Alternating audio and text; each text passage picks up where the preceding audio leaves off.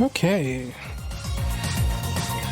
3 viewers. Laser! Ah, yes. Oh, I forgot to wash my cup. Oh well. It's been a minute since the last time I streamed. Instead of streaming once a month, it's been a whole week since we've talked. Things are finally happening in my life. A little bit. I mean, nothing's been decided yet. That will remain to be seen this Friday. So basically, I had a meeting with Workforce on last Friday to discuss whether or not, like the whole thing is like, you know, I've been trying to find a job. I've sent out, well, I don't have Chrome open right now. I'm a little afraid to open Chrome because of the way OBS reacts, but I think I'm up to like 103 job applications now. And the only interviews I've had are for places that schedule automatic interviews, which means they don't actually want to interview me. Their system just schedules an interview. And then usually I go in and they give me this blank stare like, what the hell are you doing here? We don't have any job openings. Or they cancel the night before, which is what Applebee's has been doing. I've had like 4 interviews with Applebee's over the last month, and all of them get canceled. Except for one yesterday, but I already called the hiring manager, and she said they weren't hiring anymore, so the interview yesterday was bogus too. There was actually, I think I talked about this before, there was an interview I went to at Applebee's 3 or 4 weeks ago, at least. It's been like a month ago.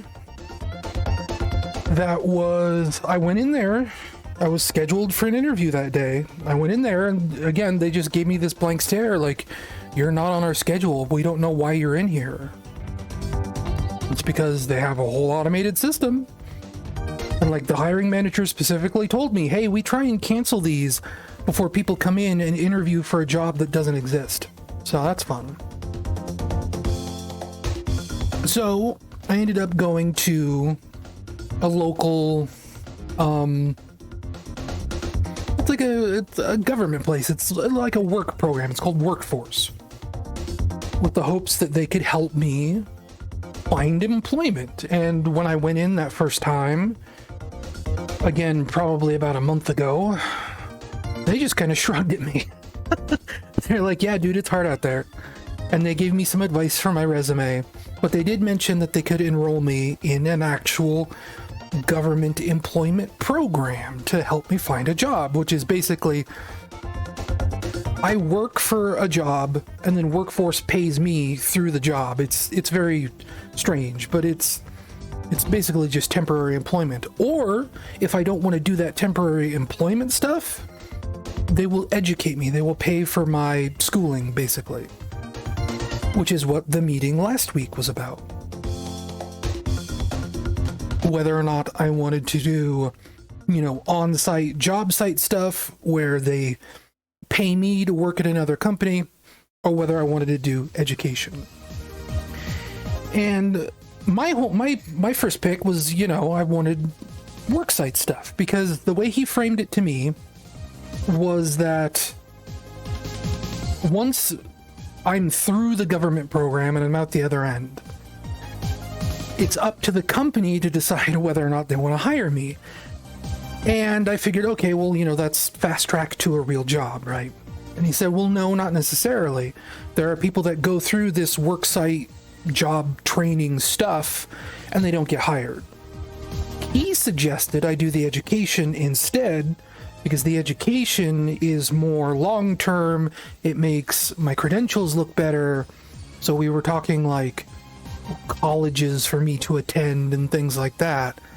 I've got some options laid out on the table that I'm trying to sift through. I've been trying to get a hold of some people to talk about whether or not these jobs are right for me or not. One of them is a Python programming course. Another one is JavaScript programming. There's like web development, Adobe Premiere learning workshop stuff. Things like that. And I'm leaning towards Python because I've had a lot of people in my life suggest, hey, you should probably learn Python. Python would be good for you. So that's what I'm leaning in that direction. But the university teaching Python is in New York. So the idea of me calling them means they are like 4 or 5 hours ahead of me. So if I call them at, say, 1 p.m., that means it is like 4 or 5 p.m. for them, and all the professors have gone home for the day, all the instructors, most of the personnel, right? So for a night owl like me, where I stay up super late and I sleep super late, that's kind of a problem. I need to get up earlier tomorrow because, again, I'm going back to Workforce on Friday to make a decision. But... oh, man. No one's going to believe this. Thank you. But that'll be then. For now, tonight, we are going to start out with a little bit of the old Fortnite. And then afterwards, I might do my Faaast Penguin dailies also, just real quick, because those go super fast. It's like 5 minutes, 10 minutes, maybe 15. And then we'll go on and we'll play we'll resume playing Crash Bandicoot 4 for the rest of the night. Well, until it gets to be very late. And I disconnect from the stream. But that'll be like 4 hours from now. Actually, let me check some things. Make sure I'm properly in frame. If I lean back, how visible am I? That's probably pretty good. Can I angle the camera down a little bit? Just like a hair? There we go. How do I do this? Push this button. Now you can see me. Whoa, I moved. Because I have studio mode up on OBS. I should have probably started Fortnite before.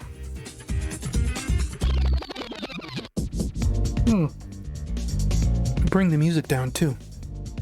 East Coast is only 2 hours ahead of Colorado. Are you sure? I'm bad at coastal time zone stuff. I always have been. It has always been a weakness. The Beetlejuice penguin we saw, it's not a Beetlejuice jacket. It's more like a Cruella de Vil jacket.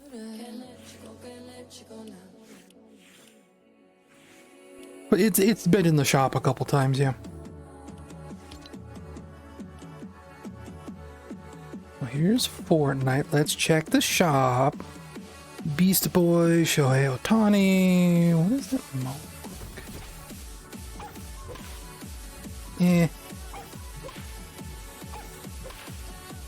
I like the other baseball emote better.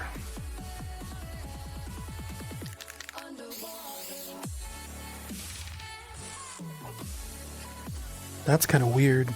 I never actually looked at that before. That guy... do we have anything new? This guy, I guess? Which is... this guy looks weird.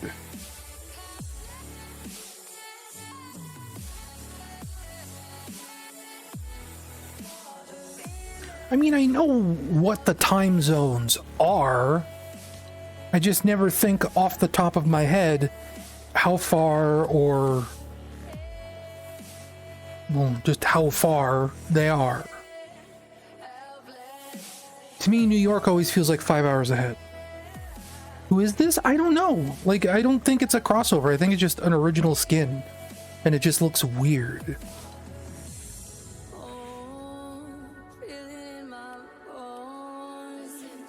Cloaks. The Hasivat. I think that's how you say that. The fake Five Nights at Freddy's guys. One of these days I want to get like Far Out, man.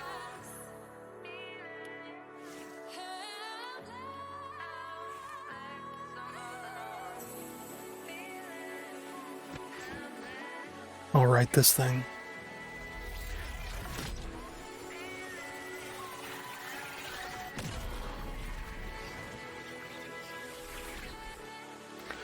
I guess that's it for new stuff, huh? Good reminder, actually.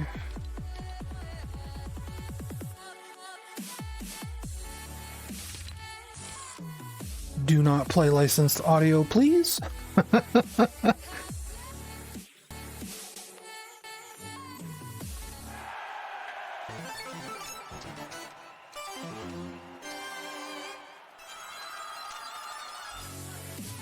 I mean, that's where I'm at. Like, that Laura... I don't know, I was talking about this on Blue Sky. It's weird that we have a Laura based off of bad Tomb Raider games. Like, it's weird that they remastered these games at all. Now it's weird that, like, the Angel of Darkness Lara Croft is in Fortnite. It's just... But I have a Lara Croft.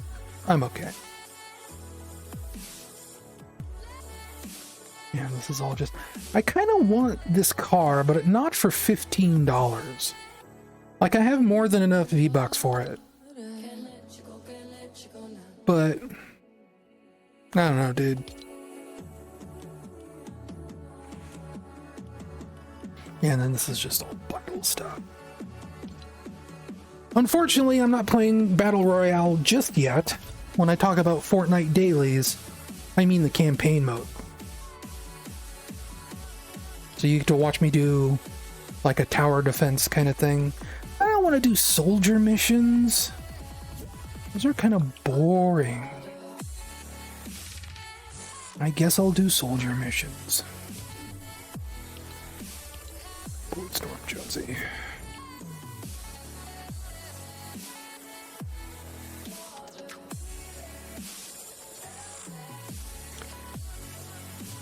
Telling me that Adam Sessler likes Angel of Darkness. I mean, that makes sense.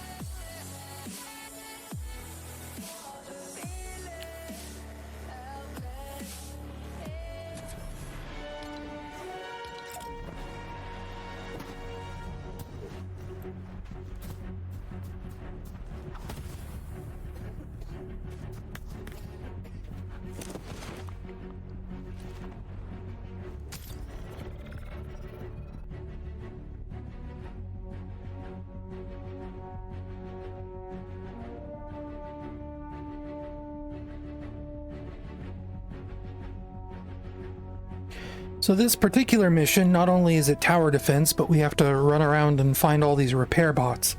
And sometimes it goes fast and sometimes it goes slow. It's just kind of the way it goes. You don't want to know what Adam Sessler is up to these days. He is, like, you're completely disconnected from the kind of world that knows what Adam Sessler is up to these days. It's bad.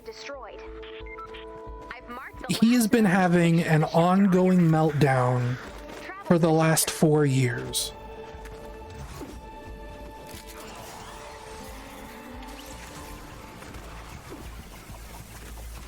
He is not in a good place.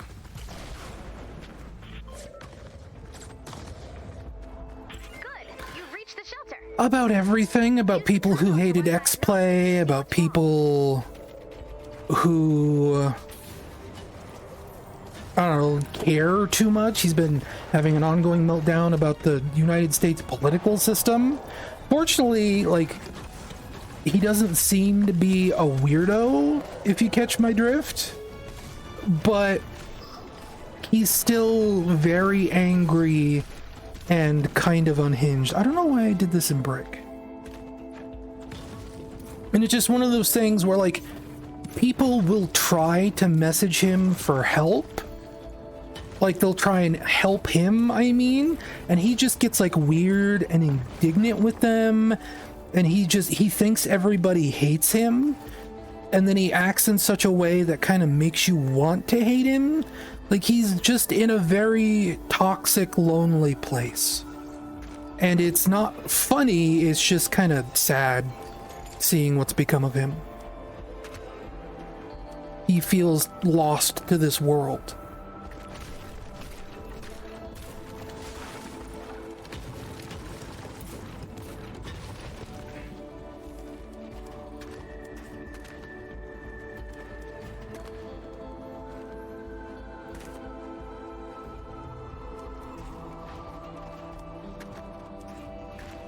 Because there was a thing, gosh, what was it? It was like 3 years ago.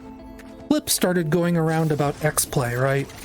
And X-Play is from that very specific era of G4, or just like games media in general, where it was like all these bikini babes, all, you know, almost like the epic bacon era of things, right? Where telling women to get back into the kitchen, things like that. And instead of like apologizing for that, he got really mad that people didn't find it funny. Yeah, it was a lot of racism, a lot of misogyny. Like, he got mad that people weren't, like, respecting his work. Like, his work deserves to be respected. Or the work he was doing at X-Play, I guess I should say. Trying to choose my words carefully here. Because I think there is probably some amount of good work that might have been done, maybe. It's hard to say, but he just took it the complete wrong way and made it about himself and got mad over nothing, effectively.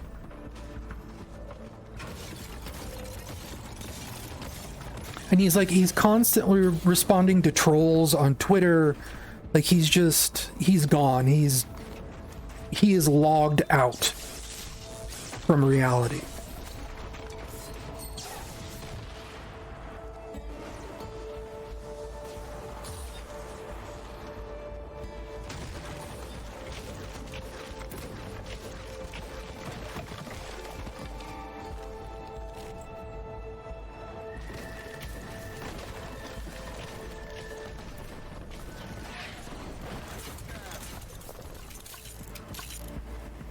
Whoops, I don't. Normally, I am a character where if I push that button, I do an air dash. We call it a blink, like in Fortnite. Or, like in Overwatch. Like what Tracer does, but I am not that character, so it didn't work. I threw a grenade instead, because I'm a soldier.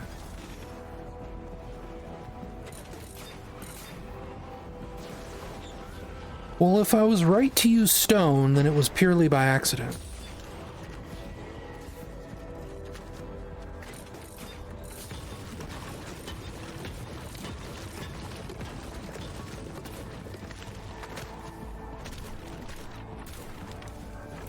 I have played minutes of StarCraft. I played like the StarCraft 2 demo, and that is the entirety of the StarCraft that I've played.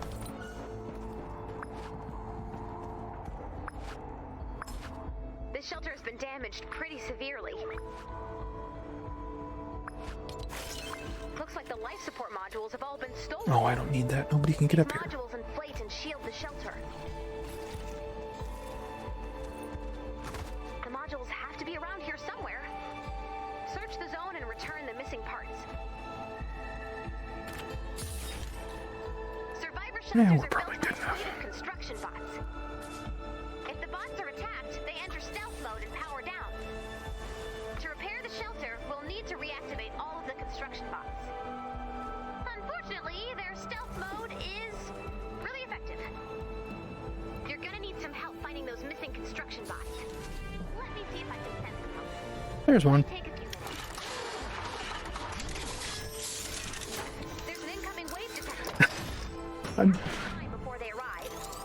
You can search for missing parts now I mean, you don't have to hear my audio.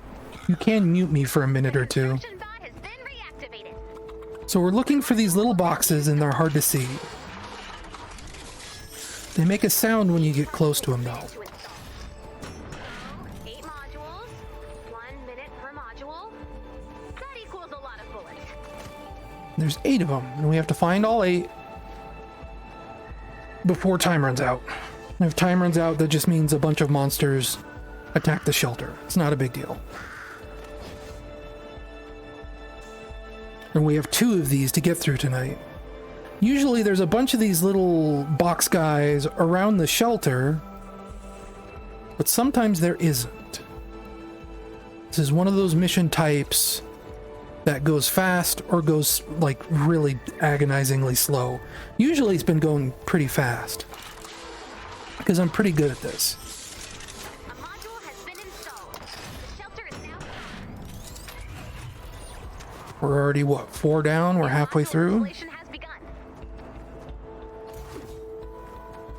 Help has arrived.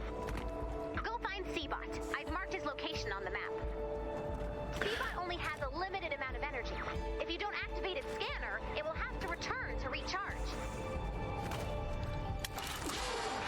And on this map where it's a desert, like it's usually easier to see them at night because it's really hard to see Only 2 the little semi-transparent outline against the sand during the day. It gets easier at night because they kind of glow a little bit. Seabot scan is ready There's to one. be activated. Defend Seabot while scanning. There's usually a bunch like right next to each other. Usually like all of them will be on one side of the map Module has together, been installed. The like shelter is now within stronger. 50 feet of each other. So if you find one, there's like a good chance that there's going to be more like nearby. Please. I am seeing. I am seeing. But I remember I think Matt's talked about Ben Heck like that before. I seem to remember hearing he kind of fried in a similar way. But I think Adam Sessler is worse. Like it's hard to understate how like borderline psychopathic he starts to sound when he really gets going. Like it's a little worrying. In the sense that like I worry about that guy's well-being.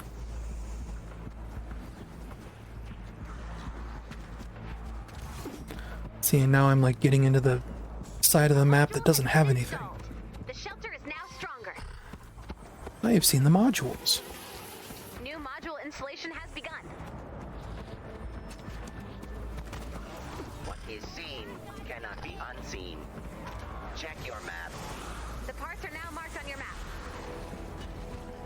There's only what, like 1 left? You can get it, yeah. Because I fell and I will save this lady. All modules have been loaded. After all parts have been installed, the shelter Ma'am? will start to power back up. When this happens, expect a big fight. Are you saved? From all No? directions.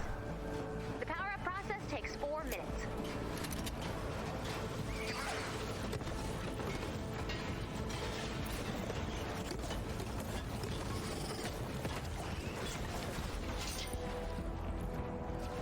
What is still alive that is Been installed. means I can't like save you? Like what's going on here? You. New module installation has begun. You're the best. About time. Thank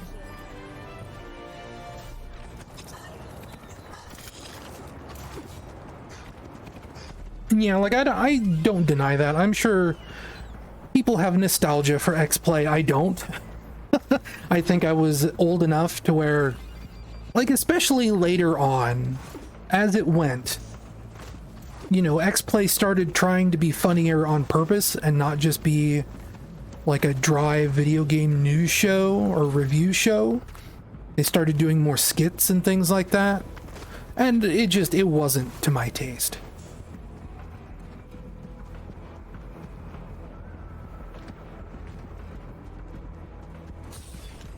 Yeah, we got them all. We're just waiting for the installs. New module installation has begun. Yeah, extended play was nice. Like, that was before, you know, that was when they were filming from the Metreon, right? And it was just a regular video game news and review show. It was almost like a PBS kind of show, right? It was comfortable. But then it got into like that lad culture stuff with X-Play. But that was also like, was that before or after they got bought by GQ? I think X-Play was like, it converted over to that kind of stuff long before they were bought by GQ. I was gonna say it was like the whole Man Network thing. A module has been installed. The Spike TV Video Game Awards kind of stuff. New module installation has begun.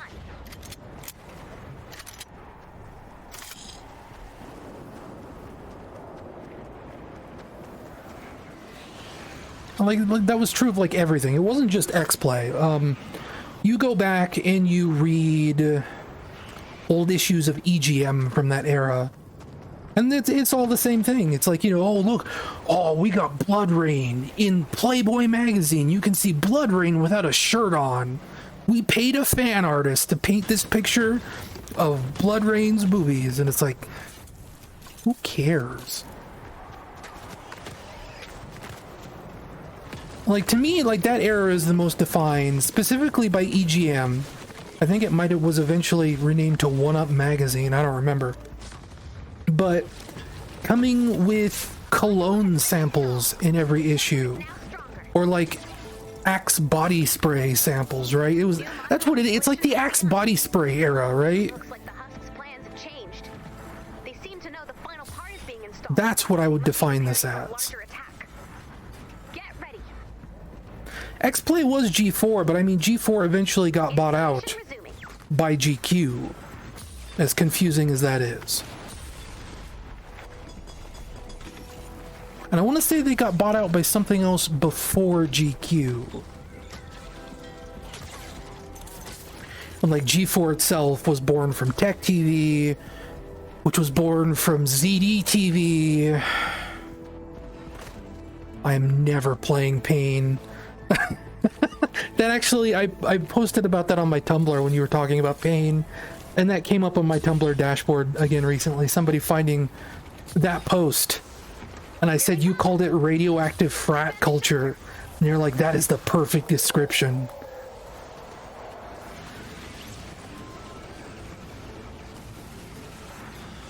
Because it is, it's just radioactive frat culture. It's Axe body spray era.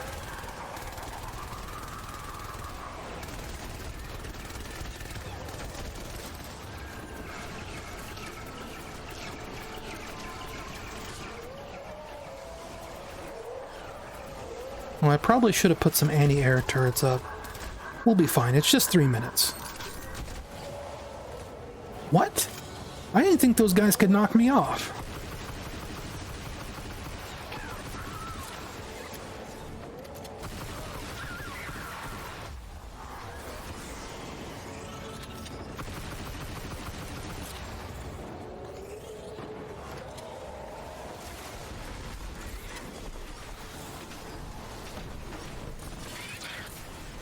What's really gross is I watched a documentary about G4 not that long ago.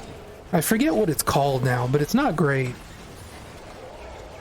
Damn it.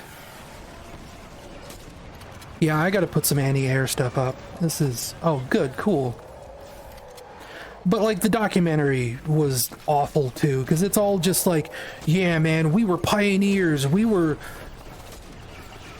saying video games were cool back when people still thought it was like nerd stuff. All the like geek culture things of the modern era, that was us. We're responsible for that. It's like, no, you weren't, dude. You've always been losers. Well, not all of them. Like, G4 had some good stuff, but mostly it didn't. Whoops. Put the thing down.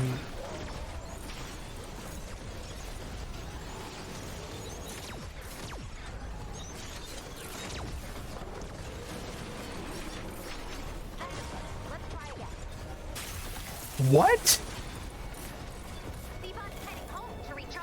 We failed? We've never failed.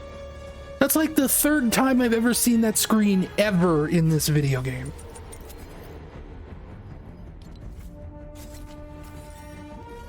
Okay, next time I cover the entire roof and anti-air turrets before we start.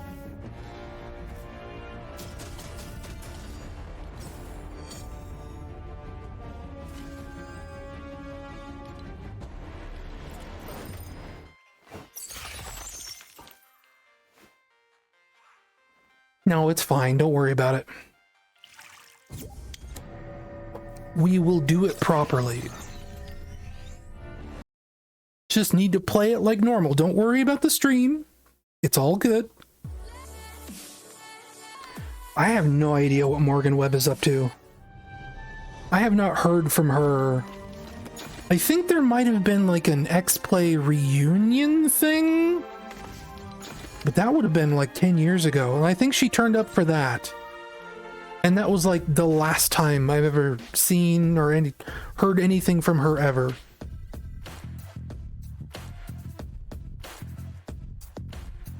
Here, I'm even gonna go so far. I'm going to pre-build some of this stuff right now, so it is just ready to go.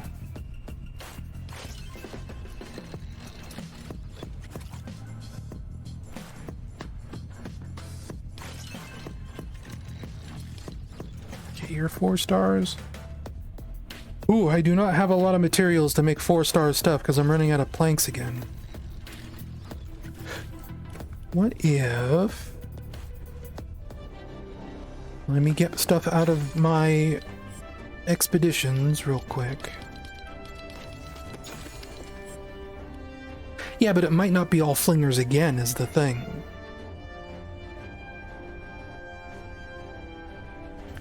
Are you gonna give me my expedition, or are you just gonna sit here on this notepad?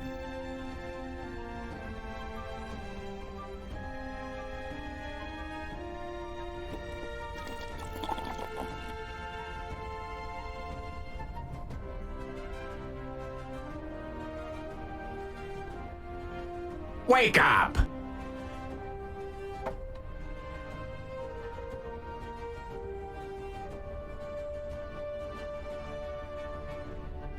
I'm like, I can't do anything, like...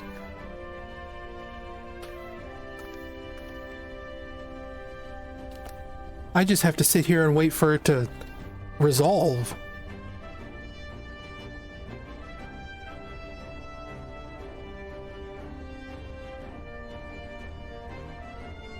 So how you doing out there?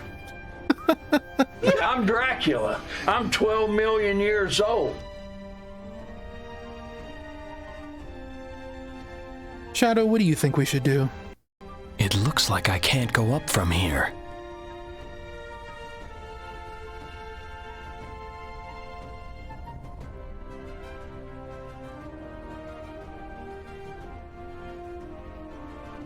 And this is purely like... Everything's coming up Millhouse! It's kind of peak internet hours here, so sometimes this just happens. Sometimes Fortnite just also does this. Yeah, it's probably... Like, this is the PS5, right? It takes me 15 seconds to launch into Fortnite. It's not a big deal. Though it might also come up with an error if I'm hung on a connection somewhere.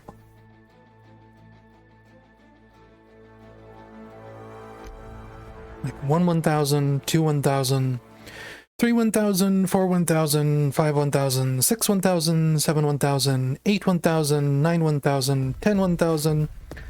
There you go, 10 seconds. That's all it takes. It's kind of nice. when I was on the PS4, it would take like almost a solid minute and a half to load into Fortnite. It was bad.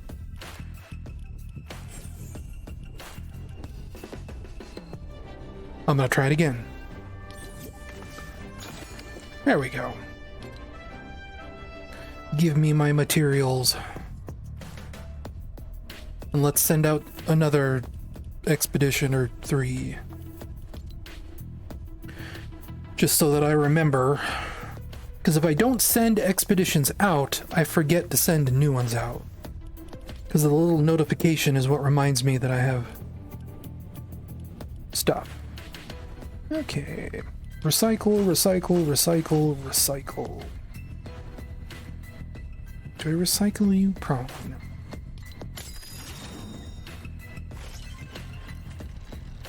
Yeah, okay, we have a little more planks here. Okay, I'm ready to go.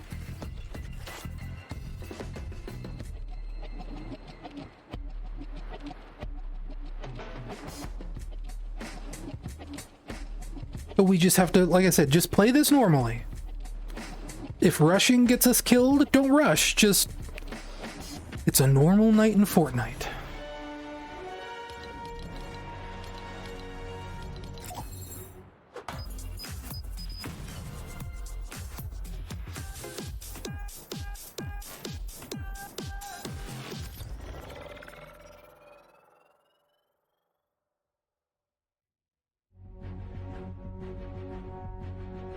It's just really weird because, like I said, that's like the 3rd time I've ever seen that defeat screen ever. Maybe even like the 2nd time. Because the PS4 version didn't show those screens.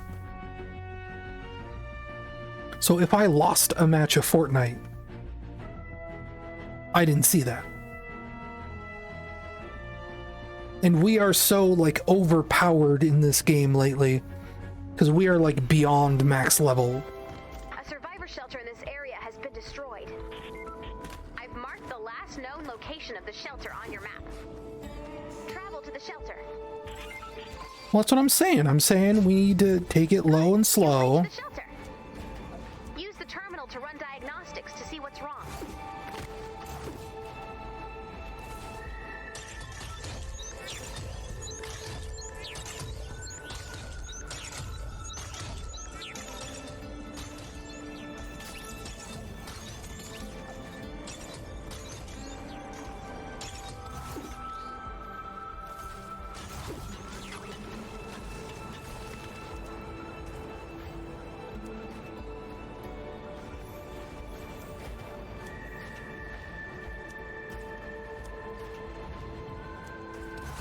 I just have to spend a lot of very expensive quartz materials buying all these anti-air turrets.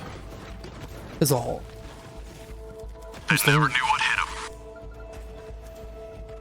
I had to like specifically balance the audio on those Counter-Strike voices because they were clipping really bad. It sounded terrible to me.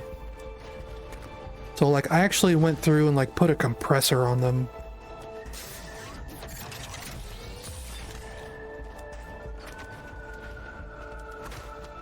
Ah. Nice!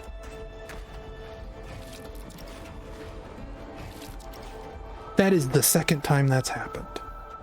Where I just opened to a wall.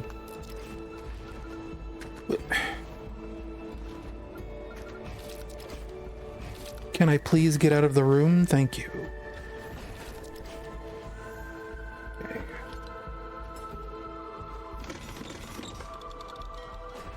These are good for monster deterrence. Oops. It's fine, don't worry about it.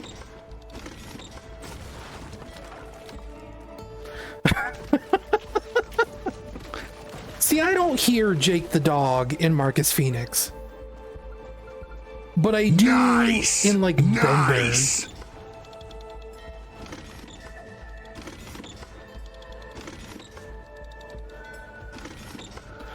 Or more specifically, like, I hear Bender and everything now. Because that's like the John DiMaggio role for me.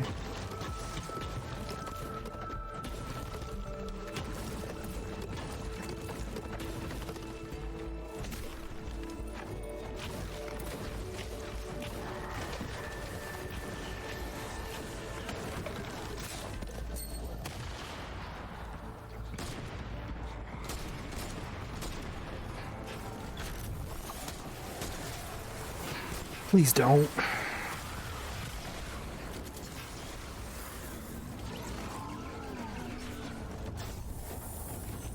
Like, what level is this anyway?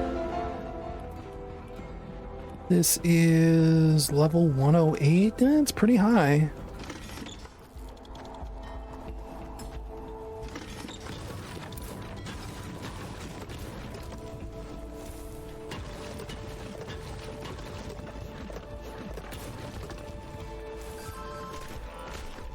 I can't even imagine what John DiMaggio as Curtis would sound like. Or as Dan, I guess.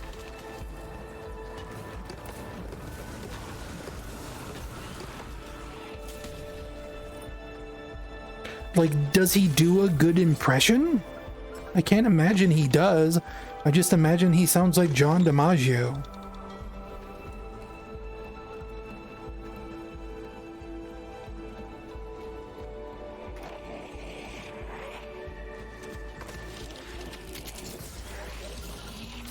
Oh, I got frozen. How ironic.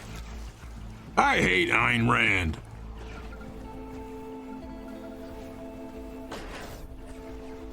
Did I? I did. We got pushers and push some people off. Okay, let's look for some boxes. This shelter has been damaged pretty severely. I hate walking. I love walking. Life support modules have all been stolen. These modules inflate and shield the shelter. Okay, I can see pretty good up here. The modules have to be around here somewhere. Search the zone and return the missing parts. I see two. Survivor shelters are built by a fleet of construction bots. Bots are attacked, they enter stealth mode and power down. To repair the shelter, we'll need to reactivate all of the construction bots. Unfortunately, their stealth Do we get mode any is more? really effective. You're gonna need some help finding those missing construction bots. Let me see Is if I that can one? send some help. No. It might take a few minutes. No. I thought maybe like right over there. There's an incoming wave detected. We have some time before they arrive. Like, the annoying thing about this mode is that, like, she's constantly talking, Shelter. because these stealth robots we're looking for make sound. The construction bot has been reactivated. So she's constantly talking. There's like very little space on the HUD to actually see things, because the actual, like, all the text around the screen is covering everything constantly all the time. So you only get like this tiny little slit to see through.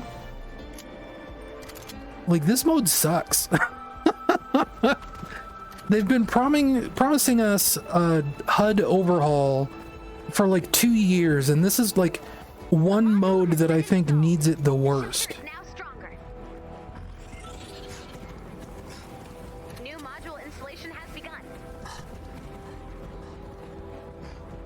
Help has arrived. Especially because a lot of the updates they've been making to save the world over the last Bot only has a limited amount of energy. 4 years have all been all about making it like easier to play.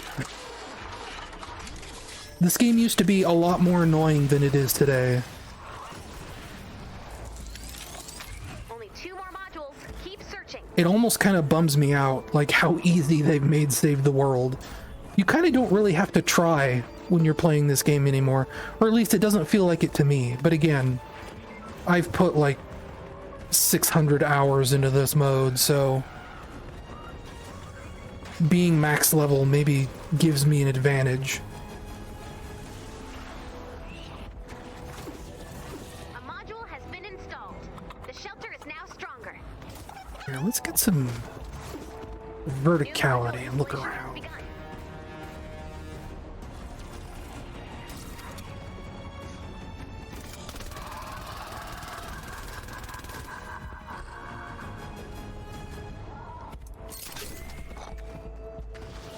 Come on, there's only 2 left. Did I find the part of the map that just has nothing in it?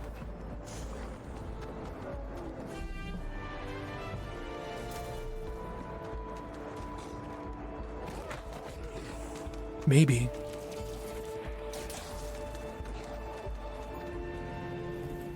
Maybe I needed to double back.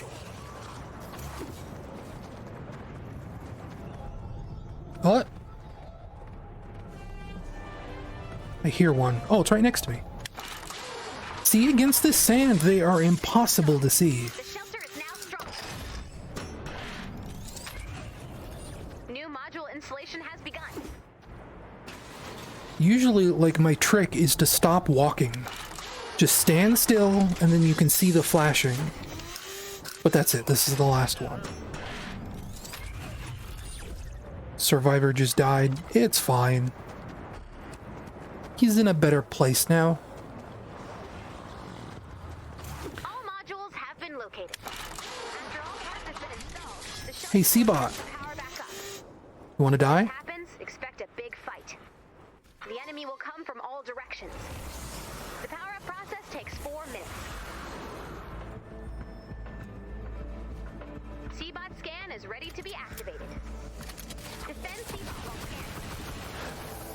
Don't attack me, attack the robot. Precious eye. Quiet, please. I am seeing. A module has been installed. The shelter is now stronger. New module installation has begun.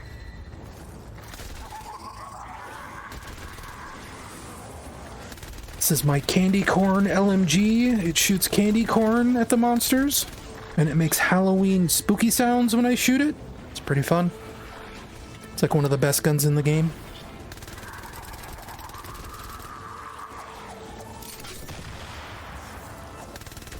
Because actually, monsters drop candy corn that heals you. I have seen the modules. The parts are now marked on your map. Thanks, Seabot. Where's the base? Okay, it's down this way. A module has been installed. The shelter is now stronger. This glowing blue hammer allows me to run faster. New module installation has begun. Pretty useful. If I unequip the hammer, you'll notice I move slower. And equip it, I move faster. Because that's just how I've spec'd out the stats. Like, the thing about Fortnite is that it's kind of a looter shooter, on top of being, like, tower defense against zombies. So there's like 1.5 million guns in this game. Laser pistols and SMGs and rocket launchers, shotguns, sniper rifles. And at least 10 of them are good. Yeah. Upwards of 10.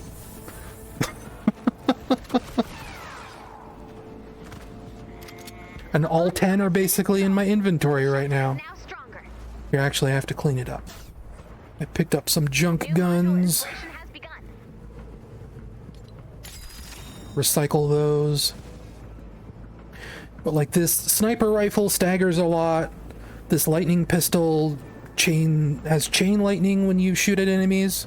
So like, if you shoot at one enemy, lightning will jump to the next enemy and the next enemy and the next enemy. This SMG is just really strong. This sniper rifle also has... Oh no, it doesn't.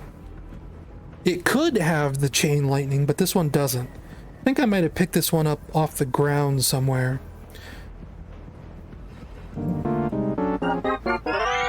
Thank you for the subscription. Learn from loss and redouble your efforts. Trying. Setsu New just subscribed. Woohoo, fork knife. This bow shoots through buildings, so it's really useful if you have like quest items. There's usually like daily quests, like destroy 10 teddy bears, destroy Plans have changed. 20 TVs. So you just take this bow and you shoot it through a building and it takes out every TV in that building. It's very useful. This shotgun has chain lightning. This rifle has chain lightning. This is just a good assault rifle. This sniper rifle shoots through buildings. So if I have like a defender set up, which is like an NPC that like patrols around an area for you, if I give him one of these guns, he can shoot at anything, anywhere, even things that are below him or above him. It's very useful. You can put him in a little box where enemies can't see him, but he can see them. So he just shoots through the walls at all the enemies. It's very useful. This is a laser RPG. Here they come. It shoots plasma balls. That's good for clearing out buildings. This is a sniper rifle with a high capacity magazine. So I can just sit here and, you know, lay on the trigger for a while. I love this shotgun because it is basically an assault rifle shotgun. So if I hold down the trigger, it's just hot death. I use that to clear out bosses when they come rolling around. And like, it's specifically spec'd to be powerful against bosses. Like it's, yeah, plus 36% to missed monsters and bosses. Like it's good. That's just a good SMG. This assault rifle will set enemies on fire.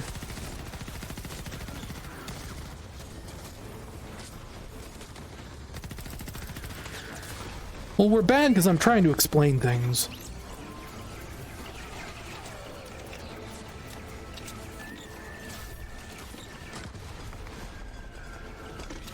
Also, I didn't go around and do the cursory level 2 upgrade to all our walls.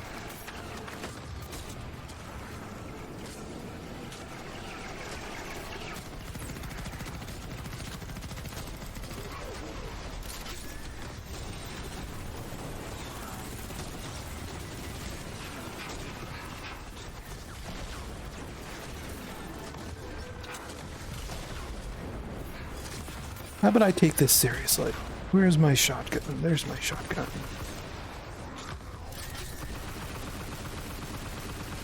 Like, the specific thing about this soldier class that I am, the longer I hold down the trigger, the faster I shoot. So with this shotgun, it's like actually really useful. I get right up close to a guy and I just melt their faces off.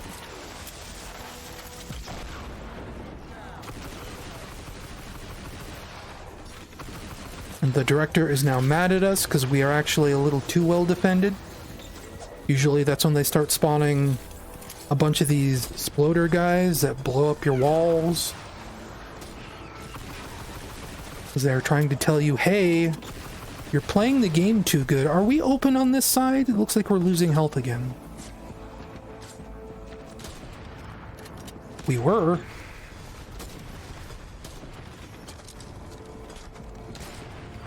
How's about...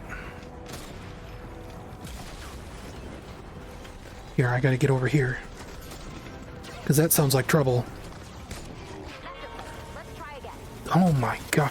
What is with this mission? Heading home to recharge. It'll return ASAP. Play Crash 4. Let's at least do the easy one. Oh my gosh. Nice one, sir. I have 7 viewers. Like, it's fine. Don't worry about it. I think I just need serious time. I need to stop trying to explain Fortnite and just play Fortnite. And also, I'm just gonna overtrap to hell. Like, that's the long and short of it. That's what I was trying to do this time, and then I got streamer brain, and I thought, okay, I'll explain the mechanics a little bit. I'll explain how cool the guns are. I'll explain my class.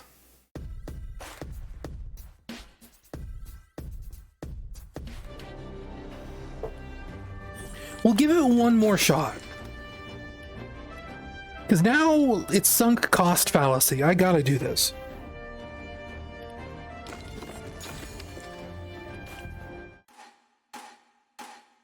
Talk about the controversy. What is the controversy today? I don't think there is one. None that I've seen anyway.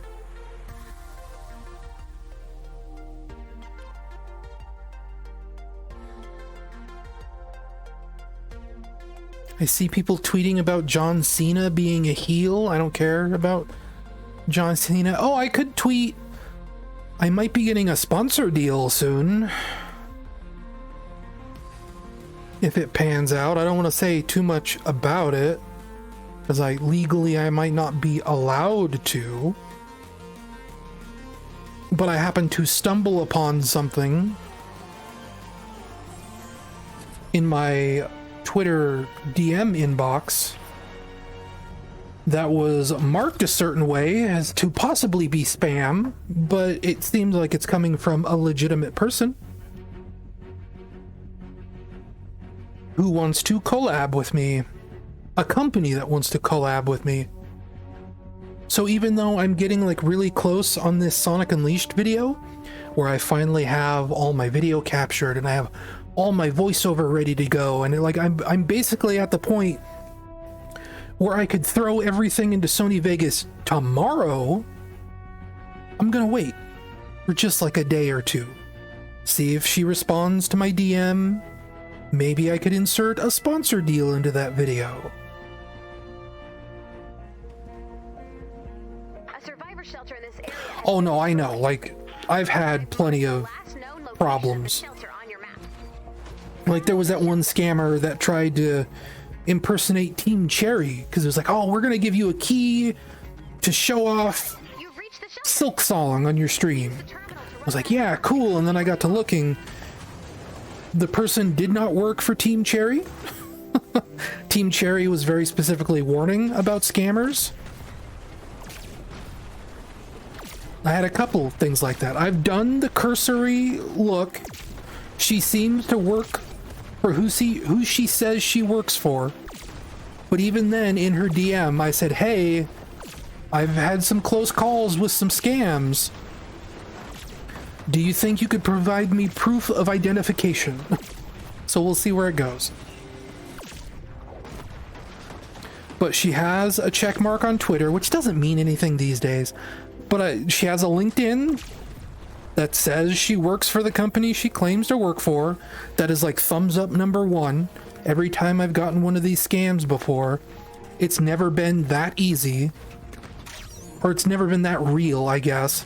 Usually, like, scam detection #1 is to look at the name of the person sending you the message and see if they work at the company. And 99% of the time, they do not.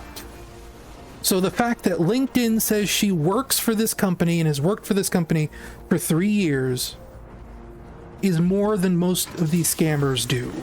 So I don't think she is a scammer. I think she's just an employee of that company. But I've got my guard up. I'm being careful about it. Because I have had a couple of close calls where it got to the point where they were like, here's a zip file full of our media for you to use on your videos and streams. Please download this zip file and do not run a virus scan on it. And thankfully I got caught. Like, friends told me, hey, be careful, before it became a problem. Because it very nearly did. Search the zone and return the missing parts. Survivor shelters are built by And I will tell you, there was one sponsorship deal I slept on like 2 or 3 months ago.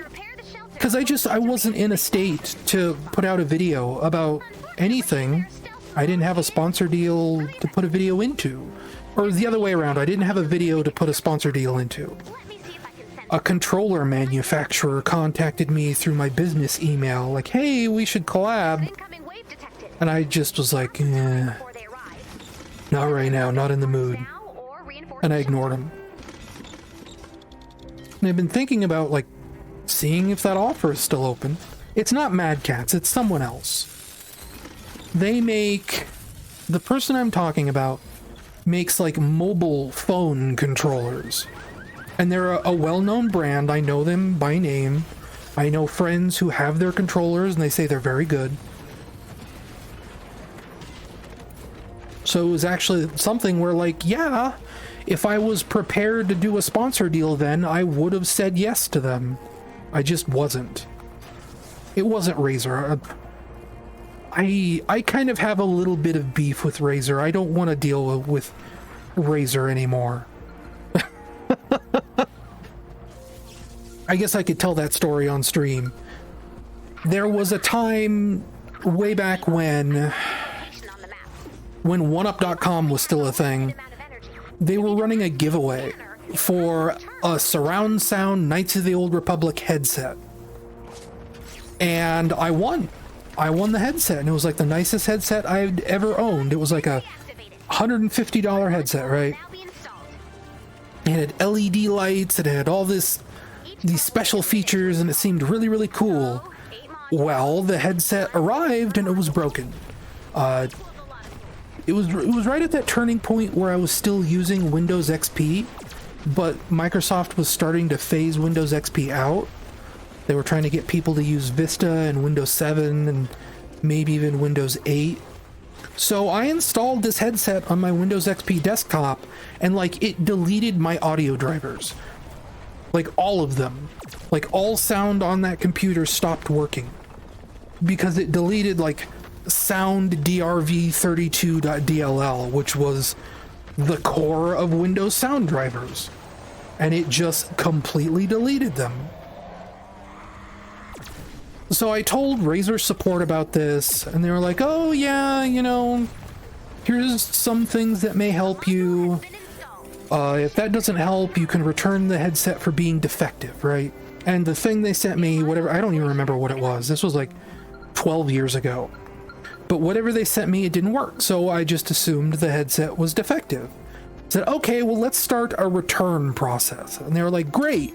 Can you provide us with a receipt? And, you know, I won this headset through a sweepstakes.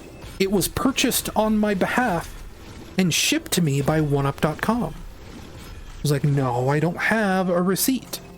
I won this in a contest. So they tried to get me to contact 1up about it. 1up just kind of shrugged at me. They're like, sorry, dude, we didn't keep the receipt. You know, you're going to have to talk to Razer. And Razer didn't want to talk to me. And it kind of like really pissed me off that Razer sponsored this sweepstakes, this giveaway.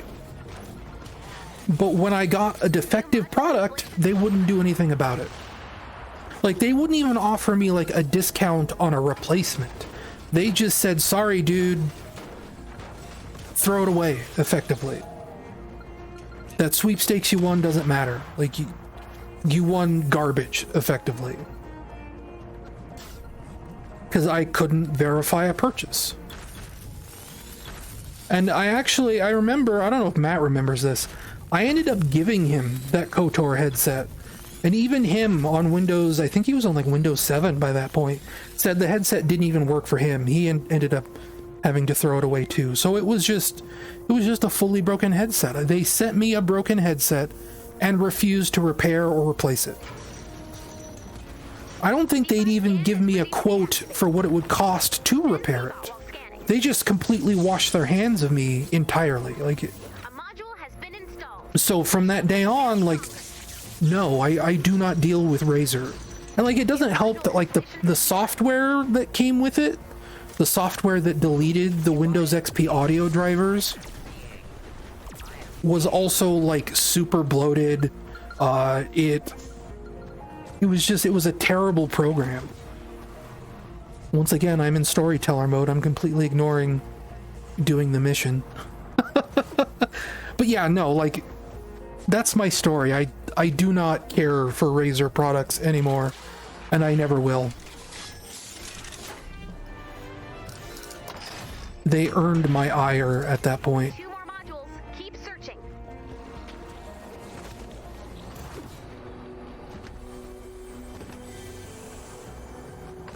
My precious eye.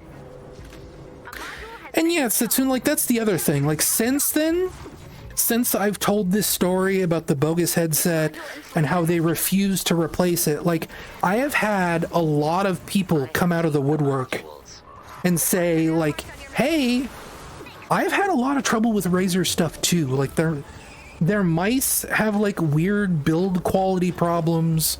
Their headsets are particularly awful.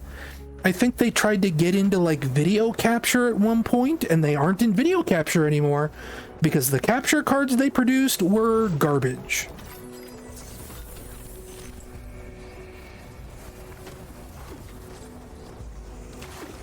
Check your map for the location of the medkit. Like, it sounds like there's only like a few specific peripherals they are really good at, and most of them they aren't. Okay, bottom left corner. The module has been installed. The shelter is now stronger. Or I guess you're probably hoverboarding Module installation has begun. to the last one on the map.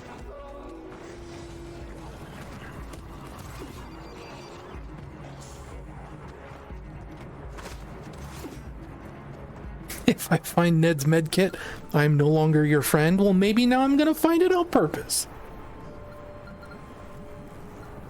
Out of spite.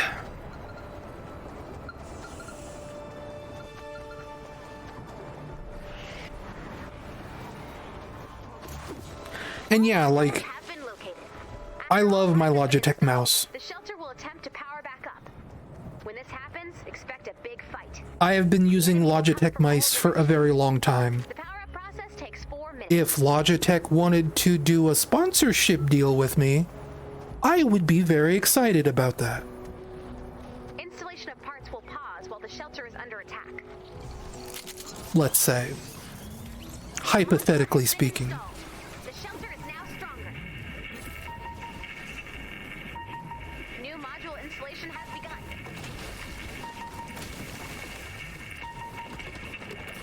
Here they come. Defend the shelter. Suppose I'll defend the shelter. Sorry, Ned. Module installation is paused. It will resume after the raid. I don't think I could personally handle a Logitech mouse with a numpad on the side. That is too many buttons for a thumb.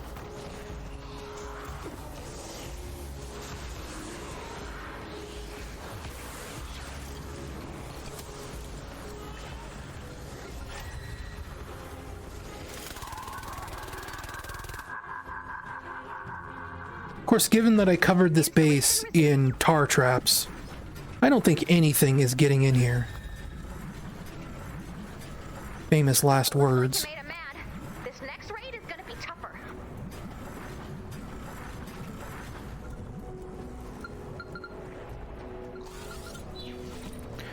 How about I go back to my shotgun? I feel safer. We'll do one of these. Thank you. Maybe we'll do another one of those. Oh no. It wants to attach to this and not to that. Shelter is now stronger.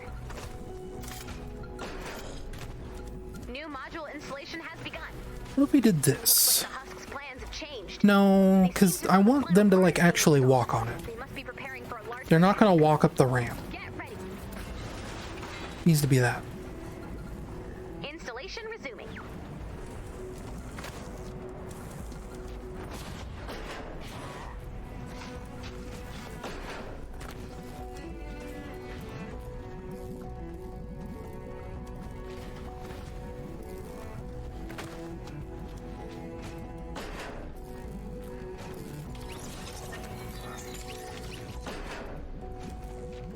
There, that is what I would consider slightly over-trapped for this.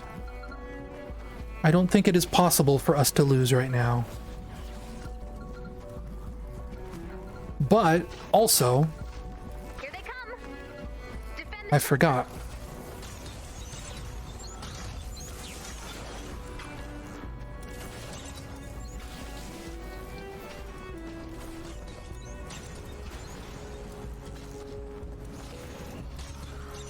Okay, now I feel a little safer.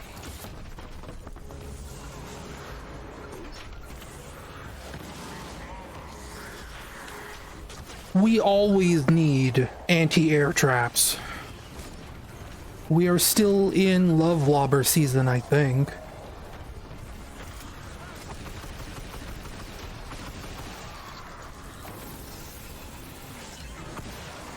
I know love lobbers don't always do damage to rooftops. Better safe than sorry. And we have lost easy. We have lost 2 easy rounds tonight. We are way over leveled for everything, and we still got our butts kicked. Like, at this point, there is never such a thing as too much.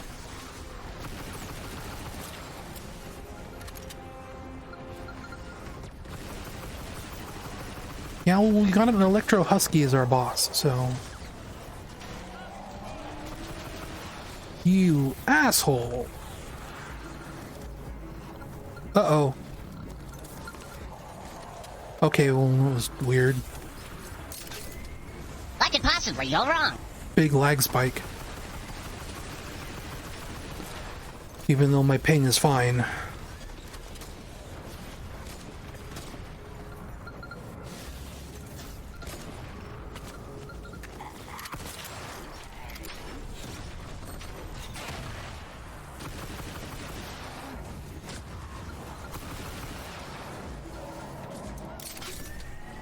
Do we have a smasher around here somewhere?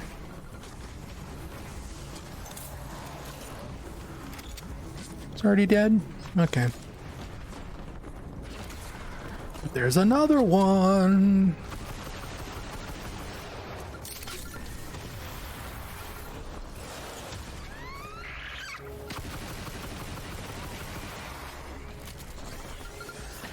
We are currently encountering a really nasty bug with the way the HUD is being displayed.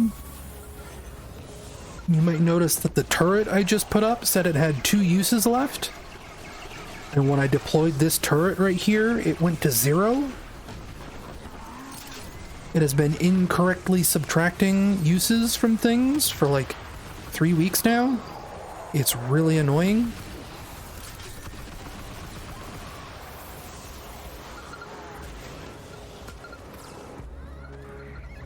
Like, I just went from 0 grenades to 2 grenades. And throwing 1 grenade went from 2 grenades to 0 grenades.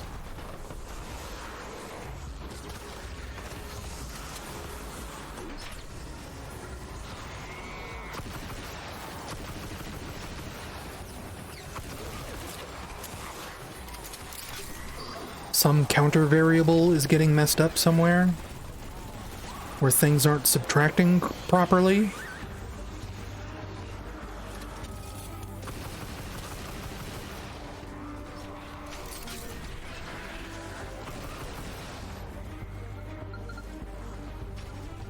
Okay, victory.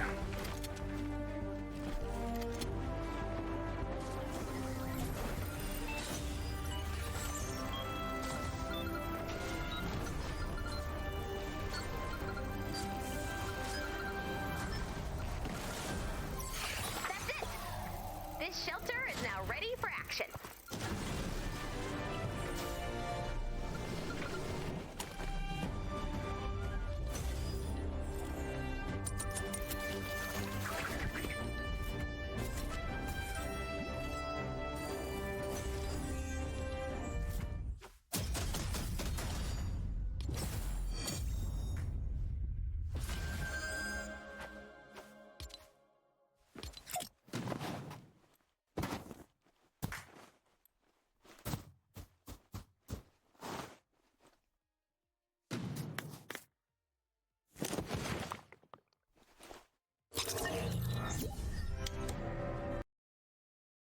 You want to try the really hard one again?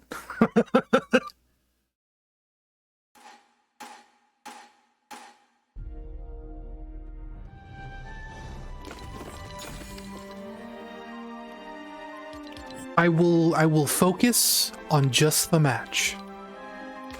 But I need my soldier mission, so... And even though this is the 3rd one we've done today, you know it only counts completed missions. There has to be a way to get up here.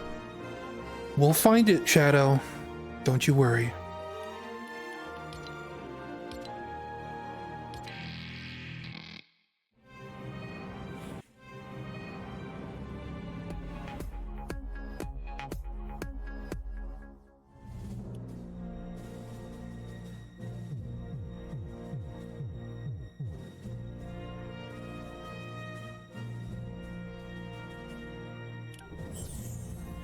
Toasty!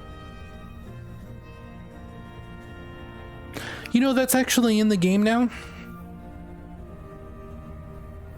There was a video I saw linked. I think it was in our Discord. Where, because there's an item in the Fortnite Battle Royale right now where you do like Mortal Kombat combos. And sometimes it ends in an uppercut. And sometimes you hear Shang Tsung or... Gosh, what's his name? It's not Shang Tsung, it's the big muscly guy with the skull helmet. I forget his name now. And when you do an uppercut, sometimes you hear him say, you know, like a quote like, outstanding or whatever. Sometimes you get Dan Forden. He'll pop up on the side of the screen and he'll say, Toasty, you know. There was a video linked in our Discord, like, who is that guy? Why did he suddenly appear when I punched that guy? Yeah, Shao Kahn, thank you. Brain fart moment. Okay, serious time. This is difficult. How can we make this annoying for Husks? A survivor shelter in this area has been destroyed.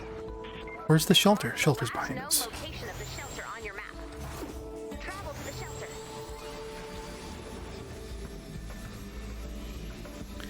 All walls must be level 3. Use the terminal to run diagnostics to see what's wrong.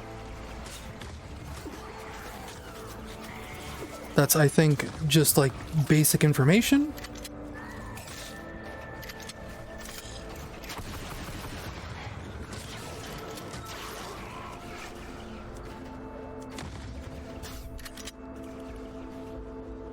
How about I waste like 25 quartz on this mission? Just go freaking crazy.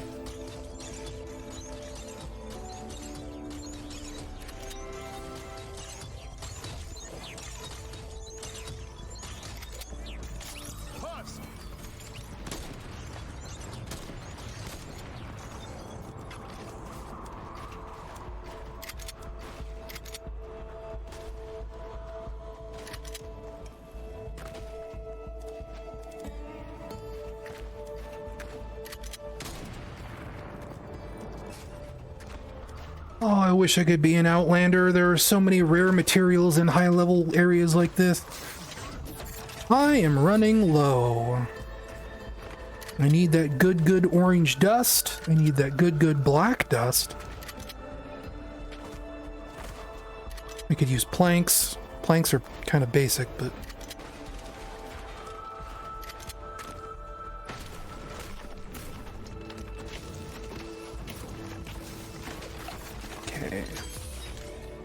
We will put plenty of tar down.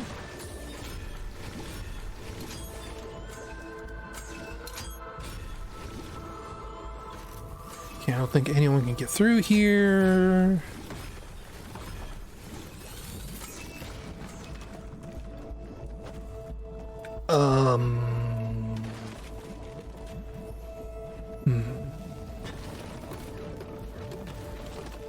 Okay, there's no tar over here. Okay, level up these walls.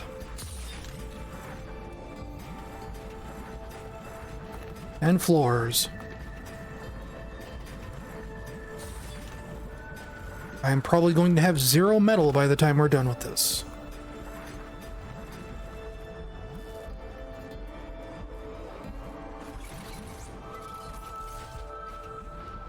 Did I use all my tar? I did. That's fine.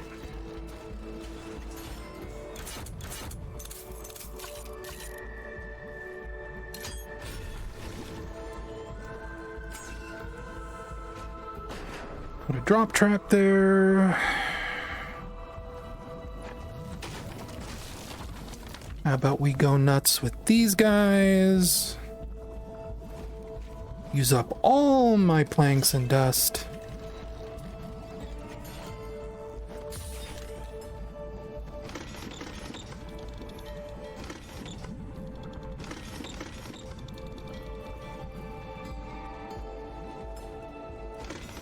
This thing is kind of a pain in the butt to deal with, but it's okay. I'm not even sure if it can shoot through these or not. Maybe it can. I don't know. We'll find out.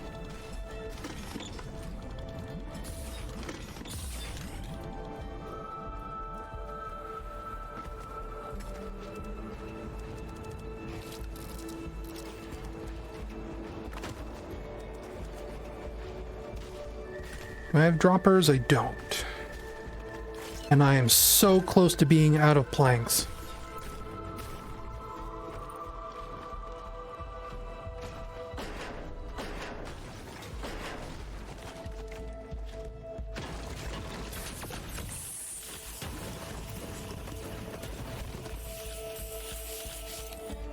I don't have anything to put on the floor.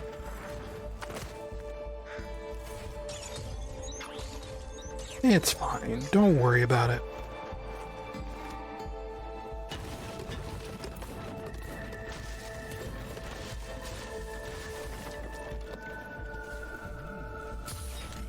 Can I recycle anything? I can recycle you two. You're not mine. That gives me 6 whole planks. Oh boy.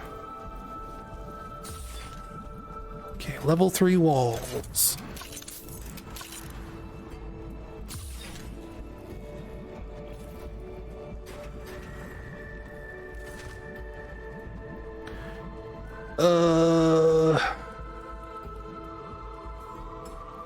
You go here. I usually try and like stagger my broadsides so that like husks actually have ways to walk in, because you kind of want them to walk in.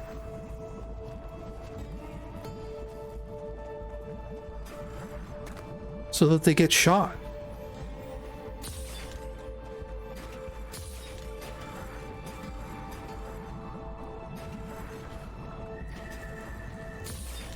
Yeah, but broadsides, the cannonballs bounce around like it's... Okay, that's basically level 3 on a lot of these. How about we put the roof on at least level 2?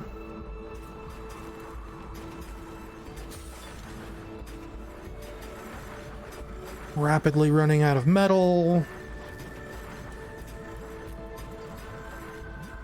There need to be like stations in maps themselves, because there's like material storage in this game where you can like buy, or you can store crafting materials you're not using. It would be nice if I could get access to that within a match itself.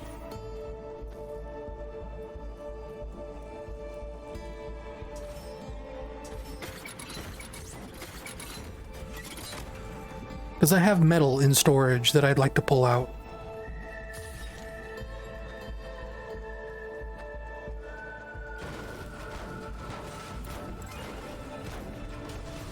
Okay. If we don't win it this time, we're never going to win it. The shelter's been damaged pretty severely. Looks like the life support modules have all been stolen. These modules inflate and shield the shelter. We are over-trapped to hell. The modules have to be around here somewhere. Search the zone and return the missing parts. Well, almost. There is... Survivor shelters are built by a fleet of construction bots. If the bots are attacked, they enter stealth mode and power down. We need repair the more of shelter, these. We'll need to reactivate all of the construction bots. Unfortunately, their stealth mode is really effective. You're gonna need some help finding those missing construction bots. Let me see if I can send some help. It might take a few minutes. Usually what I'd also do... There's an incoming wave detected. We have some time before they arrive. You can search for missing parts now or reinforce the shelter. A second... Oh, I'm out. I'm out of metal. That's it. I have to use stone. But usually a second layer of traps around the outer edge helps a lot.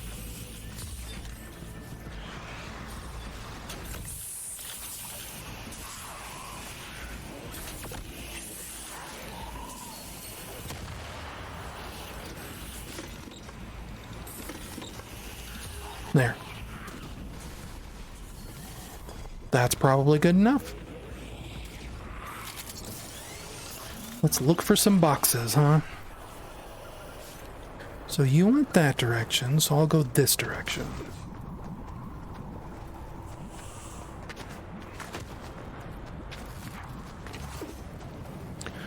Like I said, there's usually some right next to the base.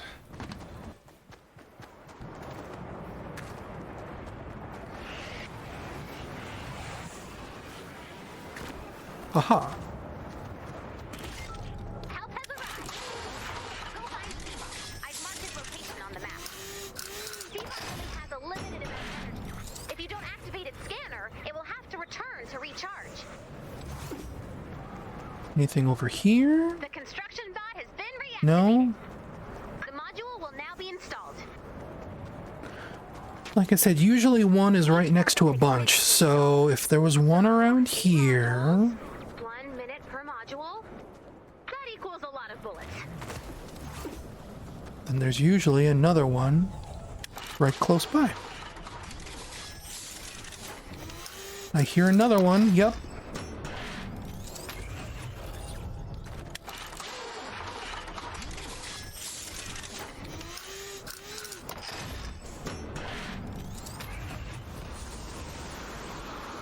Yeah, I know. Like, famous last words. Did I hear another one? The other problem is that a lot of things in this game sound like the stealth boxes that we're looking for. A module has been installed. The shelter So we get this tiny little space uncovered up by the HUD that we can see through, has begun. and then everything sounds like what we're looking for. But it is getting dark, and that usually makes it easier. Saw a light outside my window. Just a street light.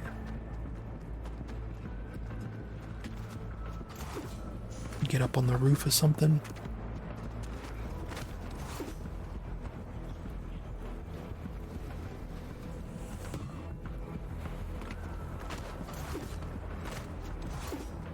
Need help! Sorry, lady. You're not important to me right now.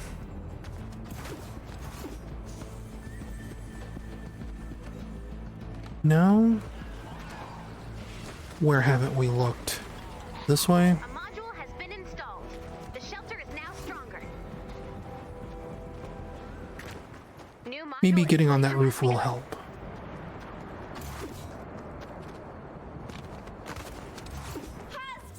This climbing stuff didn't used to be in Fortnite. They didn't add it until like last year.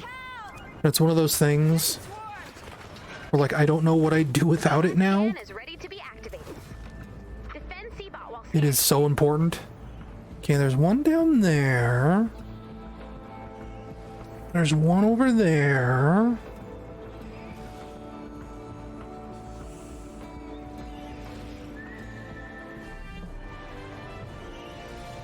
I'm trying to see if I'm still in frame because I moved. Quiet, please. Guess I'll just get those two. I am seeing.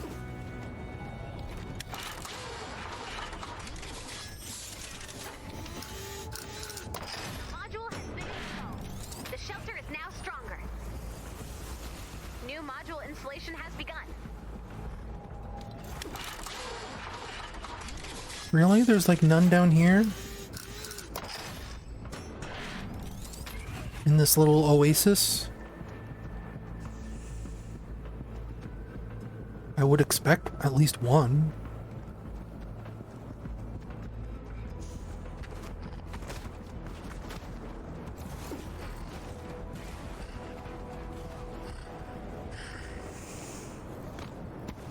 Or how about we get the big ass hammer out of here? What if...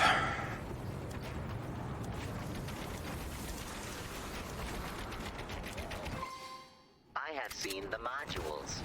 The parts are now marked on your map. Thanks, Seabot. There's some quartz.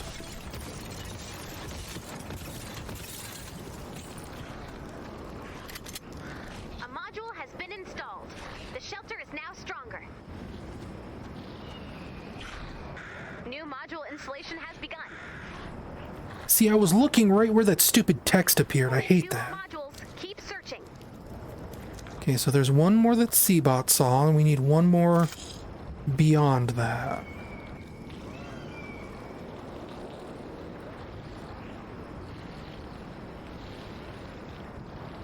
And I'm not seeing it.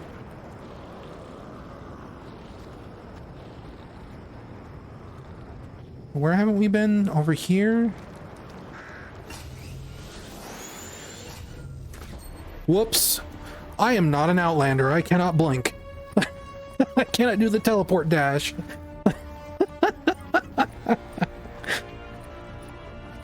I use that a lot to save me from fall damage. A module has been installed. The shelter is now stronger. New module installation has begun.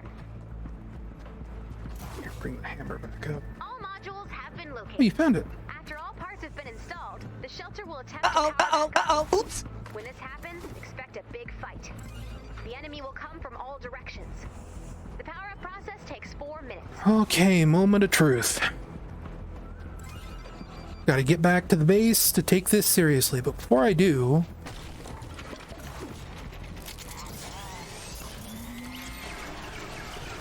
I want to mine this metal.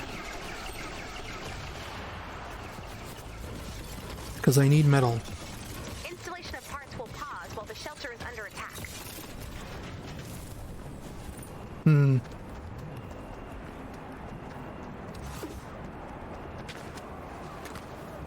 module has been installed.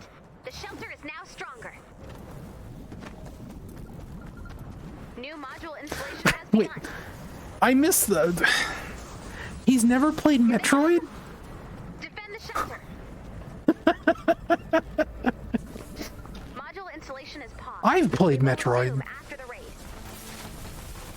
Of course, I have like 1,500 games on Steam, so, you know, maybe not that weird, but hey, he's at least played like a Metroidvania, right? Oh, there goes all my ability to heal this structure.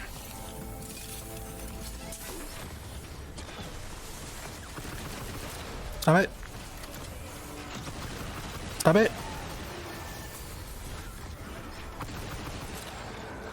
Do I have anything to make anything? Can I make some freezer traps up here? I can.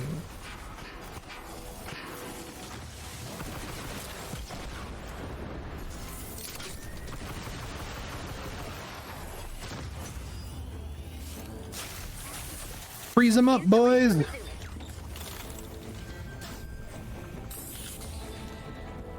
Yeah, I am literally at 0 metal. Like,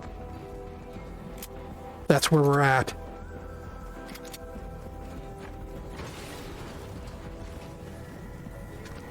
Having to punch this coffee can for metal. Oh, looks like you made him mad. This next raid is gonna be tougher. Okay, well, no, we have 5 minutes. That's okay. I can go hit some things with my snow shovel.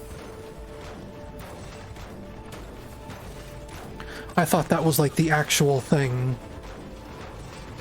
We don't have 5 minutes. We have like a minute and a half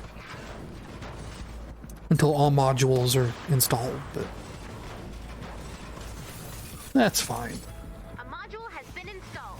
The shelter is now stronger. You scared me when you said trauma dumping. Like I thought like maybe something was really wrong. Like They seem to know the final you part can't of the take advantage of me when I have vulnerable streamer brain. Ready. Installation resumed.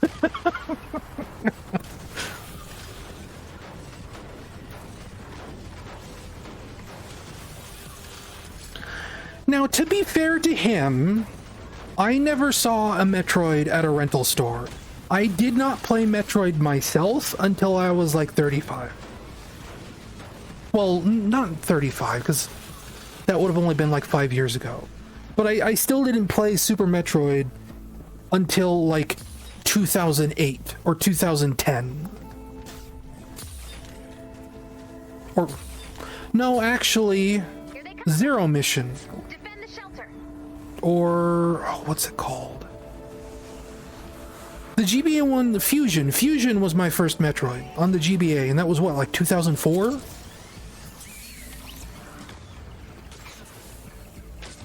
And at the time, I loved Metroid Fusion. Like, I was like, yeah, this game's cool. I see why people like Metroid.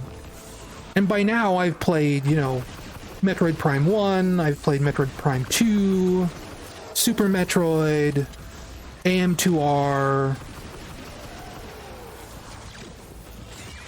I've played, we'll say like 75% of Metroid games available.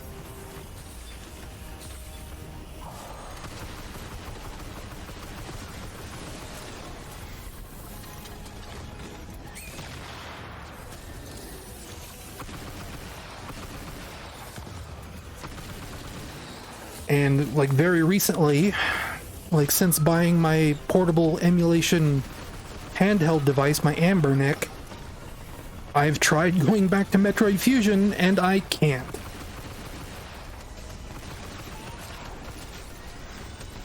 I kind of don't like Metroid Fusion anymore.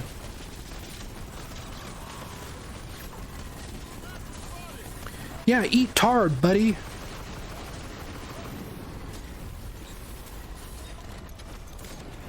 They can't touch us because, like, I'm actually paying attention a little bit. Like, I'm talking about Metroid right now, which is distracting me a little bit. But, like, I actually, like, properly trapped this place up this time. Like, it's no big deal. It's like I'm playing for real. The other times we lost because I didn't put tar down, I didn't put anti-air down, I didn't put a second layer of gas traps down.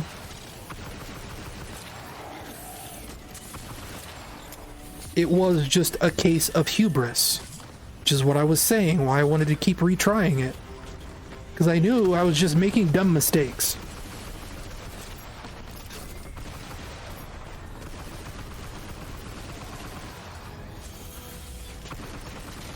But now I am on top of my shit.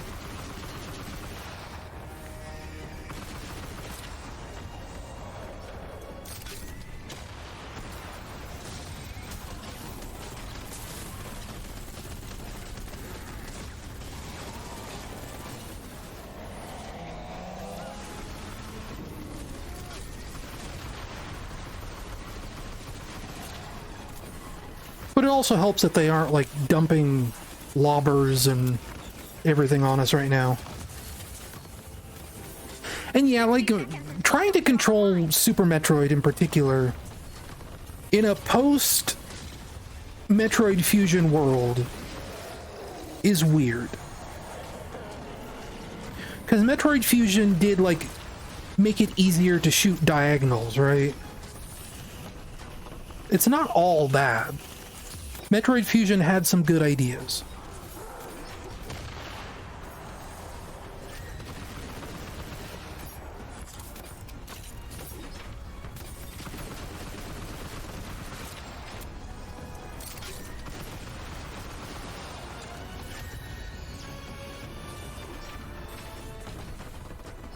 Yeah, no, like the hand-holding is the worst part. Like, you think about it now, I don't do much sequence breaking in Metroid games, but I like that it exists. It's fun to think about, like, you know, am I doing something out of order? Even if you aren't. This shelter is now ready. Even if you are following the game's directions, you're going exactly where they want you to, the idea that maybe you're sequence breaking is fun. You cannot sequence break Metroid Fusion.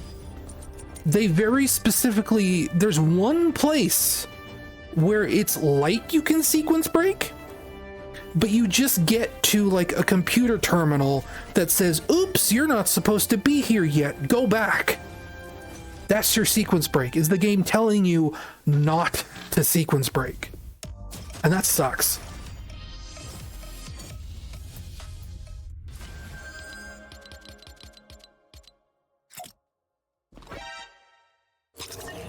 Okay, we've finally done with Save the World for now.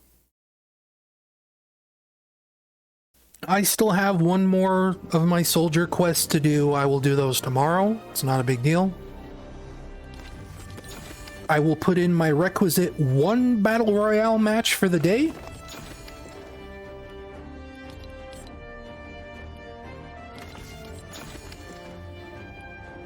mean, yeah, I guess that's true. Like, I haven't played very many indie Metroidvanias, to be honest.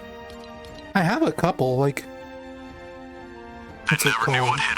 Environmental Station Alpha. I own that. That's like a cute little Metroidvania.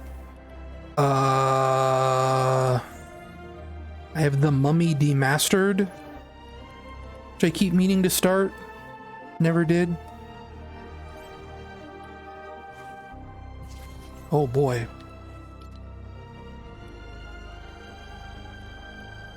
I have Bloodstained now. I haven't played Bloodstained. I got Bloodstained like 2 or 3 years ago, and I was like really excited to try that, and then I just never installed it because it's on Steam, and like... I'm getting to the point with this computer where it is starting to feel old enough that even games that I know will run well, I don't want to run them.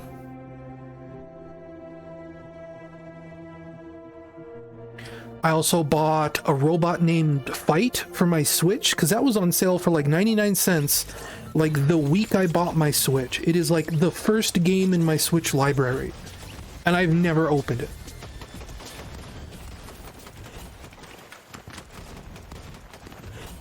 And I know F-Zero on Plat was really hyping up a robot named Fight for like a long time.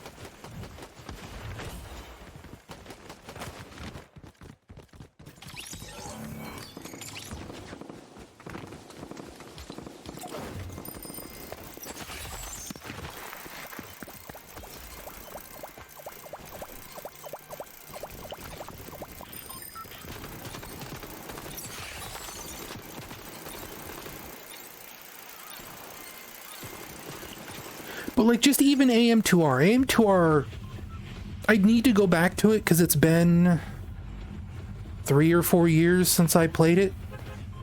But just AM2R compared to Super Metroid, AM2R plays so well because it's based on the Game Boy Advance games, but it also has like its own stuff going on.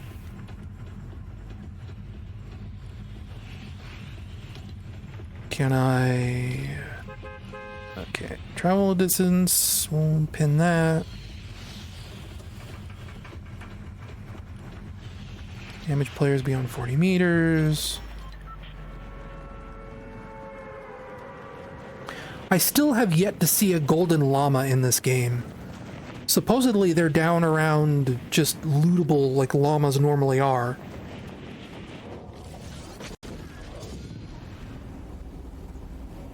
But I have yet to see one.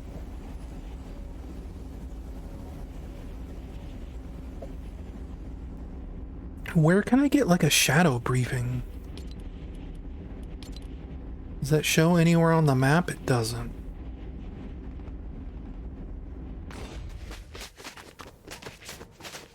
Usually they're at like point of interest locations, aren't they?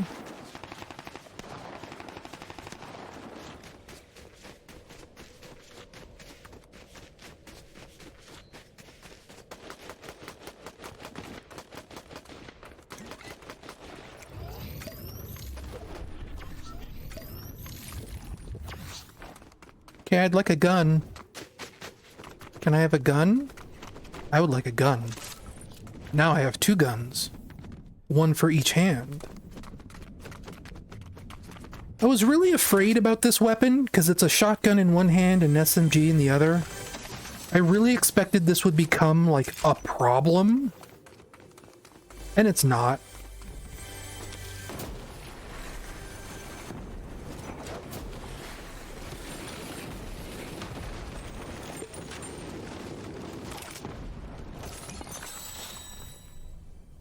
Oh, sorry, I heard a weird sound. Cool, 2 shotguns, 3 shotguns actually. And a pistol. I'll take the pistol.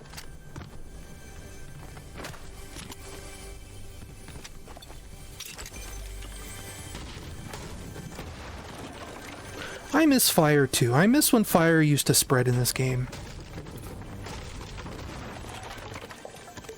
Here, before I get ADHD brain, I'm looking for a thingy.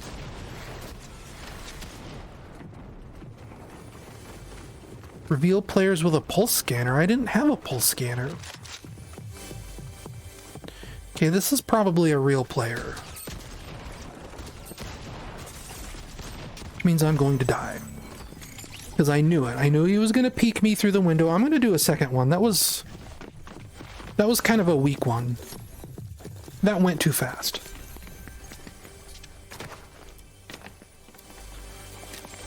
For it to count, it has to be at least top 20. Yeah, Sergeant Winter's an old one, isn't he? He's like season 8. Like original season 8. That's like a 8-year-old skin.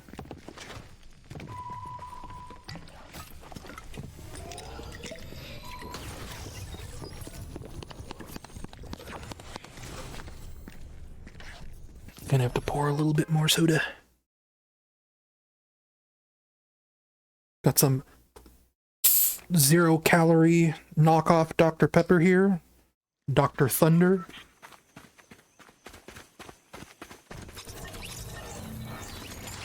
And kind of like the root beer last time I streamed. This stuff foams up really easily. Hey look, it's Kung Lao.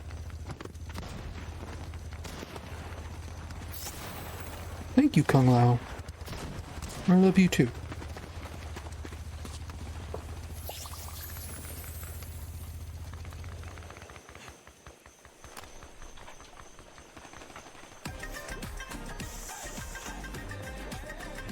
If you're wondering why I licked my finger, it's because there's a secret trick. When your soda foams up, you touch the foam and like the oils from your fingers make the foam go down faster.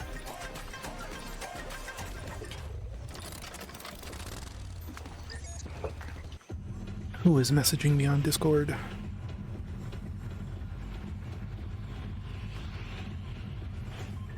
Okay. So if we need Gold Rush, that means I need to drop like right here.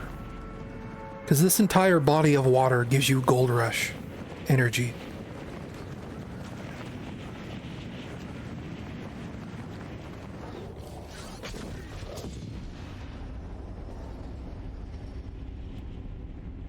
Maybe I'll stop at the train station first. Gear up a little bit. Not loot the train. I'm not prepared to do that right now.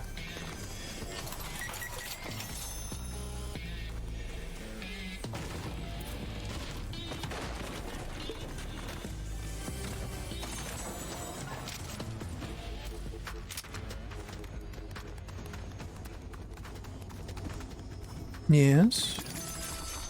I would like one of these. Do we have... No? Not a shadow briefing station? No?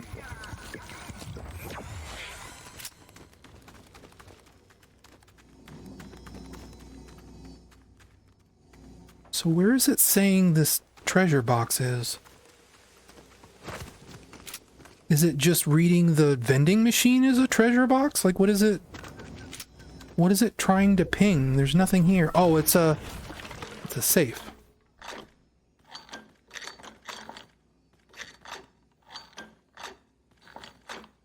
There are sometimes where roads junction. Yes, that is true. There's like a couple of specific roadside spots. Oh, look at that. Look at that ray traced reflection of that tree. That's weird.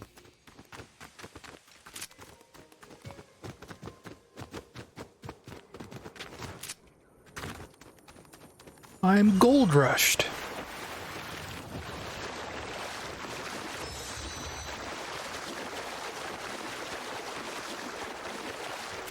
I have to travel 1,000 meters like this? That's a long time.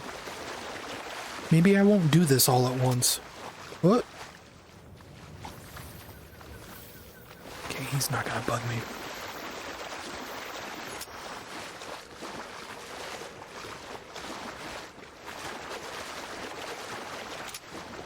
Oh, it's Lumen? Okay.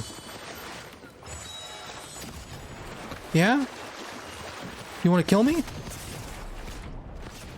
Well, too bad.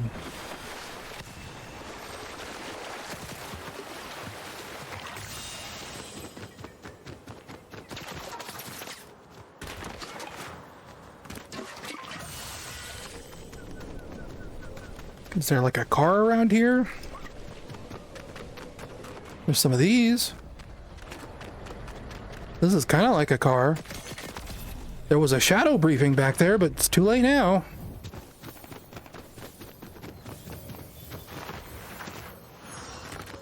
I don't need thermite, I need an automobile. Honestly, that should have just been my strategy from the start, is just find a car.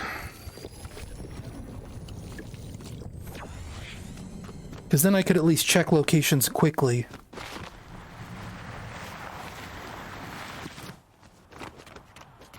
I'll ignore that for now. Can I get a healing item here first?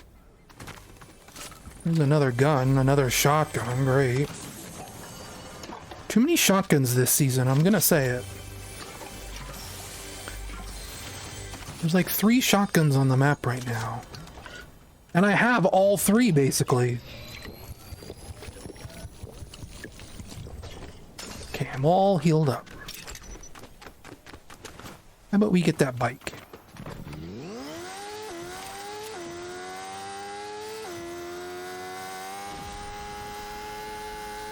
Aw, travel under Gold Rush doesn't matter if you have a motorcycle.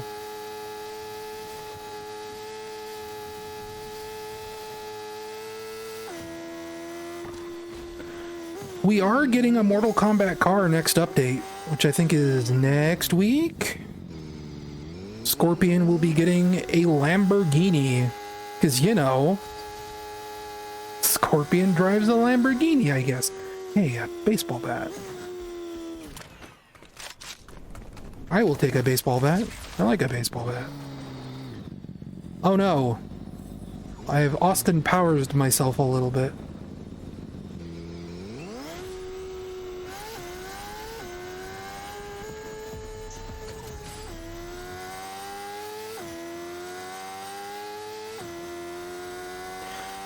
I mean, Epic likes shotguns. Shotguns are usually a little too good in this game. I just don't like having so many all at once. I like having 1 shotgun, not like 6.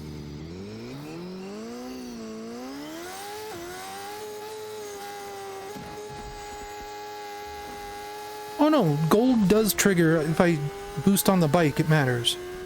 Like it's counting up is what I mean. I phrased that kind of weird.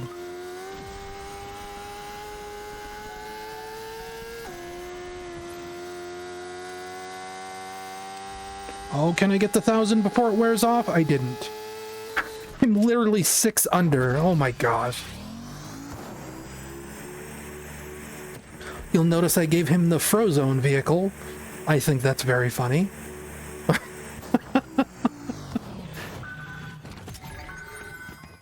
At least I can get a better shotgun. There's the Sentinel pump shotgun. There's the Outlaw pump shotgun. There's the Twin Fire auto shotgun. There's a shotgun as part of this pump and dump, which is an SMG in one hand and a shotgun in the other. I will take that medical mist.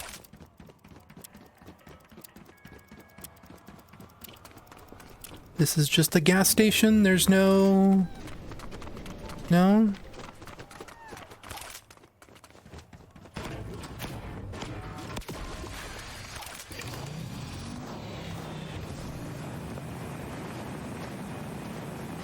And his boost shoots out snowflakes? Because of course it does.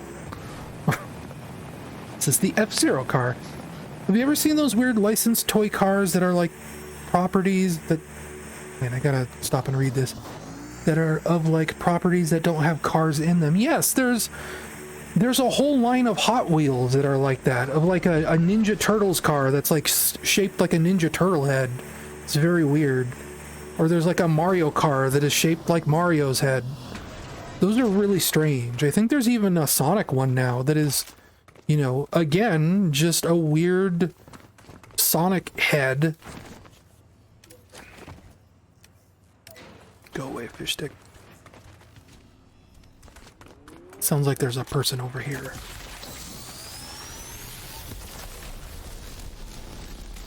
Can I run while I'm charging the bat? Doing this indoors isn't really conducive to much. Or maybe it is. Who am I to complain? I will take your burst rifle, please. Thank you. I love to burst a rifle.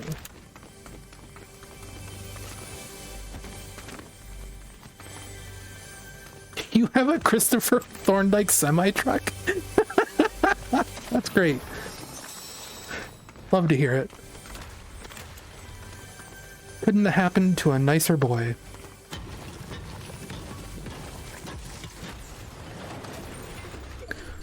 A proper sniper rifle, eh? Yeah, I'll take the proper rifle.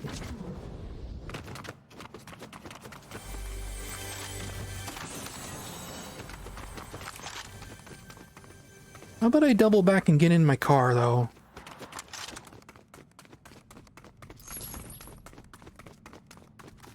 Right? Where is my car? It's like... it's over here. I do have a quest for this. I'll ignore it for now.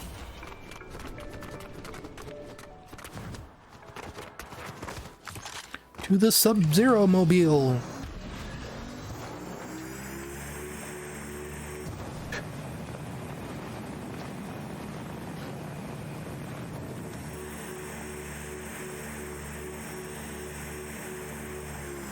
Anything up here notable for me? A player? I don't want a player. I want a shadow station. There one down here? No, but there's a very nice rare box.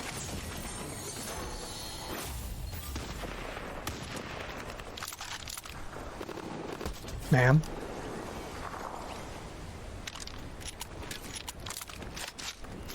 Here. Let's go make this man cold. Or maybe he'll kill me.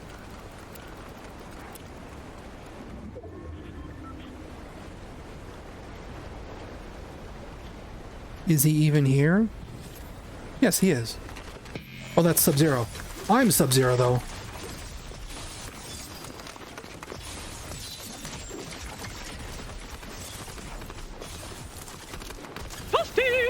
Oh!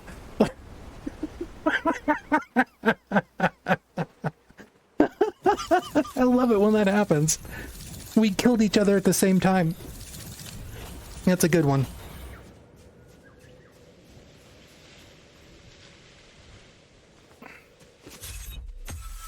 You know what? We're gonna do one more.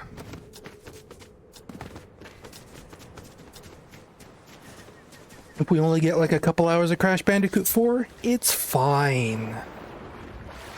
Don't worry about it. Yeah, it's the Red Ninja from Mortal Kombat. It's Chameleon.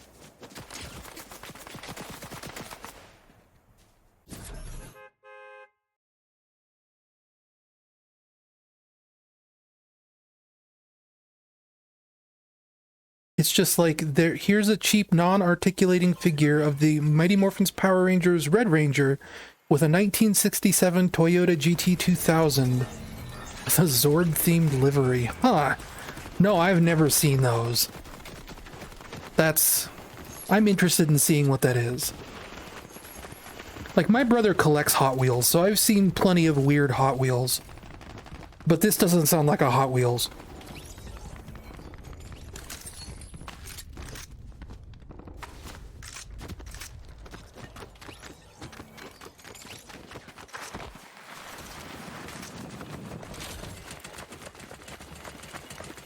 It's kind of a cool emote.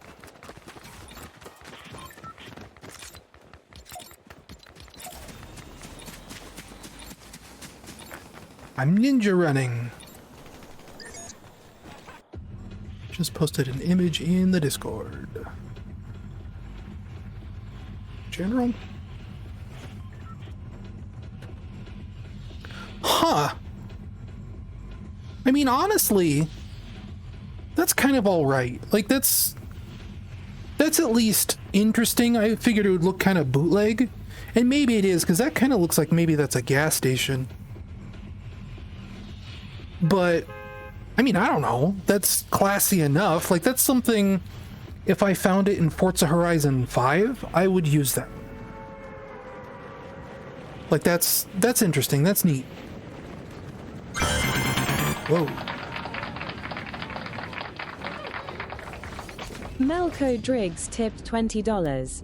I don't have a message, so... Thank you. Waka waka do yeah. Of course. Let's boogie doody. Somebody do that on the soundboard for me.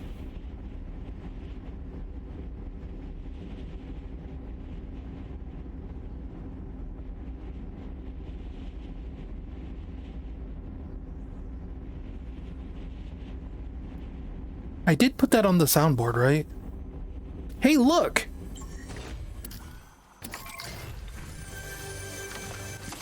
A shadow briefing.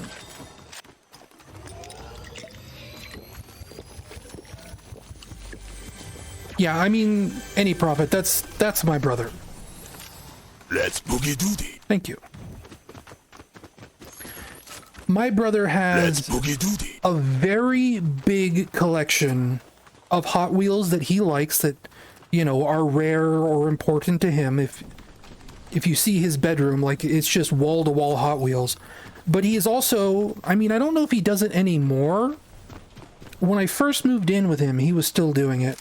He would go to Walmart every single night after work. I mean, every night, every weekday, every weekend. And he would just go and sift through their Hot Wheels collection.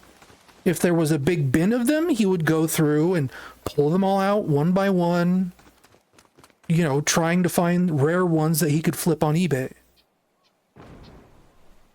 Does it not tell me where these are buried anymore?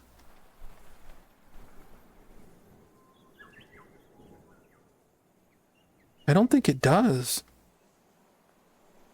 Oh wait, it's like over here. And like, he's told stories about like people at Walmart getting pissed off at him because he's there every night and he's always making a mess. Always pulling things off shelves and never putting them back where they belong. Or I assume anyway, like, he tells it like they're on his case all the time about different things for being a nuisance, so I can only assume what that means. I don't want to be too unfair to him. But I felt so bad because, like, the week I moved in with him, I was talking about, like, oh yes, you know, I was talking about, like, the graphics card industry, right? And because this was, like, hot off the heels, we were still, like, very nearly post-pandemic. I mean, not that we're ever post-pandemic at this point, but you know what I mean, back to society returning to normal. And I was talking about people who buy stuff just to flip them, like toilet paper, graphics cards, video games, consoles, you know, the whole nine yards. And, and that's when he's like, oh yeah, that's what I do with Hot Wheels. And I just kind of shrunk down like, oh no.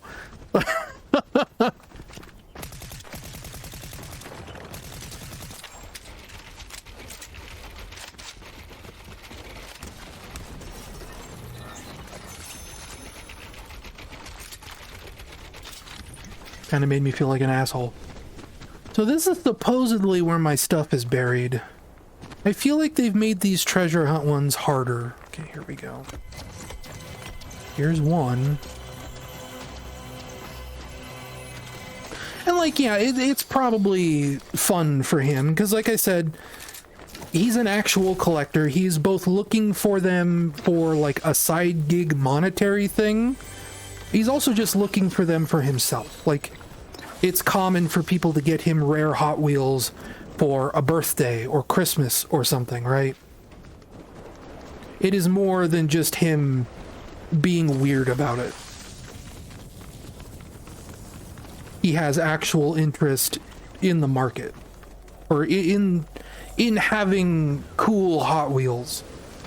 Like, he even restores them sometimes, because he'll buy like a really old one that's kind of like, you know, has rusted wheels, or like the thing about Hot Wheels is a lot of them are all plastic nowadays, or at least they have like plastic underbellies. Hot Wheels used to be like solid metal, like the wheels used to be metal, every part of them used to be metal, and that's not necessarily true anymore. Where's my other one? Was that...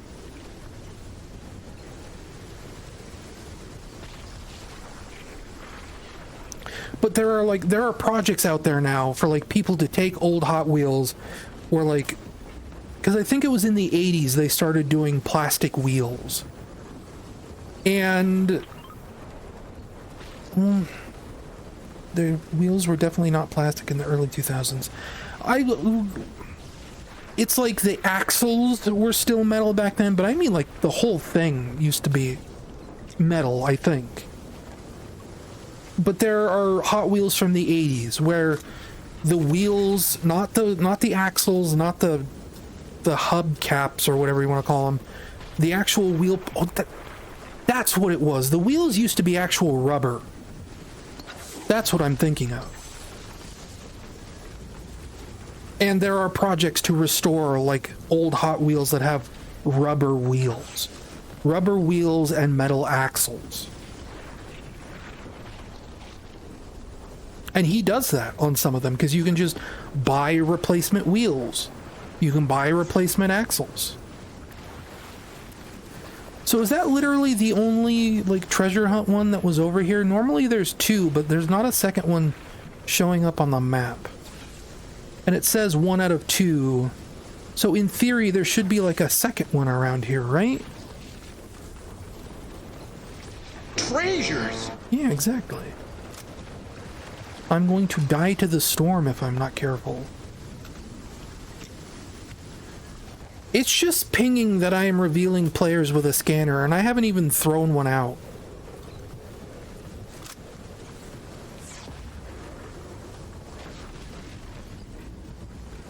Yeah, I think I'm just gonna give up. But I also, like, I need a vehicle. Yeah, cool. I totally hit 5 players with a pulse scanner. That's something I definitely actually did.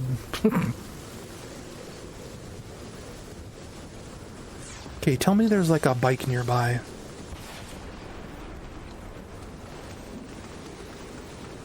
Or a health kit. Danger!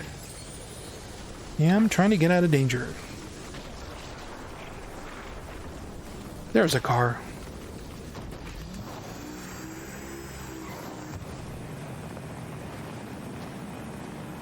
Gentlemen.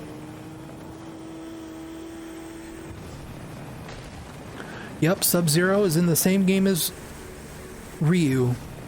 I had to stop and think. People will mock me if I call him Ryu. I'm gonna die. I'm going to die to death. The edge of the storm is very far away.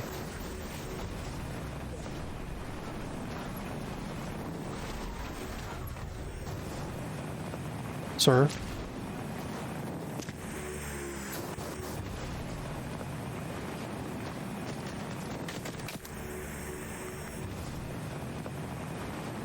Hang on. Will it let me start up a second one? Oh, this is just... This might not be what I'm looking for.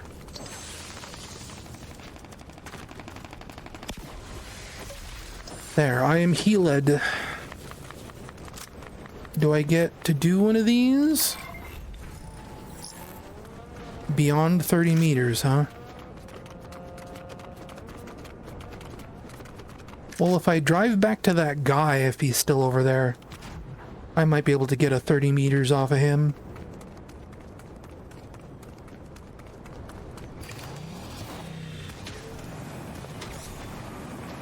Well, somebody just shot out one of my tires. So how about I just get into the circle and pray for the best?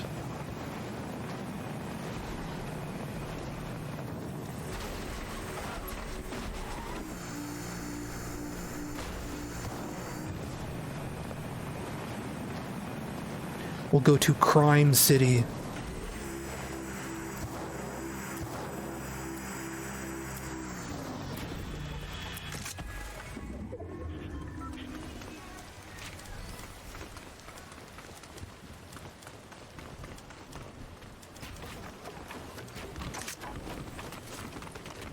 Presumably somebody has already looted this place, which is what I am counting on, frankly.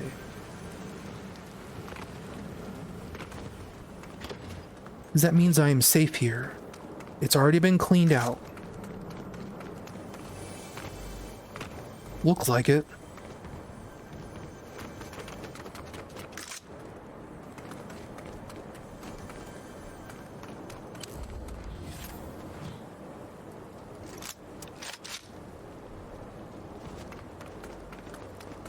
What is there, like free healing items down here? There is.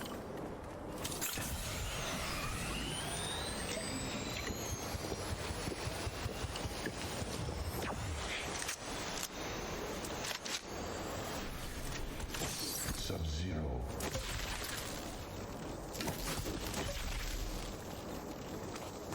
Where's my shotgun? Oh, I didn't drop a shotgun. I dropped you.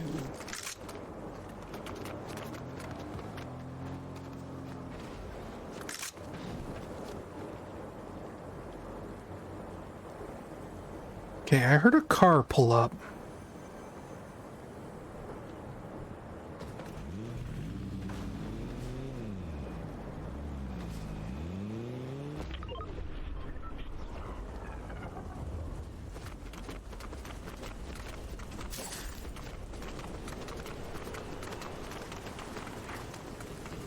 There sure are a lot of these SUVs around.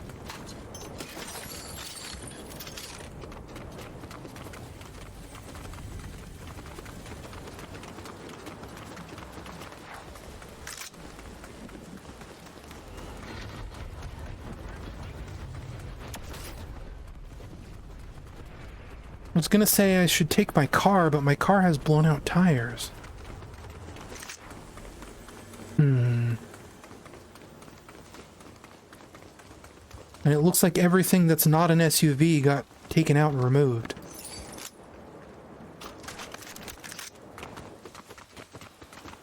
So I'm gonna have to drive one of these SUVs, which means I drive the poop truck.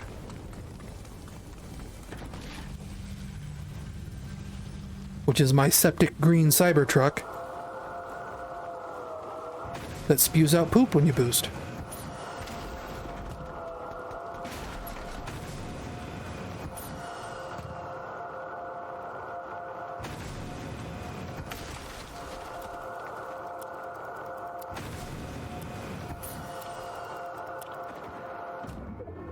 And like it actually, like it leaves like poop on the ground when you do that.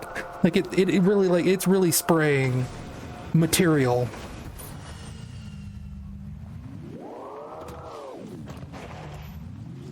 I think it's pretty funny. To some degree. Okay, I saw footsteps back there. So there is a player around here, or a bot.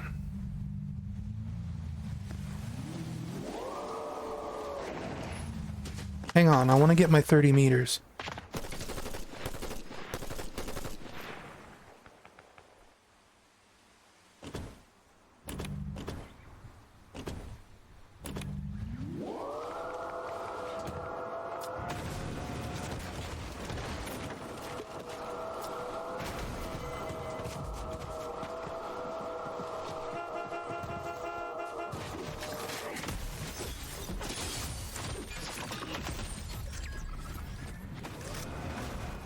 Okay, you can have that. It's yours now.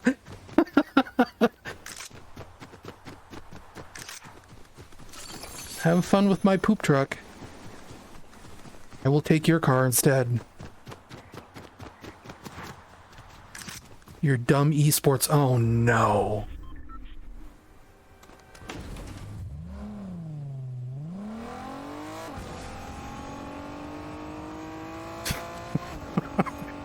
It's somehow worse. No, it's not.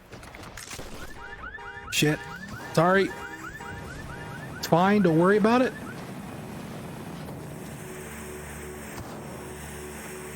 Oh, I ran out of time on the assault rifle challenge. It reverted back to 0 out of 1. That sucks. Hey, come here. Come here. That's my poop truck you're driving.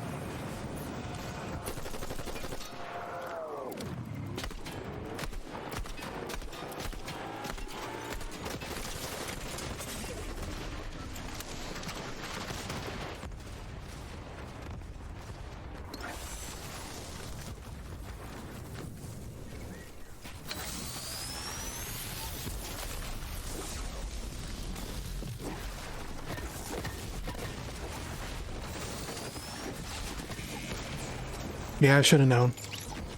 Well, that was ninth place. That counts.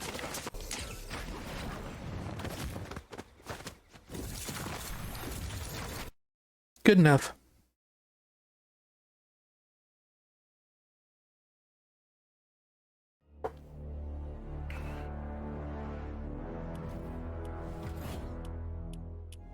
I'm not done with the battle pass yet? Oh, come on. Oh wait, no, it's bonus rewards. I'm just gonna turn on auto claim.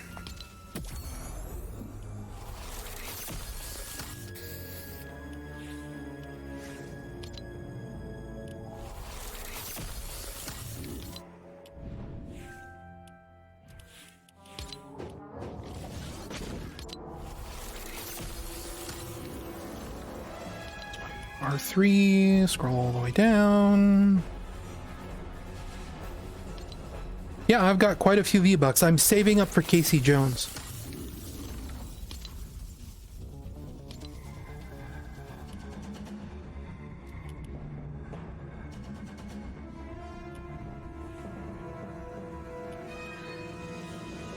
But I could buy like the music pass because I don't have Miku, I don't have any of her stuff. I want that song. I should get the music pass to get that song. But it will be coming to the shop eventually, so I'm not super worried about it.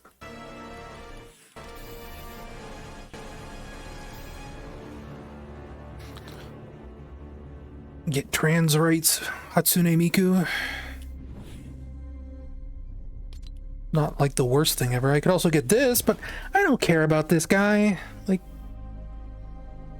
I have an Oro that I like. I don't like this Oro. This Oro sucks. Short skirt and long jacket. Like my favorite Cake song. Okay, that's enough Fortnite.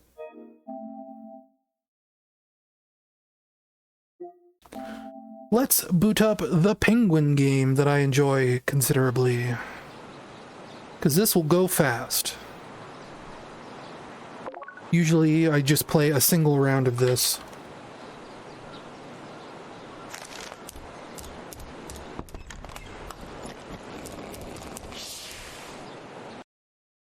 It's over!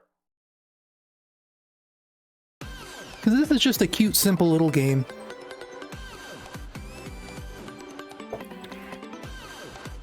Oh, there's like a XP sextupler. You don't have enough memory in the memory card. I guess we must be getting close to the end of the season.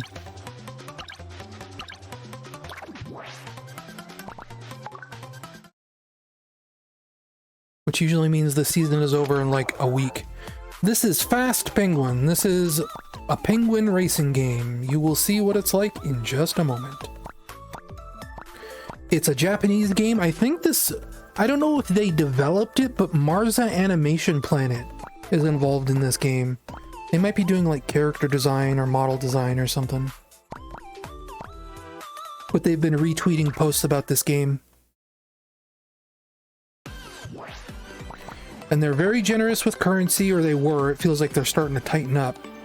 I've gotten these first 3 battle passes completely for free. What we got? 2 attack combos 10 times in a row, 25 dash panels, and just 10 regular attacks. Got it. 2 out of 3 of those are very easy. I have my nice voxel penguin skin. I have enough currency saved up for at least the next 2 battle passes. So I will get 5 battle passes in this game completely for free. Which is pretty nice, I think. It's a cute game. I like it. It's not like the most deep or complex experience, but if you want something simple, that's what you do.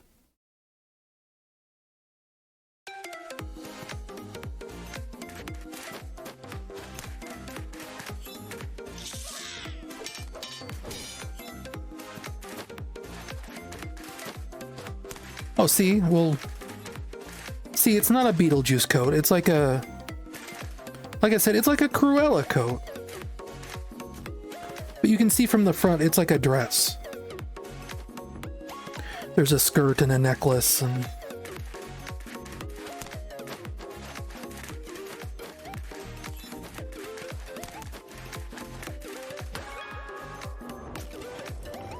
And this right here, this is basically the gameplay. You're just sliding downhill. And there's like ultimate abilities you get by collecting a certain number of resource. You attack other penguins by boosting into them and you get like a double jump. And that's it. That's literally the entire game. Those two mechanics are everything you need to know.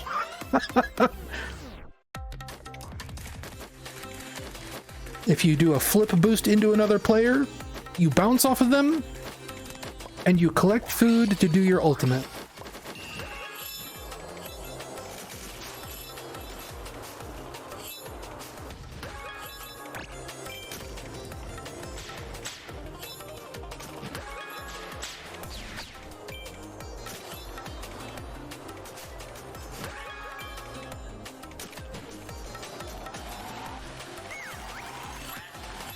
If you whiff an attack, you have like a recharge period. But if you do a successful attack, then you don't have a recharge period. So that's how you string together combos.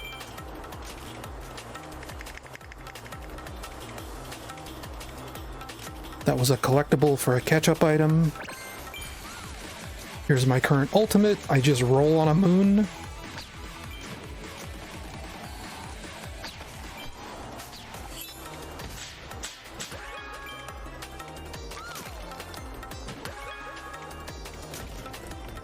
And there's all kinds of shortcuts and alternate routes, and it's just a good time.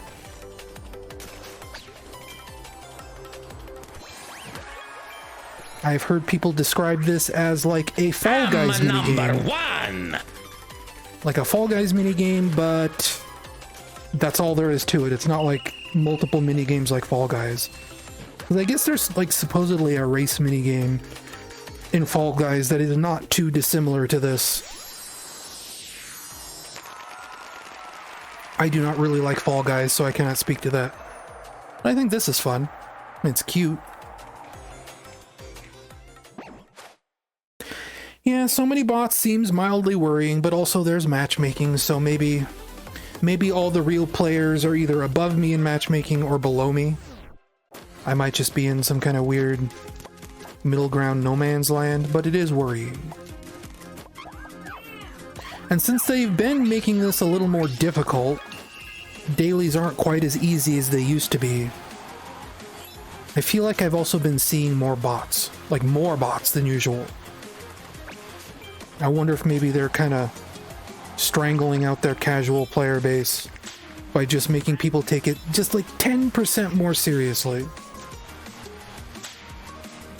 This is a game where I do one run per night and never two. It's not a game that will hold up to playing it for hours and hours and hours. It's a cute little casual game, that's it.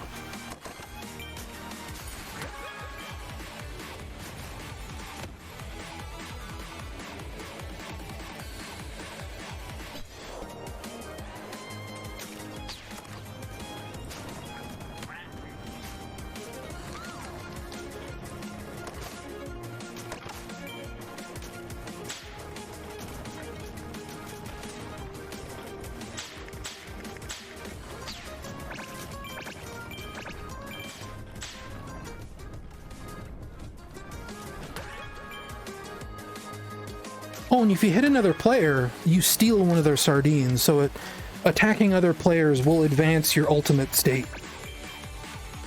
Because once you collect 9 sardine cans, that's when you can do your ultimate.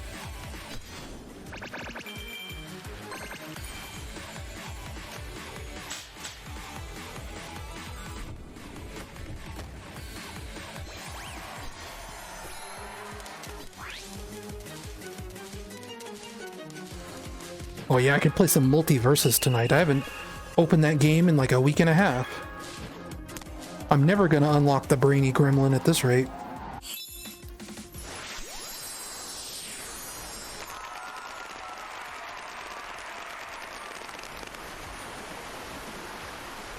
I should probably maybe update my total on my stream, because I did I get money from somewhere recently? I got like a Twitch payout recently. But also I gotta pay taxes soon. I actually got a tax form in the mail today. Because we had to recertify our apartment complex recently because I moved in. I was added to the lease, and part of that was submitting tax documentation. So the IRS sent me a physical letter that was like, hey, we received part of a tax document, but we didn't receive all of your taxes. Can you like do your taxes, please?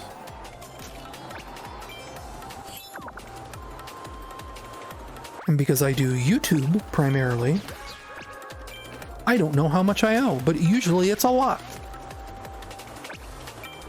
They take like 20% of my earnings, maybe more. But also, there's like a tax program for self-employed people, for home business owners, that can lower the amount that I owe. So genuinely, I don't know how much I owe. It could be $200, it could be like $50. I just kind of need to do my taxes and see.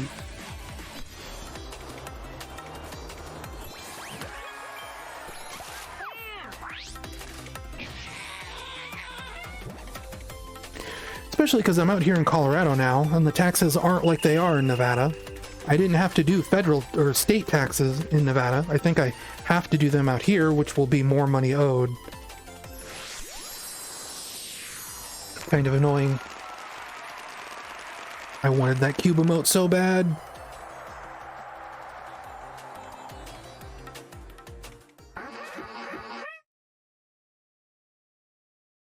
But I also want to buy the next 2 battle passes, so... Phew!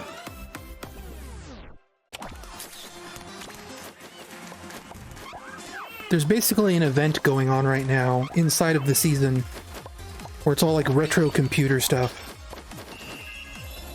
So that's where I got this voxel penguin. There's an ultimate where you're just piloting old computers. There's the computer monitor mask that you can get. I also kind of want that. I don't know if event items rerun either.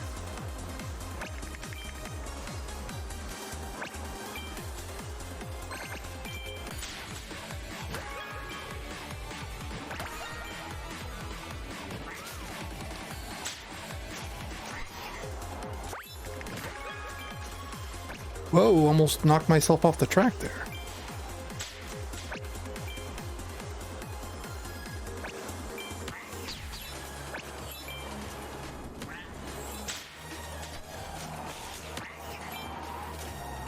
Now I'm in it now. I kind of don't like bots in this game because bots have perfect aim in a game where a lot of people aren't very aggressive. Like, the bots are some of the most aggressive players in this game. Most people are actually very polite when they play Faaast Penguin. And a lot of the changes to the dailies to make them harder feels like it's trying to make players more aggressive. Because again, nobody attacks anybody in this game. It feels rude to attack other players.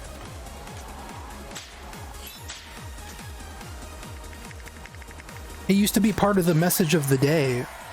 That was like, did you know you can attack other players? Because nobody would do it.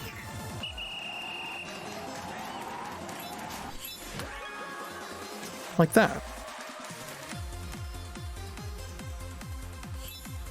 It is called Faaast Penguin, not Rude Penguin. Not Penguin War. Exactly.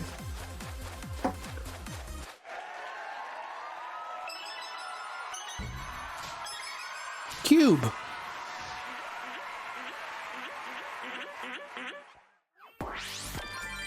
I placed 6th. That's fine. That's the other cool thing, is that podium right there, because it gives you a chance to, like, show off your favorite emote. It's a really cool feature.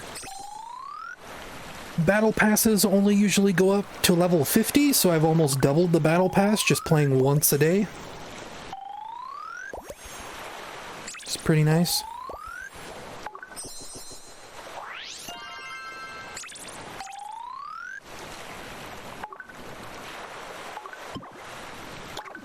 And obviously, they are heaping currency on me.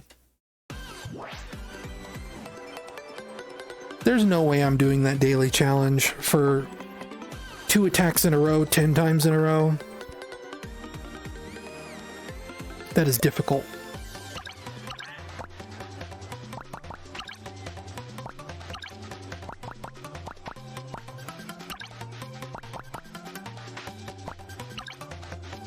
Like, obviously, they have ranked rewards for people who, like, really play this crazy. I can get, like, cheese, I can get a golden ship. I don't really care about that stuff. But if I played, like, 5 or 6 matches a day, I'd probably get it. But that's Faaast Penguin. Like I said, it goes fast. It's no big deal. Let me change my stream info. Crash Bandicoot 4. It's about time. How about I retweet myself? Chores are over. Crash Bandicoot 4 begins.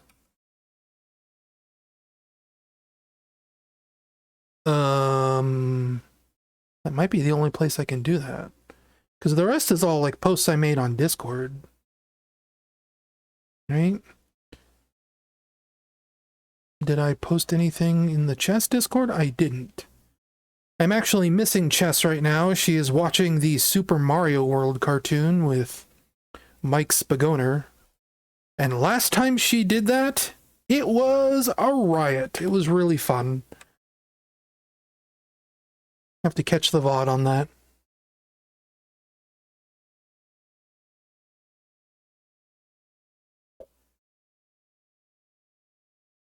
I think that's the only place I can really post about this. Oh, on my own Discord. Of course. We'll do the announcements. Crash Bandicoot 4 begins now. Ta-da! Turns out I know how to type. What? I have never seen that game help thing pop up for anything.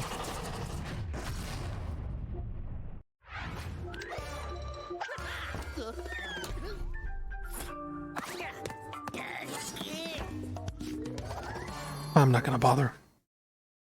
It's Crash Bandicoot. Like, come on.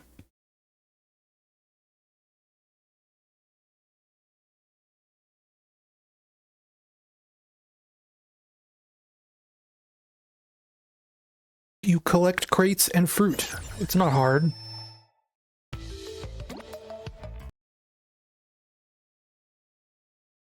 Wow, I gained like 3 viewers announcing that.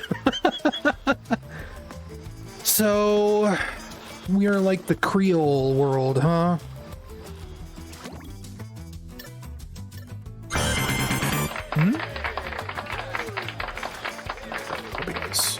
Setsune W tipped $5.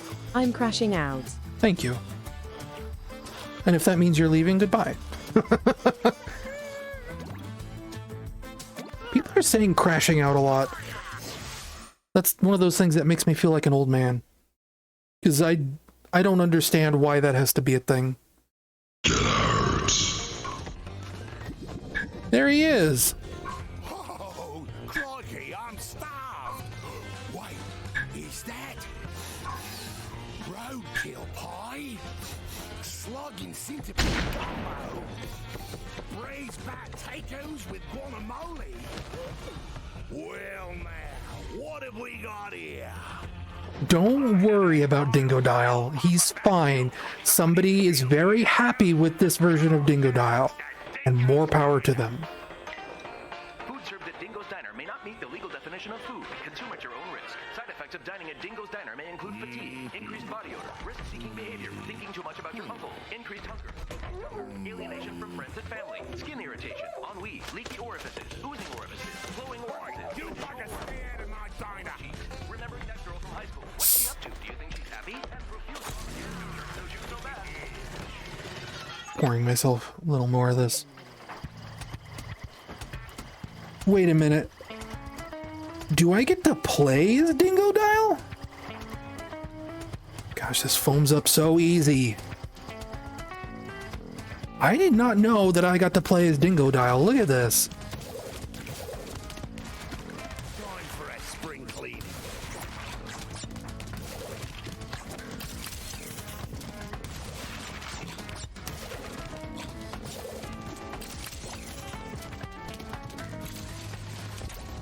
Huh. Neat. Jump on a TNT crate. What am I, a Bandicoot?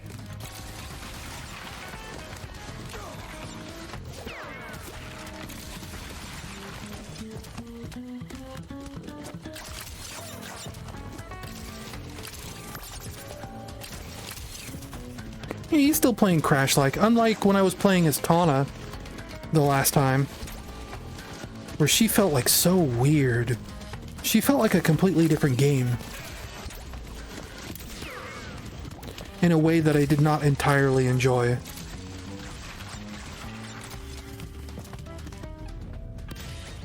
Ah, bastards!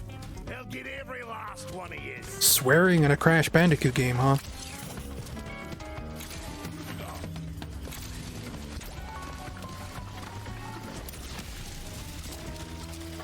Can I probably can't touch that, right?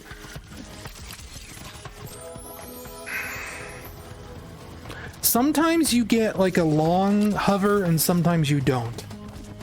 And I guess I don't entirely understand what the difference is.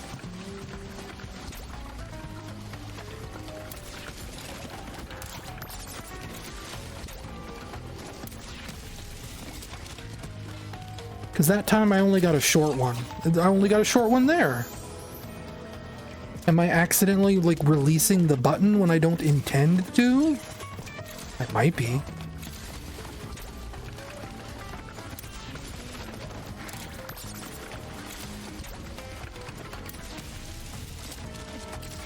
Yes, I am accidentally releasing the button. It is not a traditional double jump. It is a jump and then you hold. You do not jump and then jump again.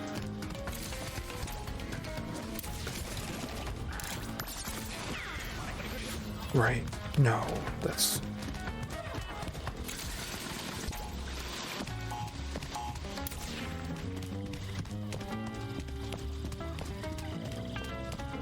Toys for Bob did the Spyro stuff too, right? Like the Spyro HD remaster? I seem to remember people were like a little questioning some of the character design revisions in that too. Again, not that like I'm trying to shame anyone or anything like that. I genuinely think that like if somebody out there is into this kind of character, like more power to them. I just wonder if there's like a specific character designer at Toys for Bob who is thinking in this direction, basically. Because I remember... What was his name? There was a semi-famous furry artist who worked for Rare for a time. And there were very specific character designs of his that you could pick out and say, oh, that's the guy who takes furry commissions, right? I don't remember what his name was. I can picture his art in my head. I want to say his name was Jolly Joe's, but I know that's not true because Jolly Joe's was a friend of mine. Also, Jolly Joe's was a woman, and I'm thinking of a guy.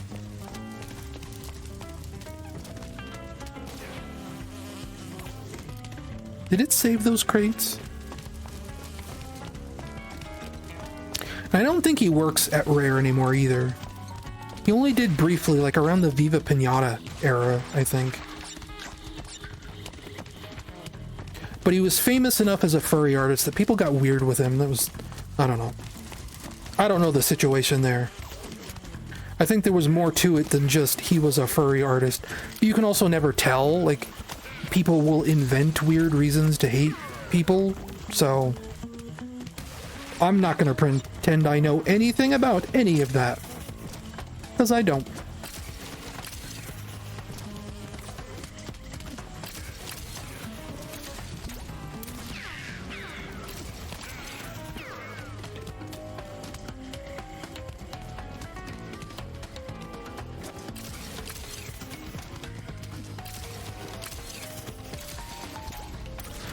I will say, though, that, like, a slightly cuter Dingodile is better than making him uglier, I think.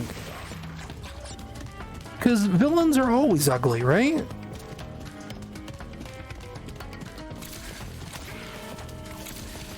So being like, yeah, he's cute-ish. I kind of like that. Oh, of course, he looks like garbage in the old games, because, like, I mean, even in this game, they're joking that, like, you know, his food will make you sick, and this and that and the other thing. Like the list of side effects for his food was, like, uncontrollable body odor, right? He's supposed to be kind of like a gross, weird hick or something, right? I don't know. At least buck the trend, you know? Make him cute instead of ugly. I'm kind of into that. Not in that way, but just in like a nice character design trend way.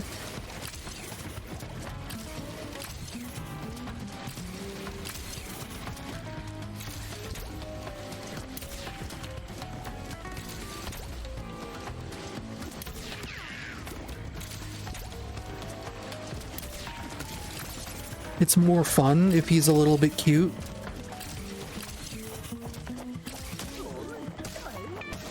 Yeah, these guys are weird with that double jump hover. That doesn't feel right.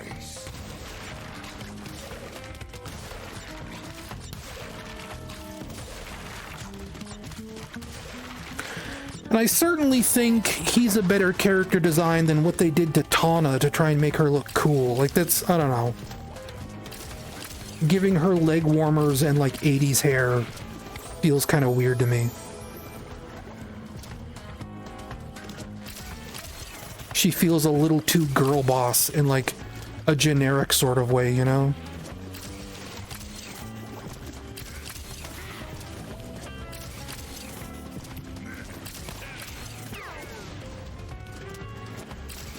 She feels like somebody's textbook example of a strong female character.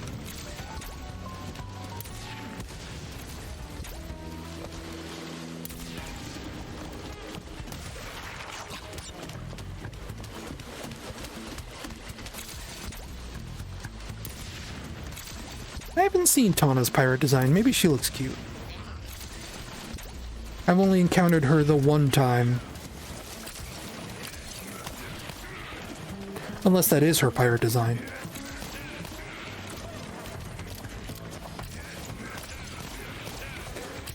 Like, even though I'm, like, talking about how I don't like her, like, she's still fine. It's just, I don't know.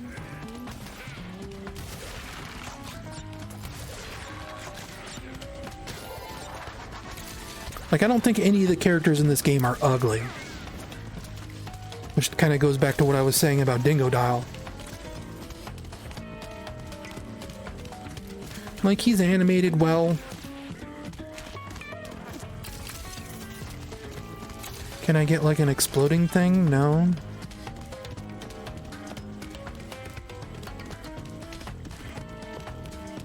At the same time, like, I think about, like, Tawna's original design, you know?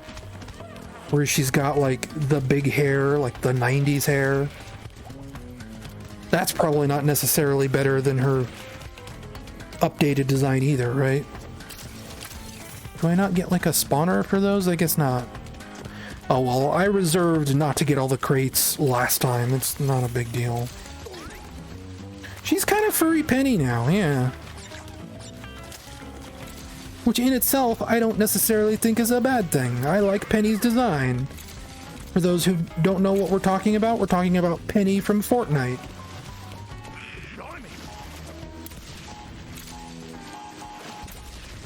That was almost a problem. Penny is notable because unlike a lot of characters, she is not very thin. She is kind of a thick lady. Which could open up a whole other can of worms, and for some people it has. I just think it's nice to see her.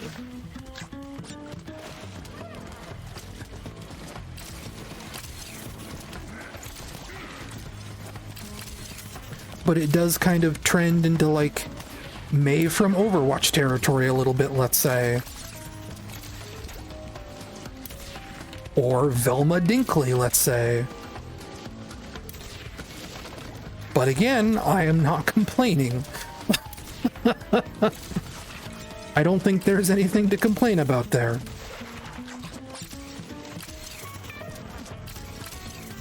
That is hopefully my ultimate takeaway in all of this. I'm just not complaining.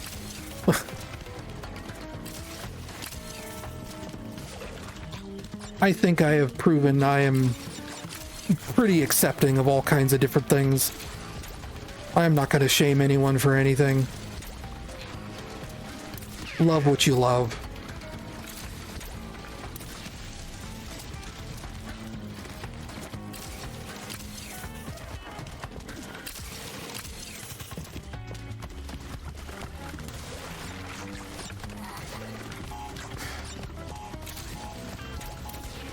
I don't even have a funny thing to say about what Overwatch is. I booted that up recently, Overwatch 2, because one of the Twitch Prime rewards recently was giving you loot boxes for Overwatch 2. Dude, this guy... I think this is specifically what people were complaining about with Crash Bandicoot 4. This guy seems to be like deliberately trying to avoid me getting his crate. Yeah, I fell for their trap. I'll fully admit it. But in falling for that trap, I got to see exactly how sad Overwatch 2 actually is. And it just made me realize I have no interest or intent on playing that game ever again. I redeemed my loot boxes and then uninstalled the game.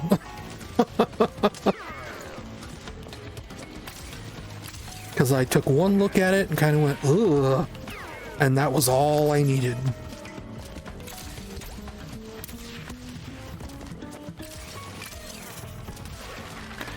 I think the shotgun double jump should actually like do damage.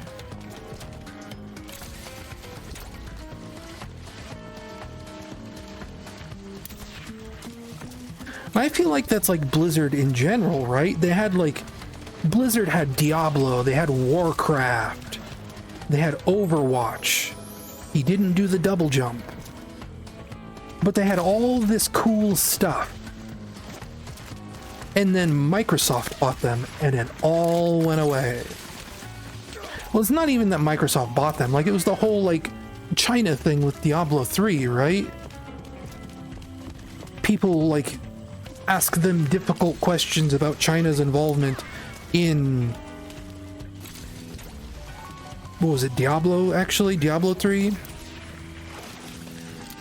And people didn't like their answer. Oh, right, it was they censored people asking about, what is it, that one country that you're not supposed to talk about in China.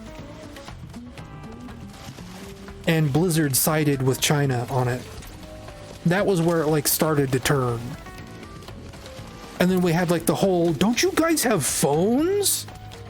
Moment, which is probably what Diablo Immortal is. Yeah, Taiwan.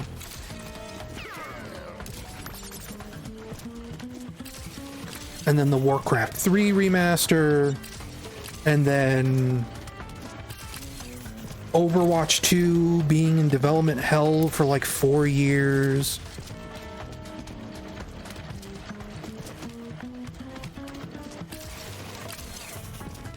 It feels like this last decade has been Blizzard just throwing away everything people liked about them.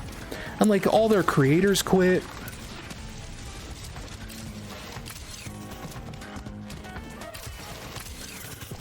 StarCraft 2 was kind of like the end of an era for them. And the beginning of like what would become their downfall, essentially. I'm not gonna worry about these bats.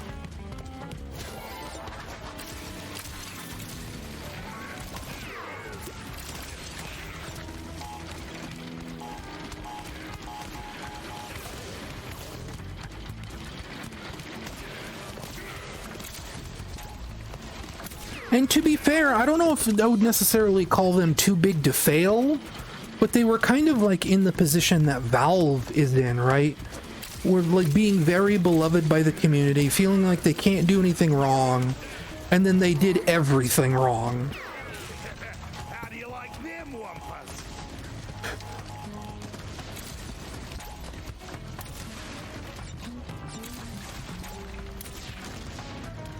Like, I guess that's just like, just the thought of, no, they did everything wrong. That's basically the whole, that's all that needs to be said.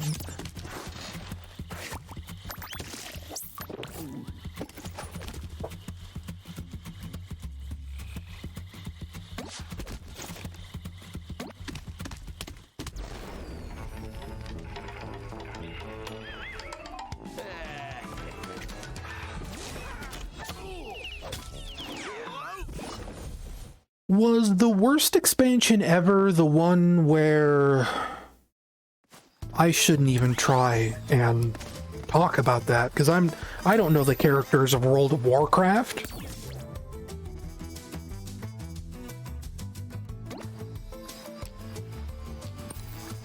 Yeah, they've lost a lot of good talent.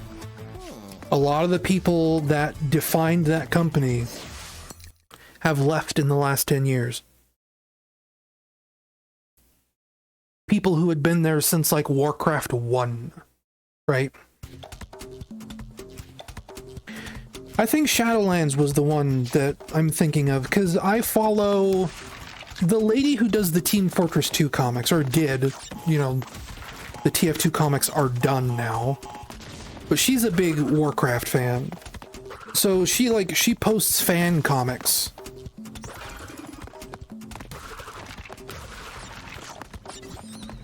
Of Warcraft characters.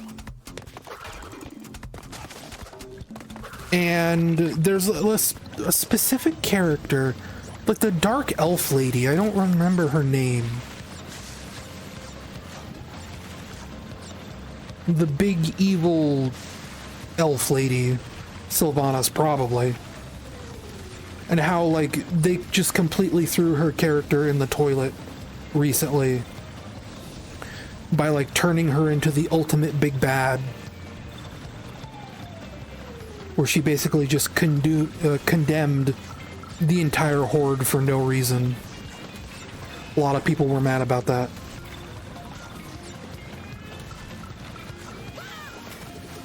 Okay, you can't get crafty with those. No? How come I bounced so far up last time?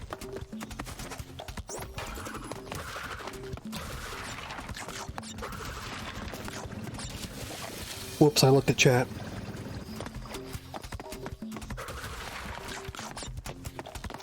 Do I do this? Yes. Uh-oh.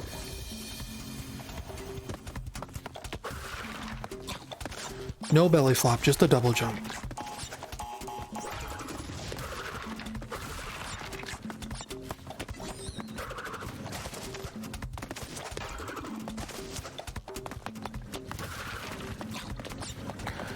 I still maintain that one day I want to try World of Warcraft, but it seems like a really bad time to do that lately. So how am I supposed to get up there? Do they really expect me not to jump on this and then come across to here, maybe to here, maybe to here, here, and then get those crates and then go back? I mean, I've never liked MMOs, but Warcraft, World of Warcraft, is like this amazing cultural touchstone, or it was. I at least want to see what it was about. I don't think I didn't see that chest back there, the box, rather. It's on its redemption arc? Really? Yeah, I suppose it would probably be on like a whole sorry for that whole thing arc right now, huh?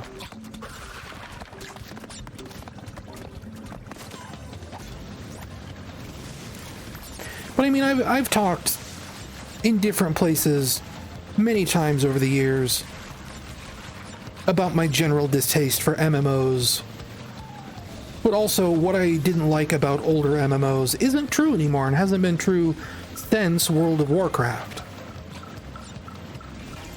I hated the EverQuest style of MMO, where it felt like everything was a treadmill that was just trying to, you know, keep you on the hook for another month until your sub ran out. I'm just gonna say screw these boxes.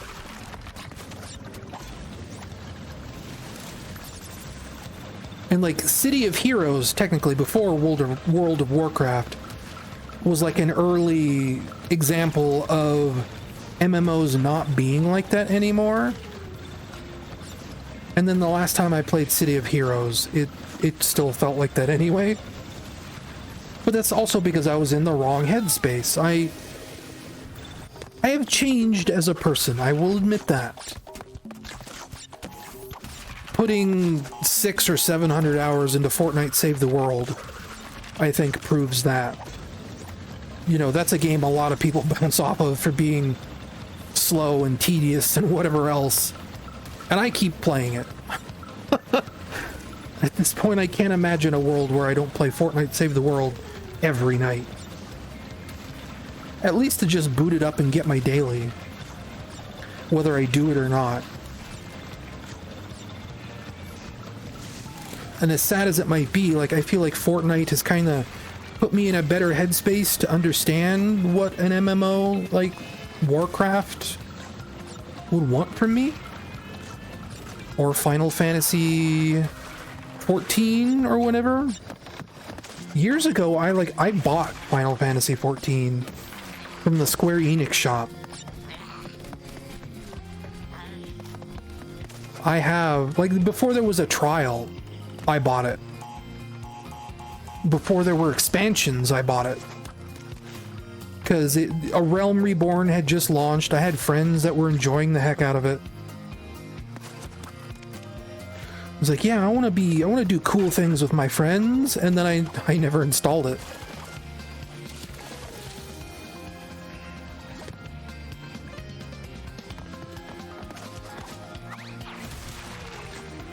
And I to this day, I still keep seeing cool videos of people playing Final Fantasy XIV and saying, like, you know, the music is incredible, the storyline is actually really well done, or at least in some expansions. I know some of my Final Fantasy XIV friends were not super happy with some of the recent expansions. And some of them actually, like, finally quit the game because the expansions got to be so bad.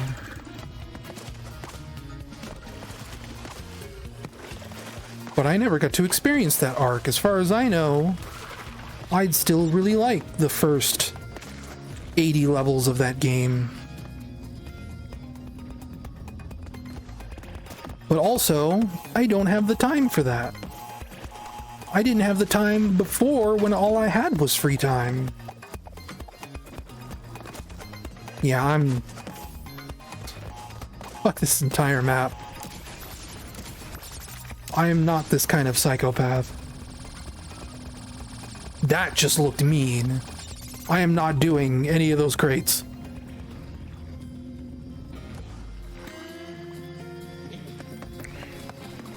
But yeah, like at this point, I'd only consider playing Final Fantasy XIV if I didn't play Fortnite anymore, if I didn't play Faaast Penguin anymore, if I took every live service game out of my life, that is when I would consider playing Final Fantasy XIV.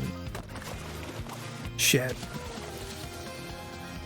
But no, like I hate how these games make you play them like it's a job, and I'm not about that.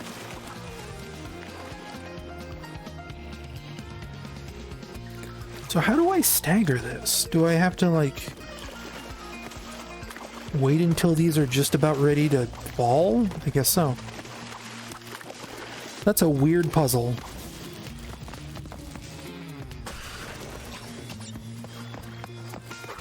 Whoops.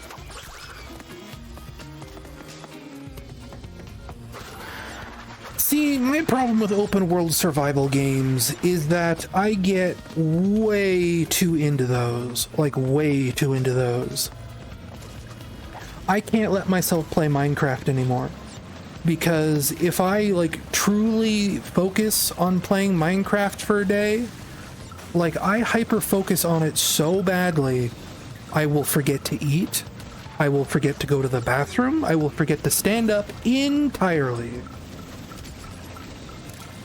I will play Minecraft for 16 hours straight without moving. And that is dangerous.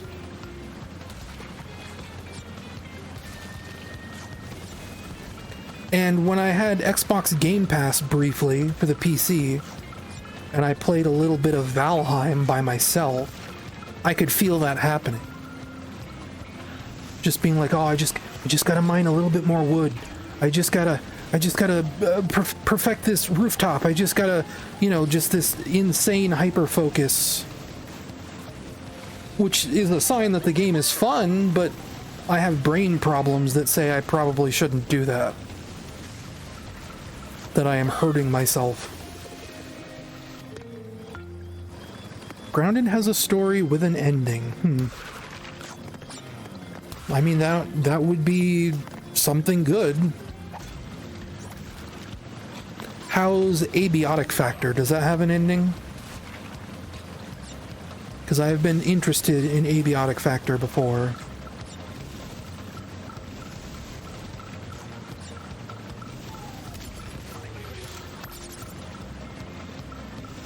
I suppose Abiotic Factor might still be in a little bit, yeah, of early access.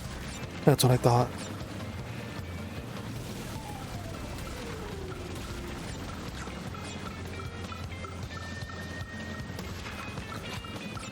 As long as there's an ending to work towards, I might be okay with that. But at the same time, Fortnite has an ending too. And we continued to play even though we already reached the ending. Ending, I say in air quotes.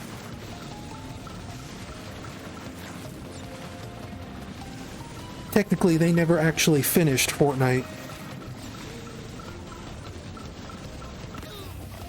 It was supposed to have like one final episode that would signal it exiting early access, and instead Epic said, we're not going to finish the game, but we're going to take it out of early access. And it's just going to be unfinished forever, okay? And that's just the way Save the World is now. They never gave it its ending. And it is like a really big sour point for me. There's no endless mode. The end game is just building bigger bases. And that's kind of what Fortnite ended up being.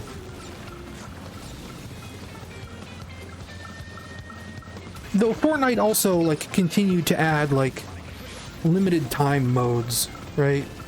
Or limited time storylines. Like there's a Christmas quest, there's a Halloween quest, there's like several Christmas and Halloween quests really.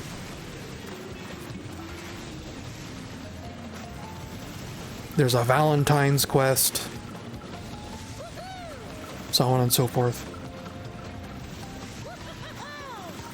There's like quests that only appear in the spring.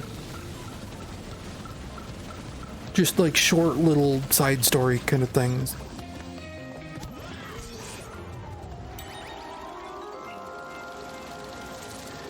Okay.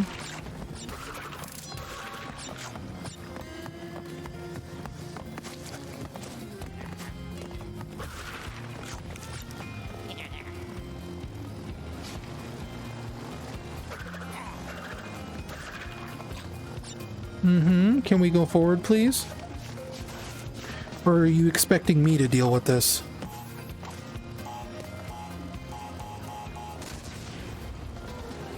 Guess you're expecting me to deal with that.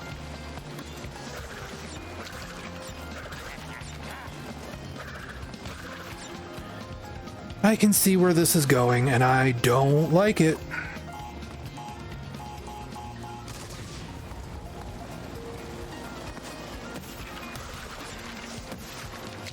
Yep, do not like it.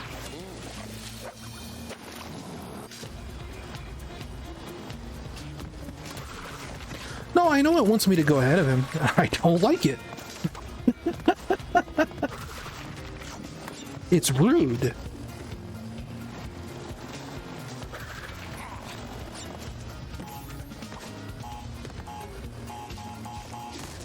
I mean, I guess I'll have to do it, because it seems like I can't avoid doing it.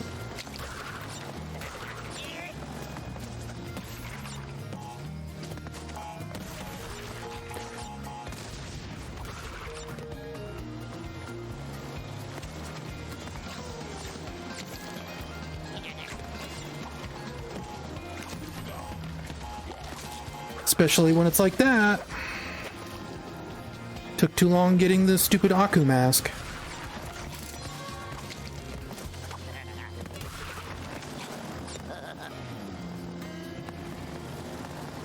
I mean, Crash Bandicoot is mean. Those old games are mean. They're just not this mean. It's the classic difficulty problem. Somebody says, I want my game to be hard. And they overcompensate for that.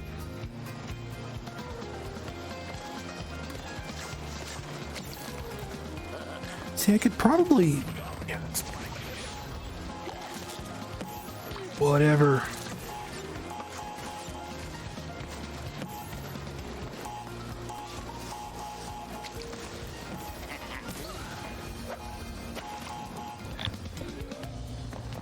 I'm okay. I'm very normal. I mean, this isn't even that hard. Let's be honest. Compared to some of the other things in this game, this is pretty normal. I'm not actually that mad about this.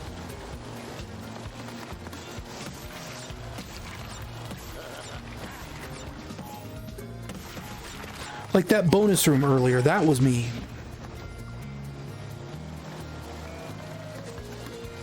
This is just like a Mega Man game hard. Well.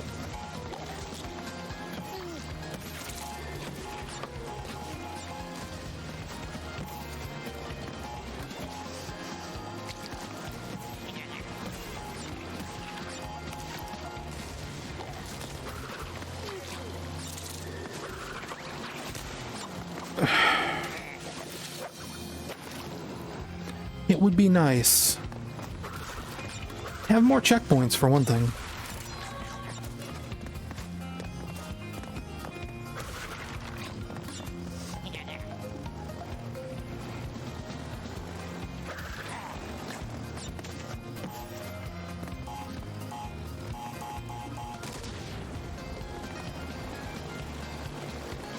I do like looking at the background animations, though. There's some alligators back there going nuts over something.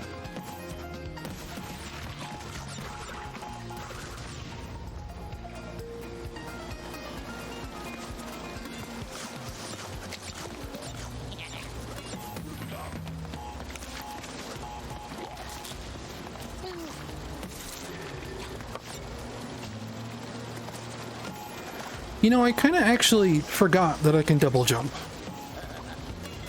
That actually makes a lot of this a lot easier.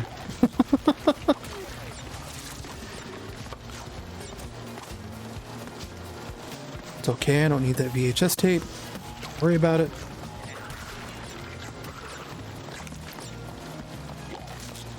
Is that it for you? That's it for you. Okay.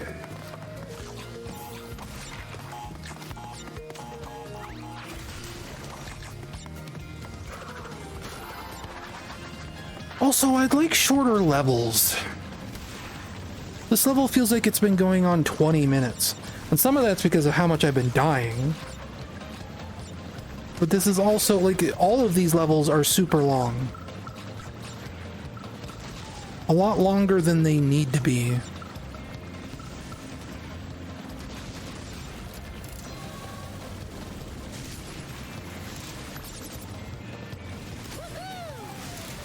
Like, that side-scrolling segment could have been one level, this could have been one level. There's fake crash!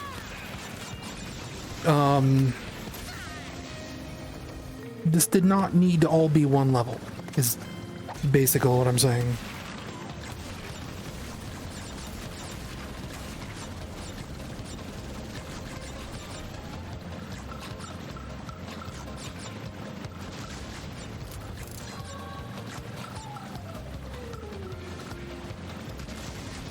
And, like, that's the thing, right? It's like, it already sounds like this game has more levels than most Crash Bandicoot games. So can you imagine, like, if they really did split all these ideas out into their own separate levels, how many levels this game would have? It'd have like 150, 200 levels. Probably. Because we looked it up, I think it was last time. How Long to Beat said this game is like 9 or 10 hours long. Which for a platformer like this, a level-based platformer, is really, really, really freaking long. Yeah, it's longer than the entire trilogy. And that's still with having super long levels like this, not even breaking them out into their own thing.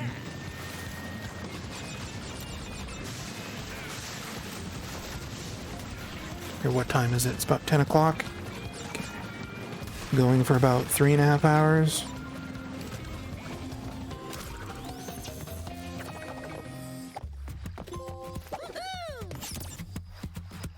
What is that?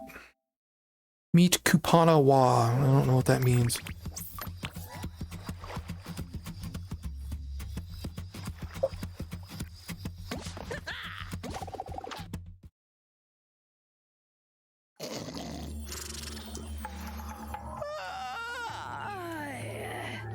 What time is it?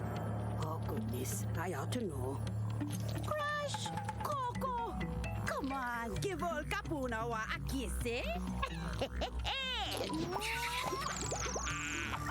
I like that his skins even show up in cutscenes. That's cute. Time! I see everything! And I mean everything. There's some very unexpected developments in your future. Your very near future. Shocking events that will change the course of your life. Yeah, just gonna stop you there before you tell us how we all die. Well, if you'd rather not know about a giant mask-eating monster from beyond the stars, that is your choice.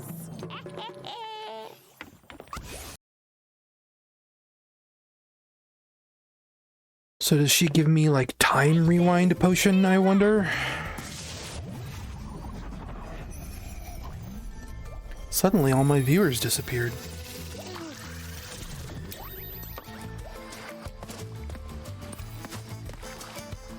No, we're not gonna do another dingo dial.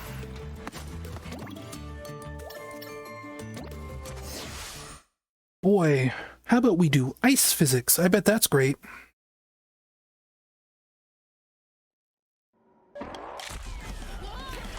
Yeah, maybe I'll only do another 30 minutes. I know we've only just basically started Crash, but... But all it did was give me more time to plan your doom. You'll find me up the mountain. Don't freeze on the way. Well, you know, I'm sensing a real fraught history here. How many times have you beaten this clown anyway? 3. Really? Only 3? Funny. Seemed like more.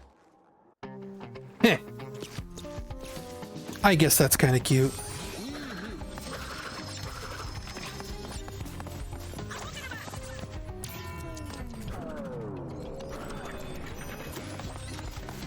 I see how this goes.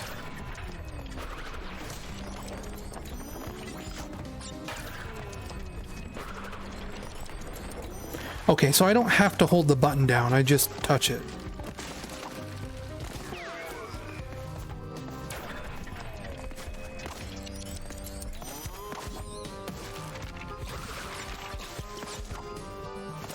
I can do that with R2, right? Yes.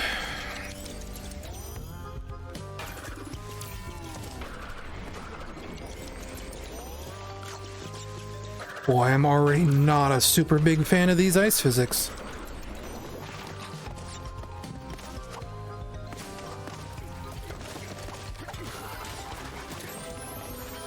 Suddenly we're in Donkey Kong Country Tropical Freeze. Okay, so just touching those at all.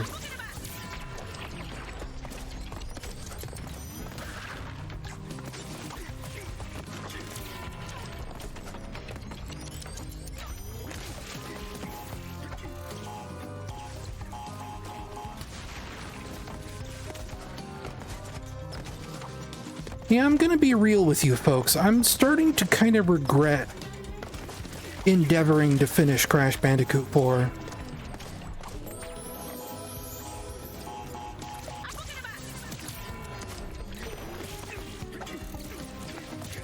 Because this is getting to be a little much.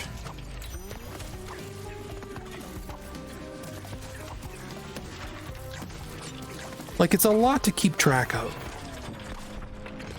All these suits and effects and powers and...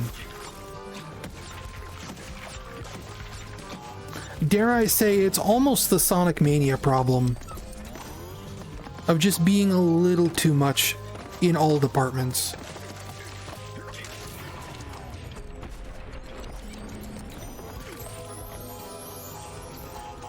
Like, having a time ability like this just makes it so they can just dial all the timing up for everything extra tighter. And I'm not super thrilled about that. Especially at the same time they introduce ice physics.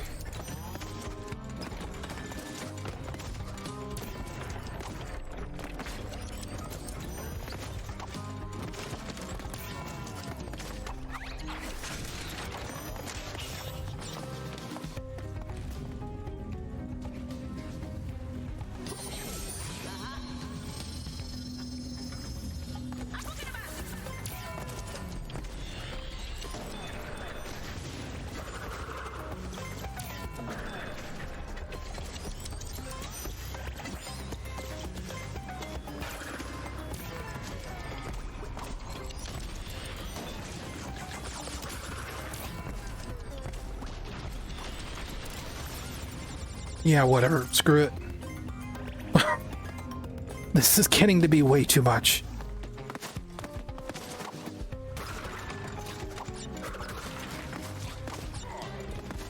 Also, I just don't like the way the costumes look.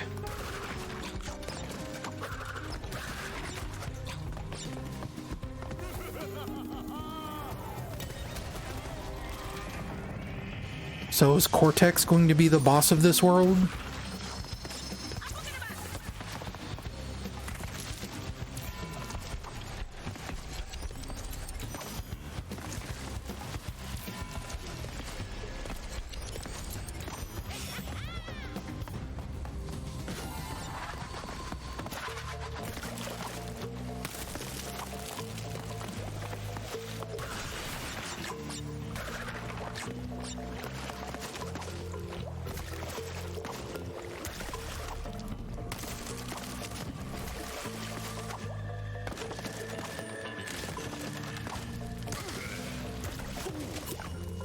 What is that in the ice cube? Oh, that's the penguin. Oh, look, there's fire in front of me. That's making sure you're paying attention.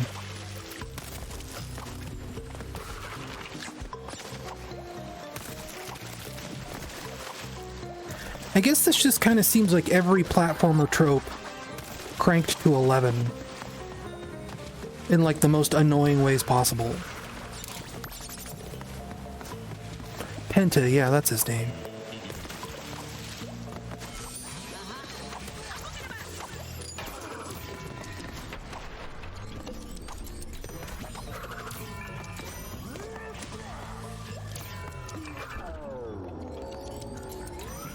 That's kind of fun.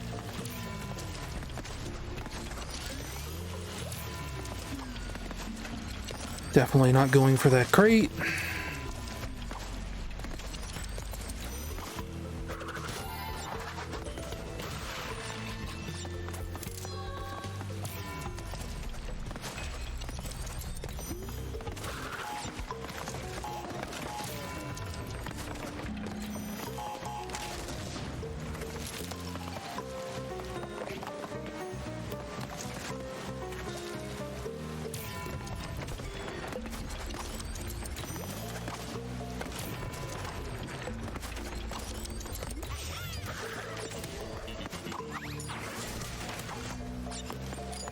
Yeah, the swordfish stuff was bad.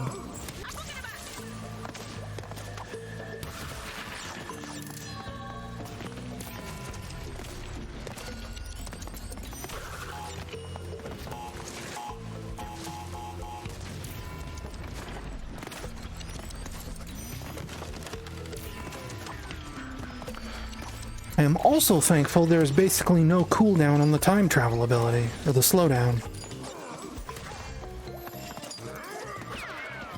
It is basically ready to go the moment it ends.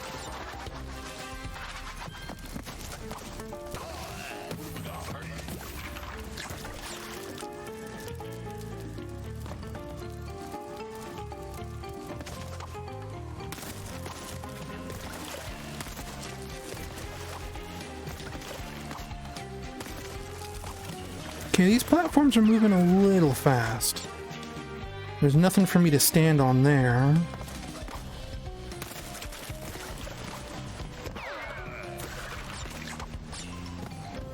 But there was a secret box up there that I don't get. And like, this is kind of annoying. Having all this stuff on a cycle like this.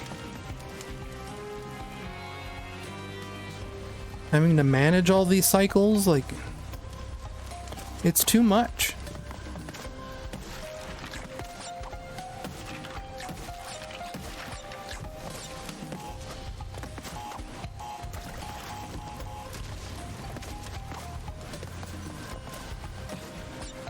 I saw that.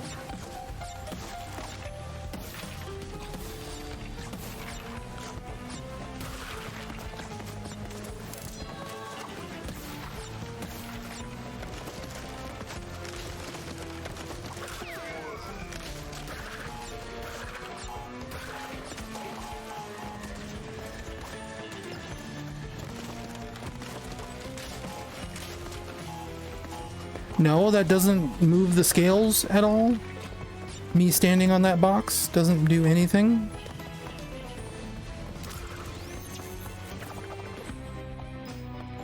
Maybe Infinity Nikki would be more my speed. No, thank you.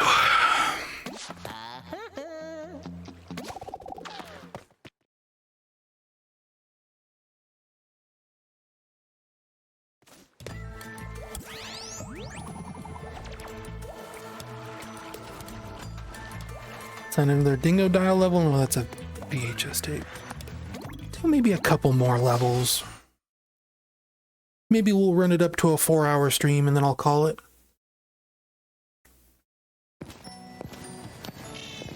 So are these pirates supposed to be zombies or are they just drunk?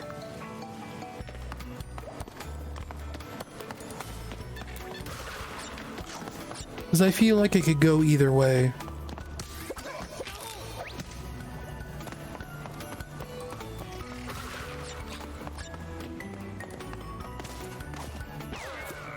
And they do kind of have like bubbles coming off of them, like they're just drunk. Ooh.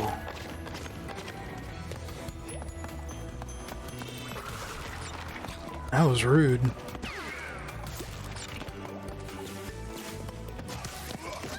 Okay.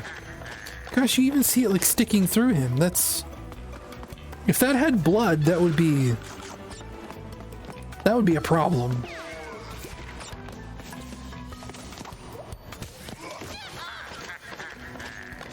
Why am I having so much trouble with this all of a sudden?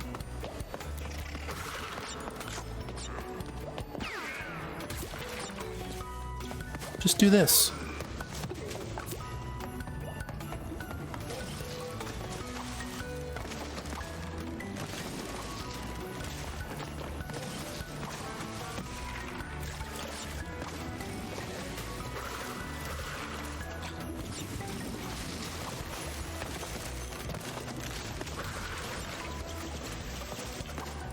Oh my gosh, this ice. Not having fun with this ice.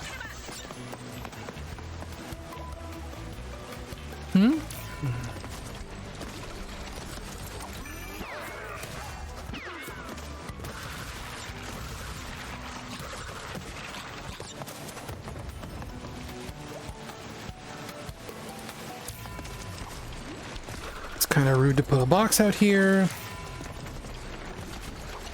Because not every platform had a box. I don't know if you noticed.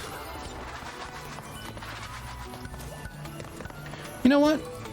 I'm gonna be right back. I gotta go to the bathroom. Mute my microphone.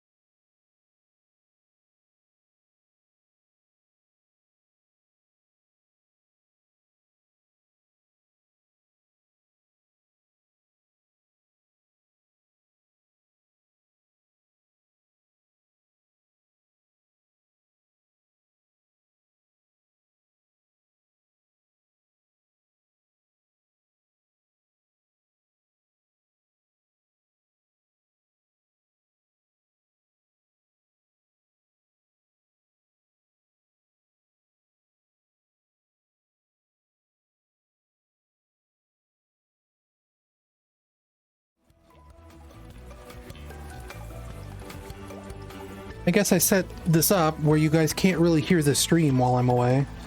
But you can't hear the game. I thought you could. We're not doing the hard route.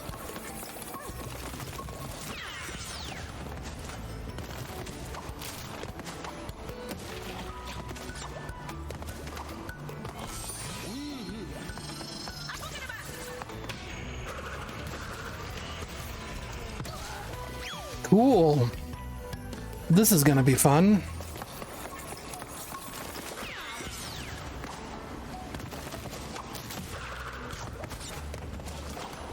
Like, that's the thing. I don't want to, like, come off sounding like a hater, because I know there will be people who see parts of me playing this game and being like, oh, this guy, right? Because I'm complaining about what is ostensibly a good game. And like, to be clear, I think this is a good game. I think it has great production value. I think it's fun. It controls well. They have a lot of creative ideas. But it's just another one of those things where, like, it just feels like a little too much.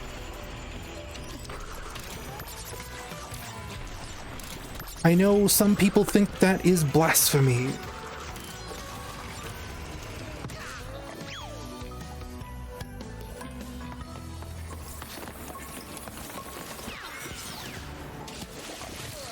But it's just, like I said, it's just a platformer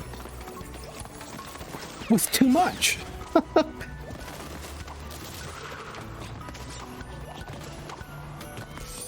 A rude amount of collectibles. Levels that are too long. What is turning into too many playable characters, too many alternate modes. Too many of these extra abilities.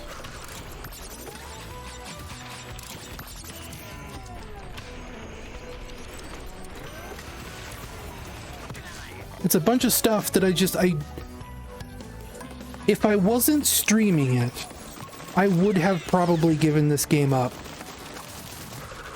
at the start of this world. I probably would have said, no thanks, I'm good, and never looked back.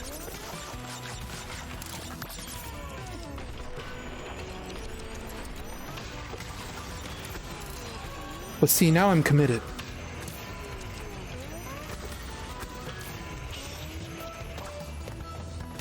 Streaming something is a good way to force yourself to do them.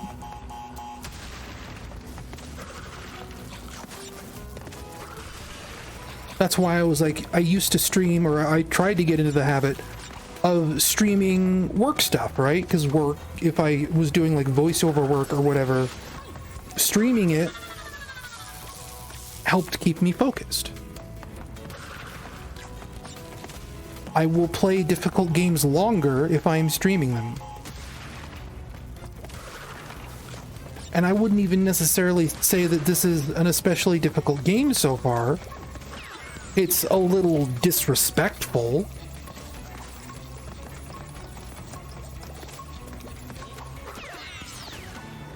But it is not like overtly difficult. It's just tedious.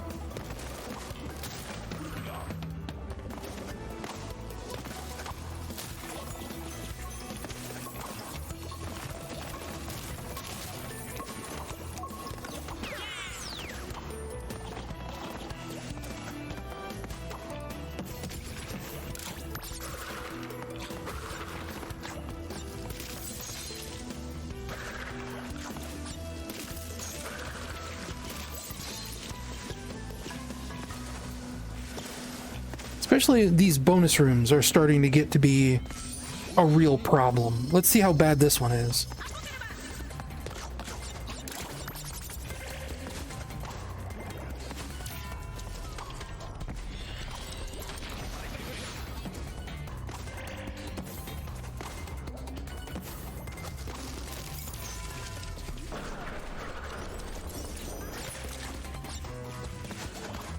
This one doesn't seem so bad so far. He says, dying.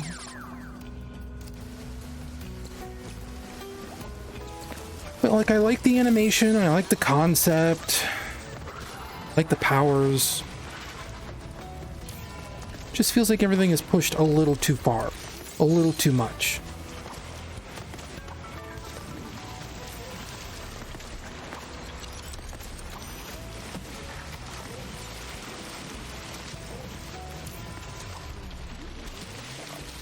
It's like, I know people use food metaphors when talking about games a lot, and it's annoying.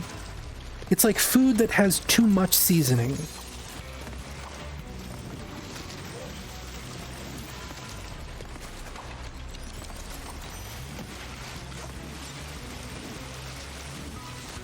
Like, there are people out there who will say, oh, you can never have too much garlic. You can have too much garlic. And this game has too much garlic.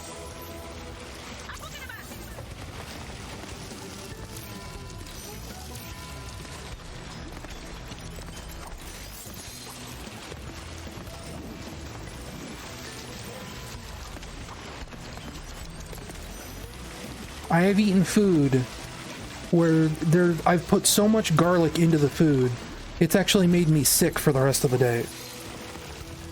Like, it exists. It's real.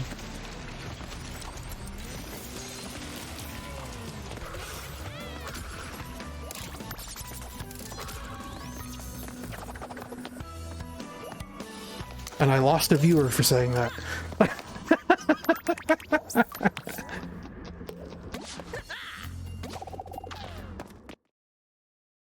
That makes me smile.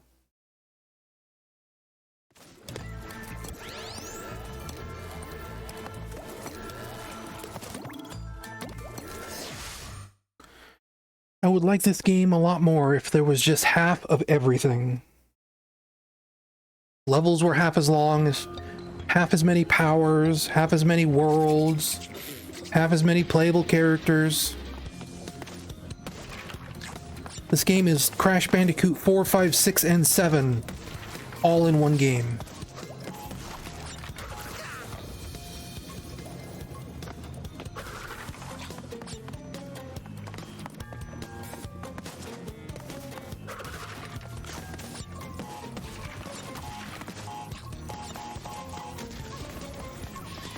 But I'll stop harping on it now.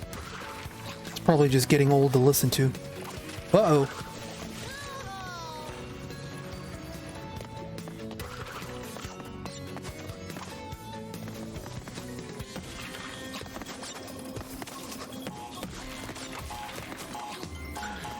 So I will say one last thing. Well, no, I guess I won't say that, because it's basically just me repeating what I've already said. I was gonna liken it to, like, the Ratchet and Clank collection they put out on, I forget if it was PS4 or PS3. Might have been PS4, where it was all the PS2 Ratchet games all in one. It was like 3 or 4 Ratchet games. And, like, I think about something like that. I would never play more than one of those games at a time. There is no way I would finish Ratchet and Clank 1 and then immediately roll into Ratchet and Clank 2 and then Ratchet and Clank 3. Right? I mean, that's almost basically what happened when I bought the Crash Bandicoot collection, because I own it on Steam. You finish one of those games and that's enough. I am not here to play 3 games back to back to back to back, especially when they're this long.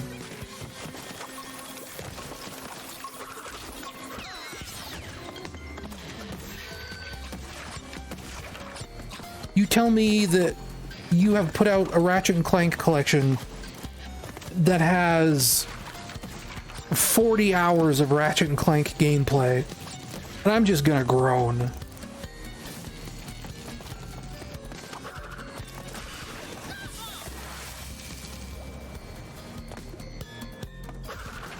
Maybe that makes me crazy. Maybe that means I'm not a true fan. Which, do I need to be a true fan? If I'm just looking for a fun game, do I need to be a fan of every single Ratchet and Clank game ever made? To marathon a super long, super involved, super complex game for 30 hours? No.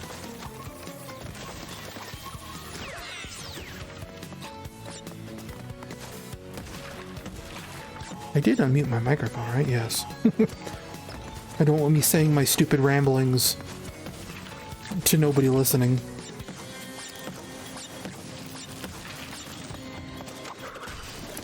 I'm just trying to reconcile the fact that I don't hate the fundamental principles of this game, I just hate the way it's being assembled.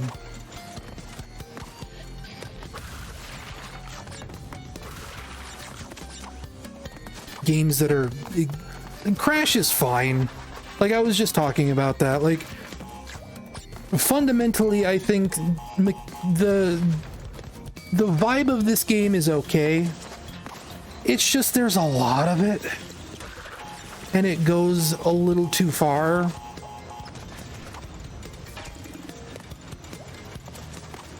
I would like a shorter, less complicated game.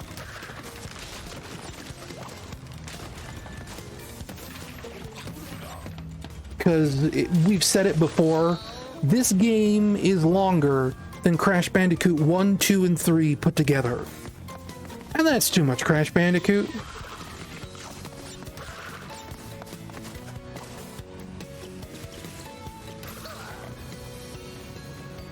It's like playing a collection of 3 games in one. And, like, I'm not going to play 3 games. I'm going to play 1 game and then I'm going to stop for 6 months or a year or whatever. And then I'm going to pick up the next game when I feel like it later.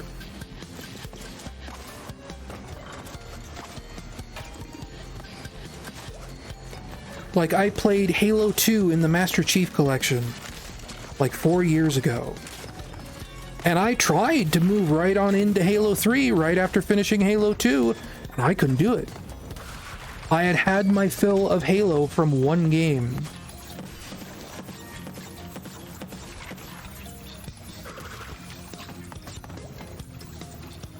Giving me a collection of Halo games and framing it like one very long Halo game is not an interesting topic to me.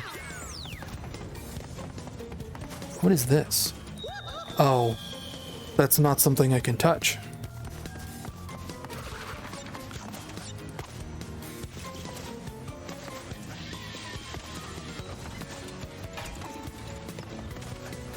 This game just has very long levels, a lot of secrets, a lot of playable characters. Like earlier we got to play as Dingo Dial and I thought that was fun. I thought that was interesting. He's got a shotgun. He's got kind of like almost like a Yoshi's Island hover jump. It was fun. It was nice. But that's also on top of being able to play as Tana and Coco, and there being like a special rewind mode, and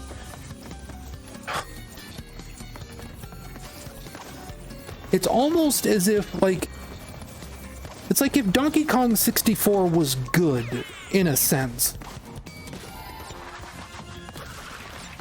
Because it kind of proves that it still wouldn't be that good. It would be... It feels like this game is made for people with a lot more free time than me. Is the long and short of it.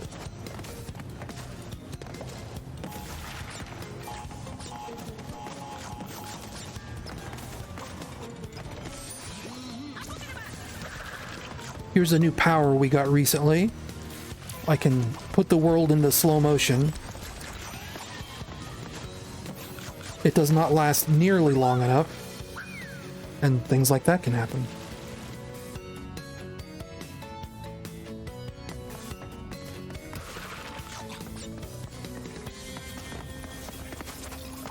But like every level in this game so far, it feels like 3 or 4 levels smashed together. Because they are so long and so varied. Like, at some point, you have to admit, you have made too much game. There is such a thing as too much of a good thing.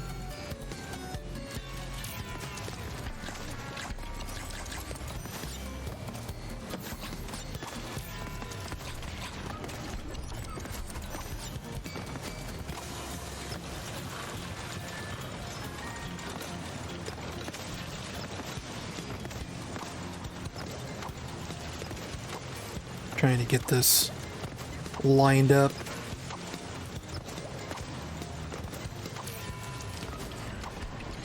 Nope, didn't do it.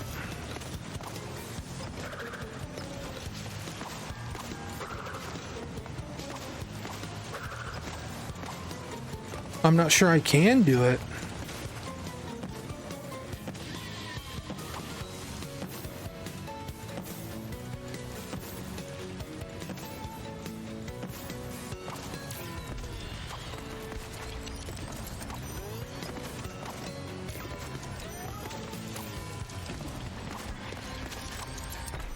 All that for a crate, and I'm not even going for all crates.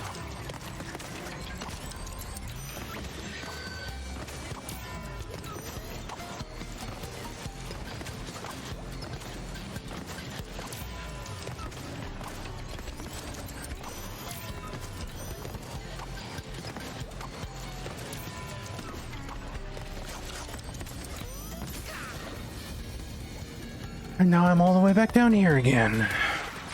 Like, that's the other thing. Despite these levels being so long, there's just not enough checkpoints. It basically feels like they expect you to do a whole entire level's worth of challenges without a checkpoint.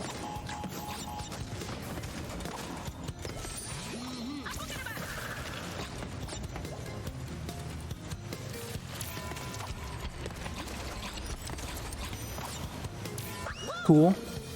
I mean, that's my fault.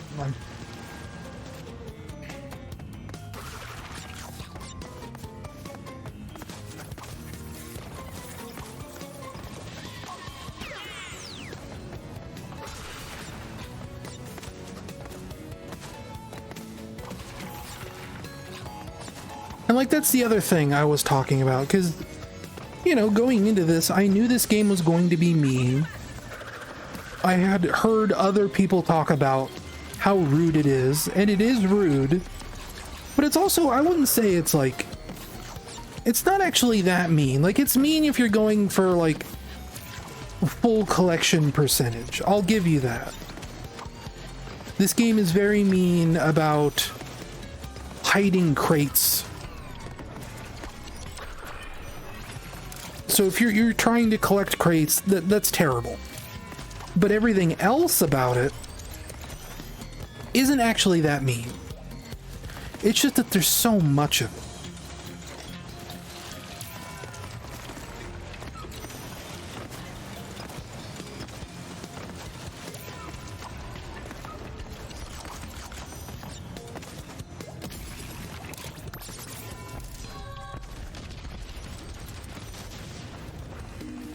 That's weird. Oh. Okay. Why are you treating this like it's special?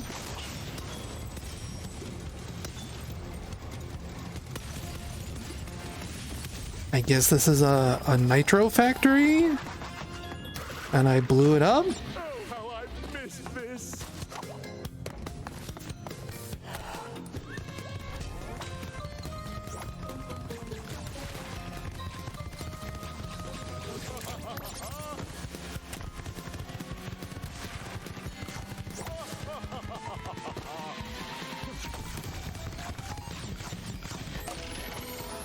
Like, you know, this game has good graphics, it has good production value. There's a lot to enjoy about it.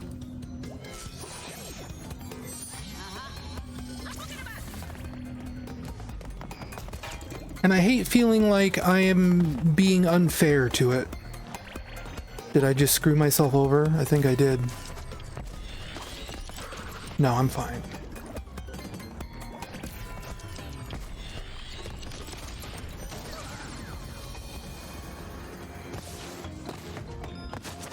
I'm not going to do that bonus room.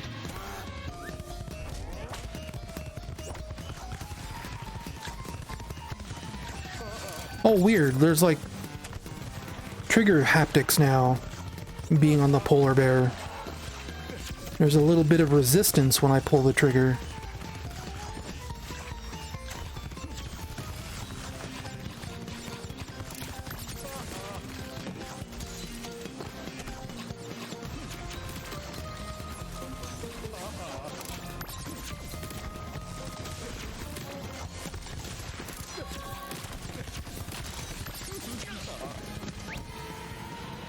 And I guess what I'd like to do is like meet someone who really loves this game, because I just wonder if it's like a generational thing. Is there going to be like a whole generation of kids that grow up being like, yeah, this game is like the greatest thing ever, and other games feel too simple compared to it? Like, surely that's going to be the case, right? Like, it's just me being an old man? sort of like how I feel about Atari 2600 games, let's say, right? Or like, I cannot stand to play an Atari 2600 game for more than like 5 minutes, because it feels so simple. More simple than even like some arcade games, right?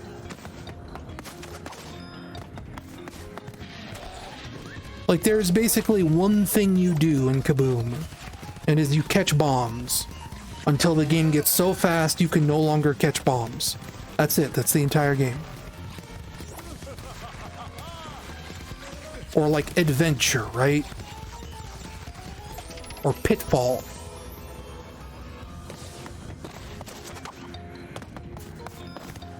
The most basic example of a platformer ever made.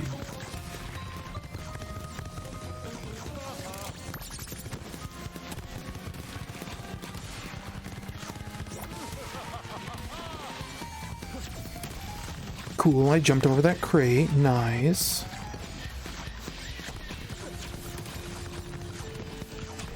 Just, I don't know, this game's weird. I feel like I've gone on too long about what I don't like about it.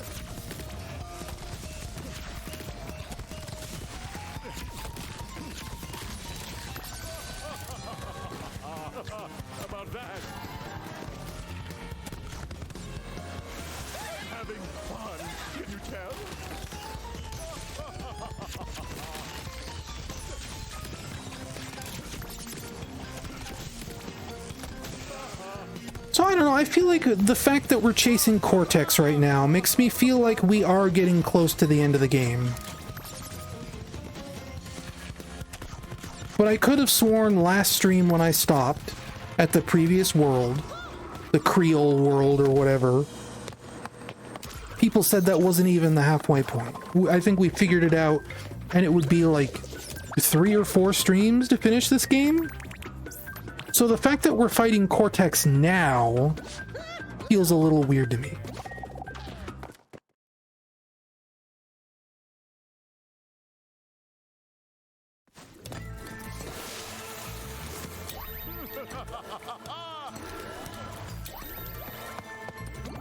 But I suppose we also have the weird time guy to get through. We have the evil mask to get through. And then there's supposedly another bigger bad looming on the horizon.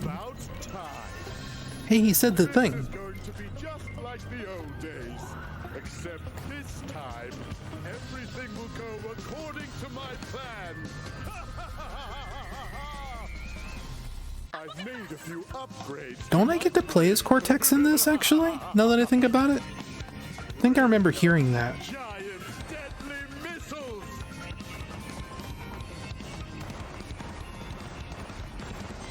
That there's like later levels where I get to play as Cortex. Wouldn't surprise me.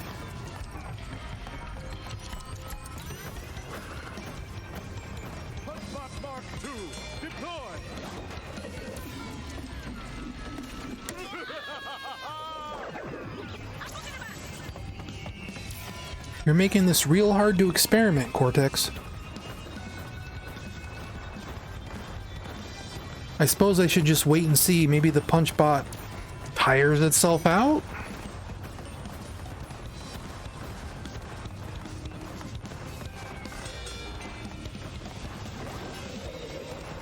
Fun fact, PunchBot Mark II is one better at punching than PunchBot Mark I. Yeah, it gets hit by a missile.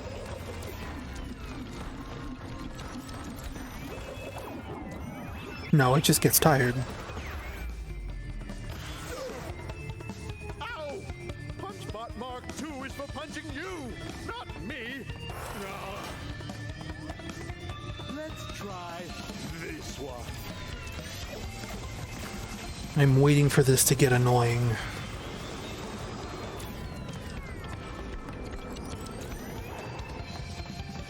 So far, this seems pretty reserved. Like the kind of thing where I don't necessarily need the time power. Stop! All right, have it your way.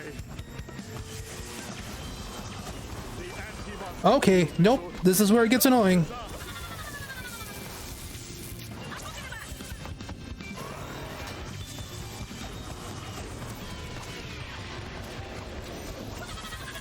Mm-hmm.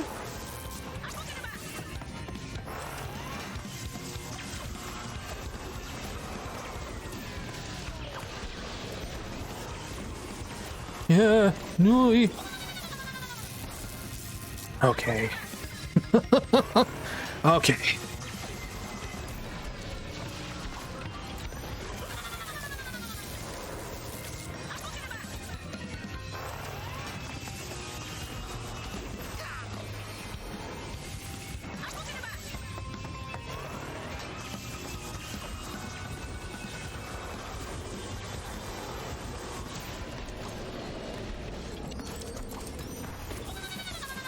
It is too easy to jump into one of those waves.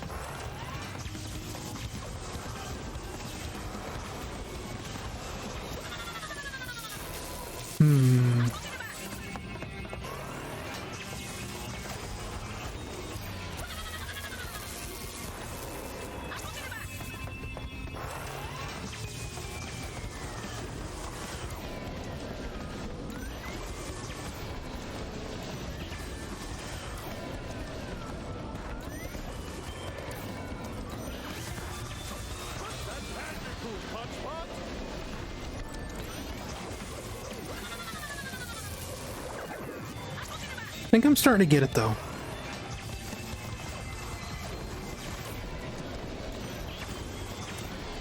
The less jumping I have to do, the better.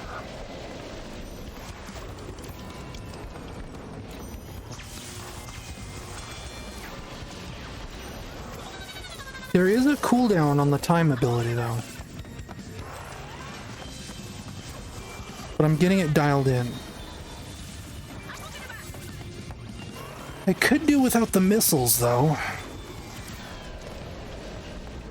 Just saying.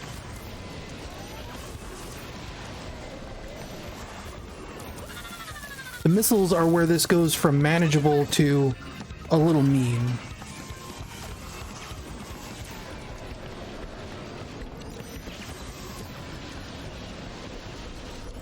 Okay, I'm gonna run the timeout a little bit here. I don't need to be manually unfreezing time.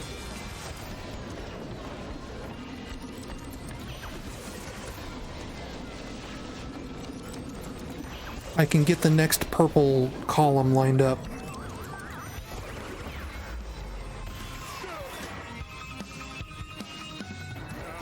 Well, if you won't play fair, then neither will I. Oops, did I do that? Kill the Bandicoot, crush the Bandicoot, smash in its head. It is nice to see more Cortex. I wonder what happens if I hit all the buttons at once. You gotta be kidding me. Too close. What does red mean? Red means don't jump. Doesn't it?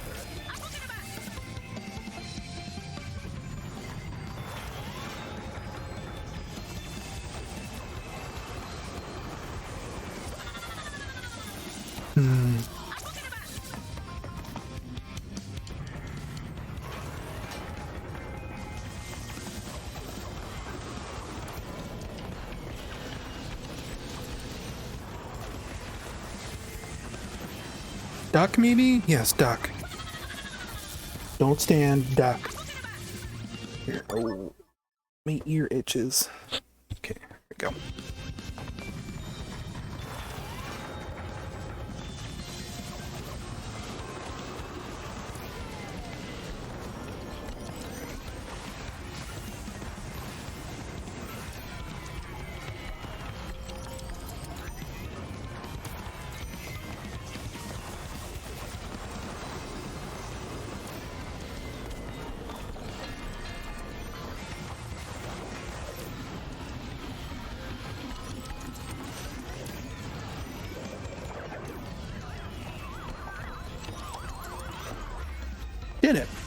See, that's not that bad.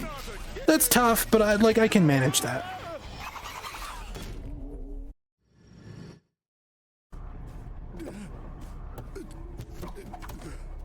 Blasted bandicoots! Must we keep going around? I'm not my retro skin anymore. Tell me, Crash, is this all there is? Forever? No.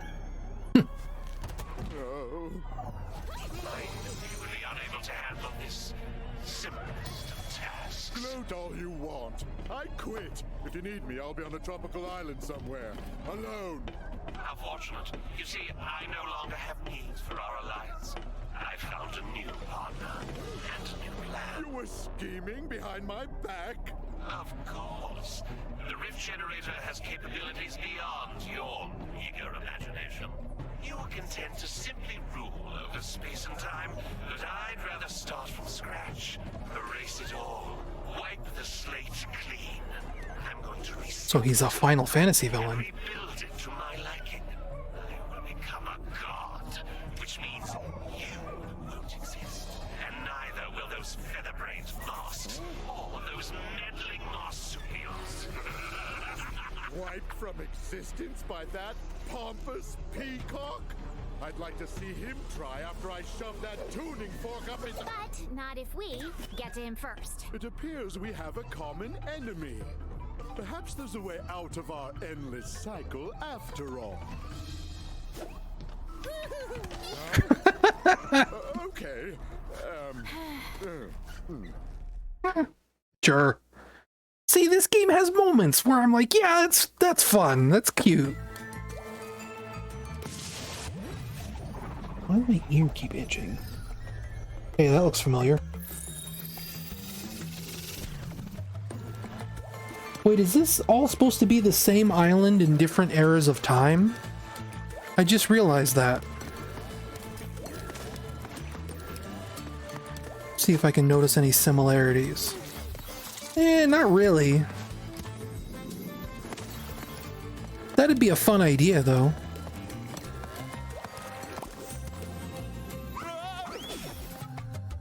Bye, Cortex.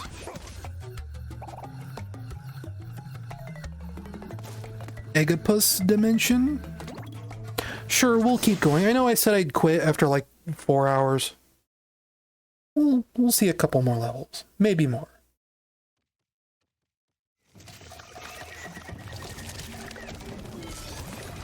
Because even though I'm probably uncharitable towards this game, like I said, I still think there's good parts about it, things that I like.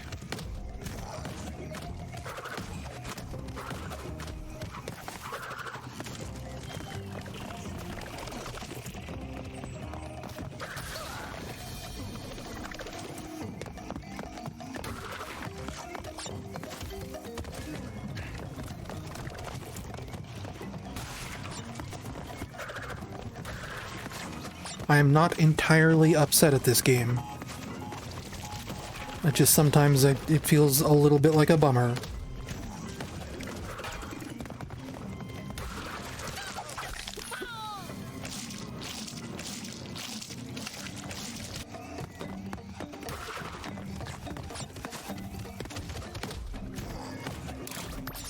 In a lot of ways, it's kind of similar to how I ended up feeling about Sonic Mania. Where I appreciate what it's doing, just wish there was a little less of it.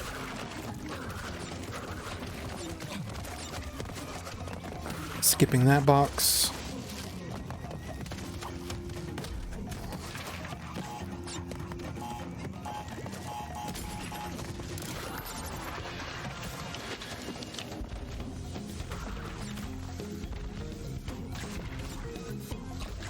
But I won't keep harping on that. I feel like I talked way too much about it anyway. What am I supposed to do there?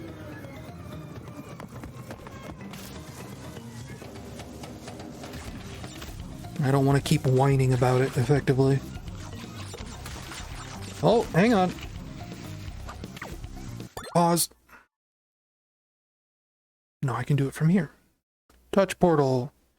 That's right, I was trying to Because it resets the chat, and I'm not entirely happy with doing that anymore. I don't think I have to do that anymore.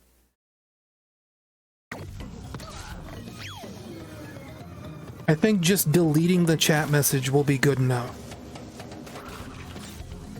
And I forgot to fix that before starting the stream. I knew there was something I was forgetting, but...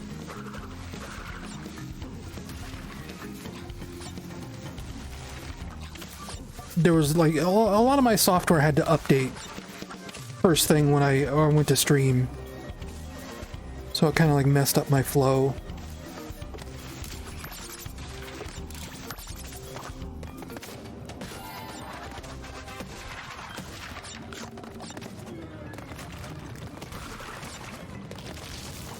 No?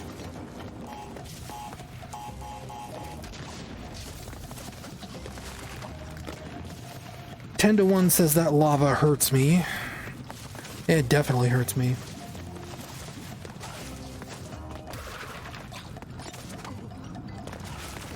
It's kind of interesting how, like, that ice level, that ice world I just came from, felt like a huge pain in the butt. And now this feels like pretty normal, I would say.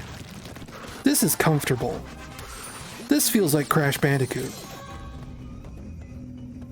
I'm actually kind of enjoying this.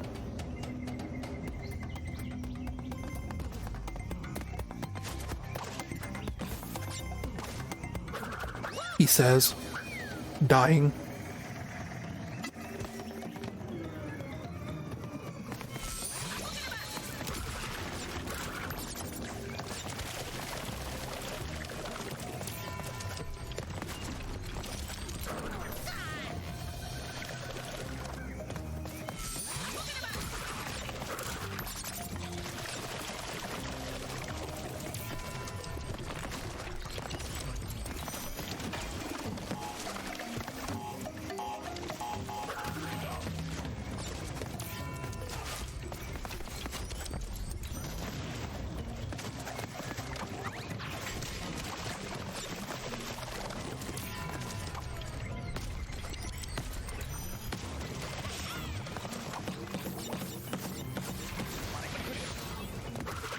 A little bit rude, but sure.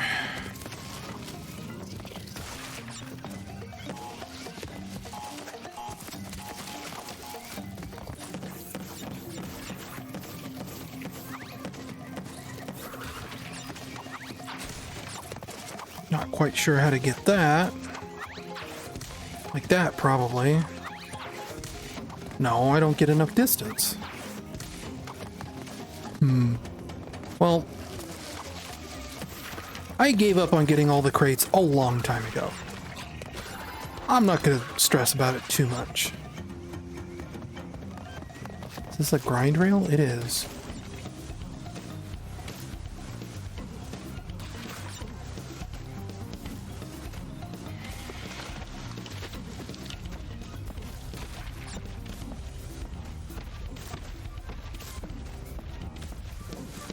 I feel like I'm being chased by something.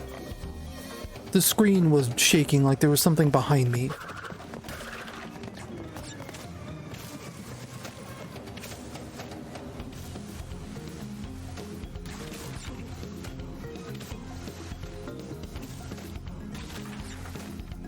Uh-oh. What was that? It was like a white collectible back there. Was that a crystal?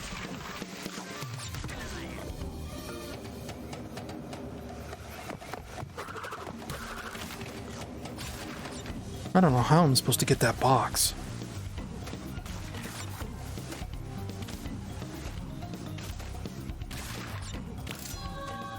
Okay, it was a gem. That's what I thought.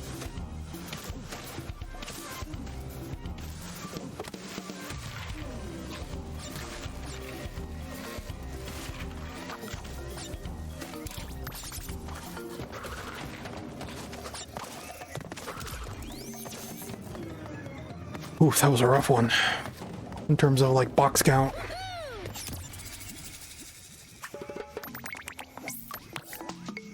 Oh, look at that cool dinosaur skin. Maybe we should change our skin. How about? We've been retro crash for long enough. Not that I have tons unlocked. Sure, we'll be caveman, because we're in dinosaur times. Why not? Of course. I guess this is going to be a Cortex level.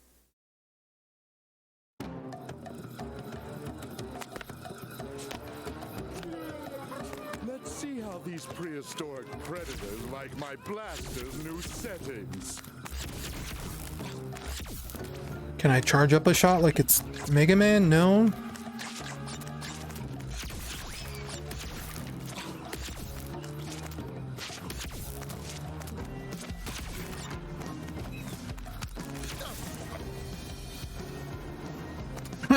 I like that his beard comes off when he explodes. Like, in addition to his shoes flying off, part of his beard flew off. That's cute.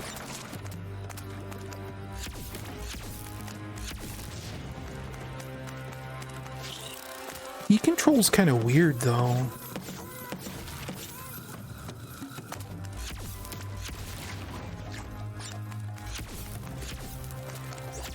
Like, he's a lot, I don't know, snappier than Crash is. A lot stiffer.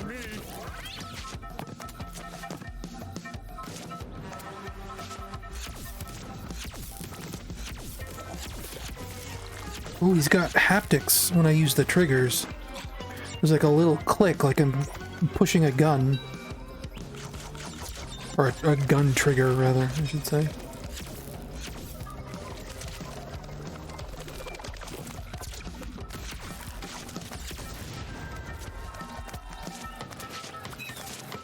But no, I knew you played about Cortex, or you played as Cortex in this game, because there's like a minor modding scene for this. I remember one of the mods I saw was being able to play as Cortex in any level. So what am I supposed to do there? Like, you'd think like the ability to play as Cortex in any level would be like an end game unlockable kind of thing, but apparently not. Which is a little bit of a bummer.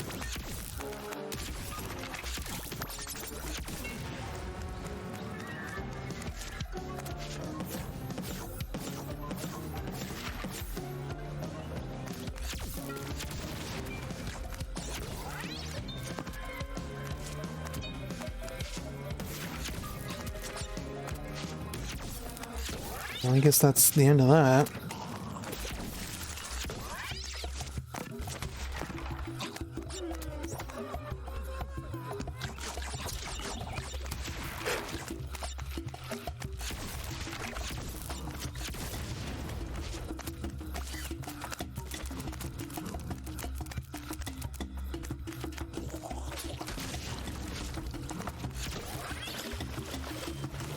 Okay, so jump and then dash. Okay.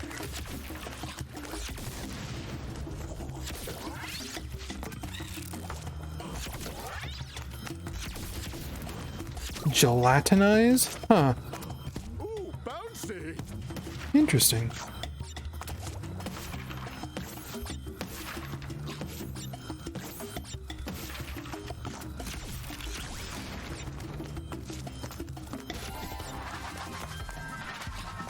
Jump, dash.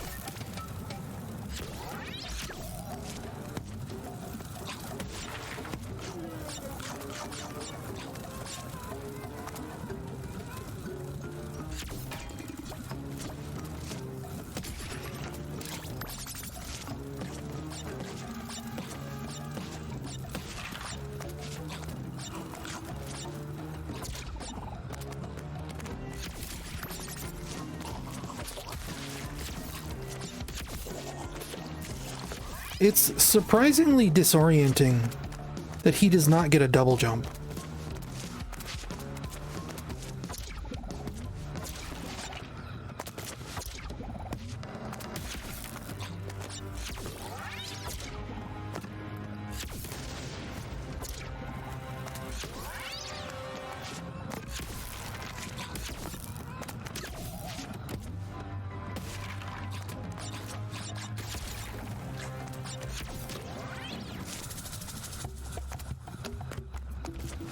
Nice.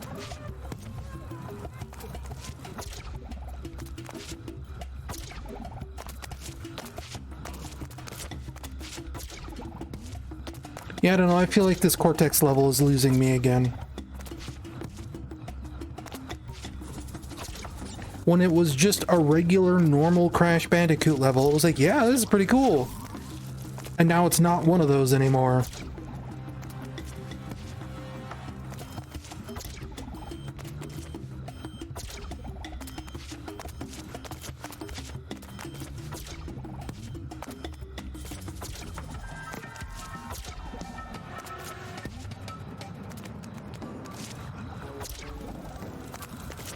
This is honestly feeling a little dry.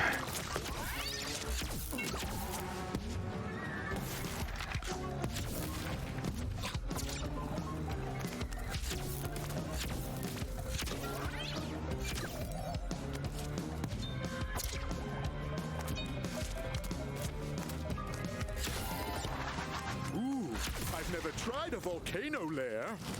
Do good guys have volcano lairs? Much to learn.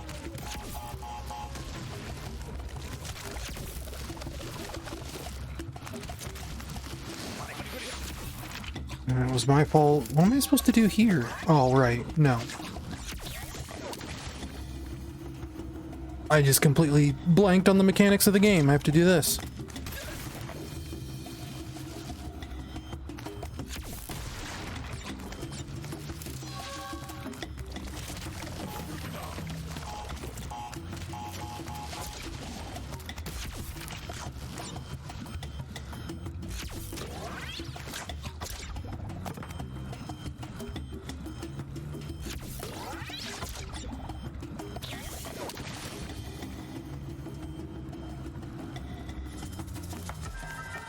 Okay.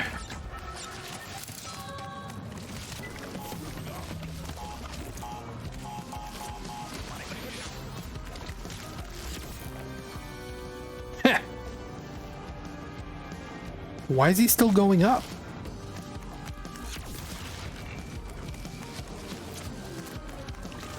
That's cute.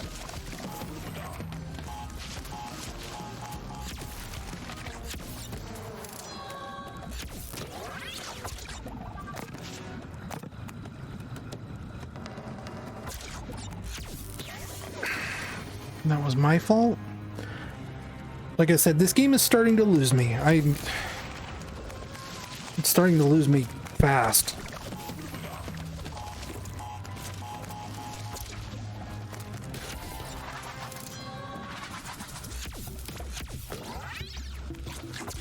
My desire to keep going is rapidly diminishing from this one level.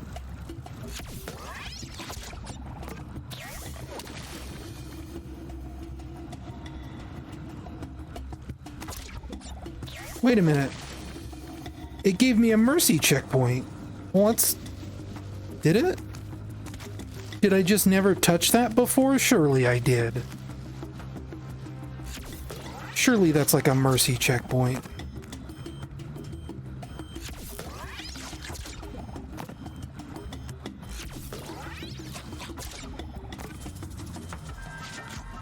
Okay, now what? Oh. Shoot. Should have known that was going to happen.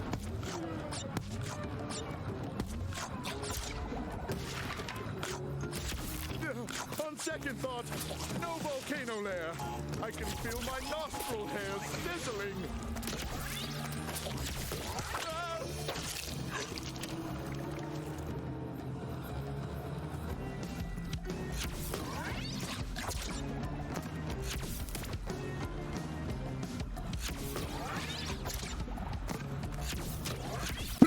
Excuse me.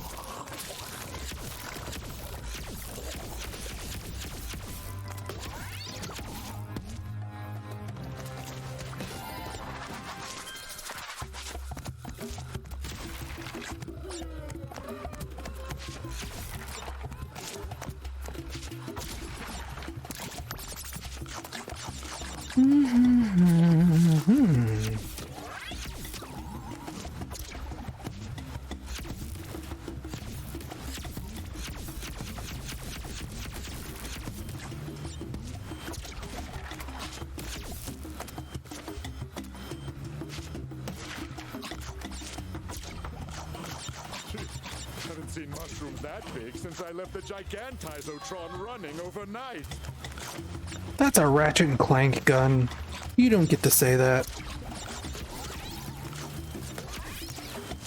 Well, I did a bad thing. I think I soft blocked myself. Oh no, I didn't.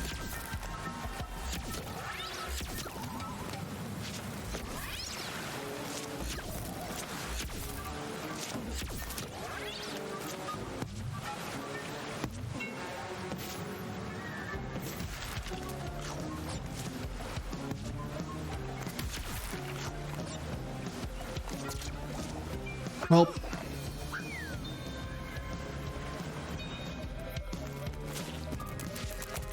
that was my fault.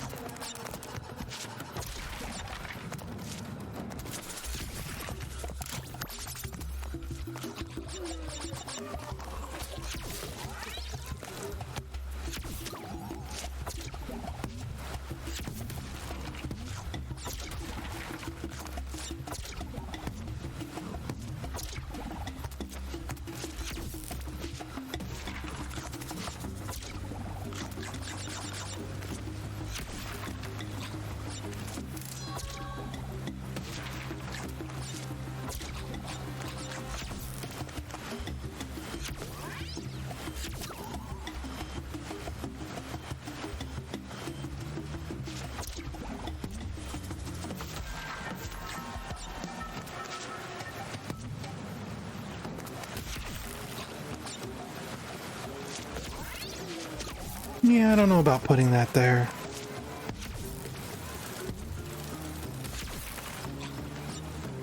But I feel like it wants me to put that there, or put it somewhere, because I need to bounce off of it.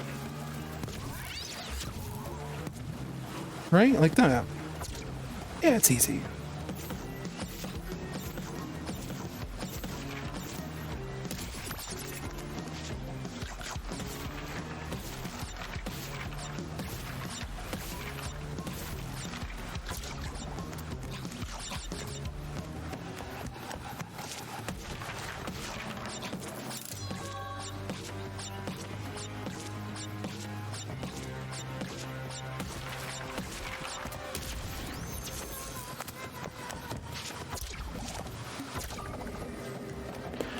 Yeah, I'm not too thrilled about playing as Neo Cortex.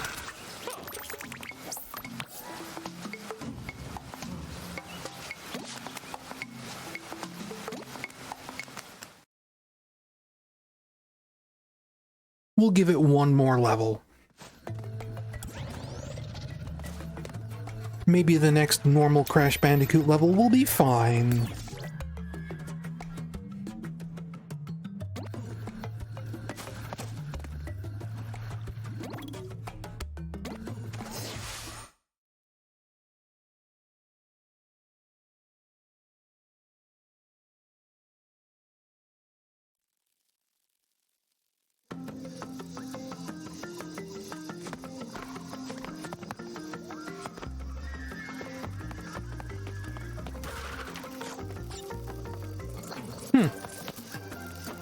Interesting that these enemies have a red dot under them to tell me where they are, like the Shadow Crash has.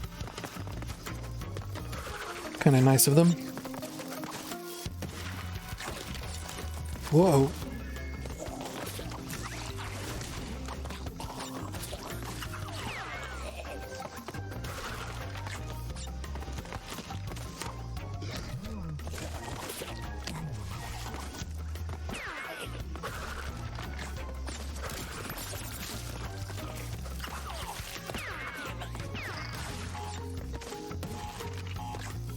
I don't understand why sometimes TNT crates activate from something like that and sometimes they don't. It doesn't make any sense to me.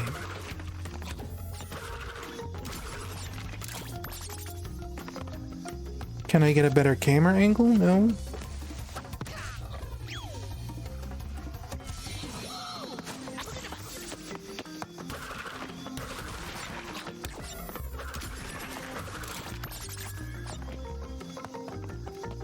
Like, I can scarcely tell this is supposed to be a grind rail. That's my fault.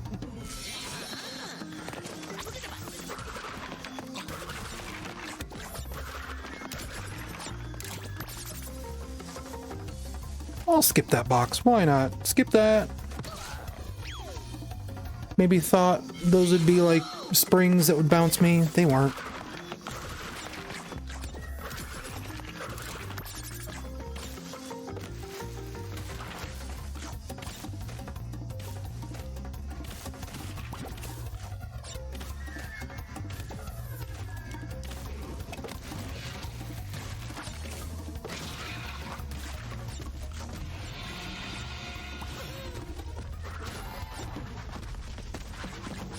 Is this going to turn into a chase level? I bet it does.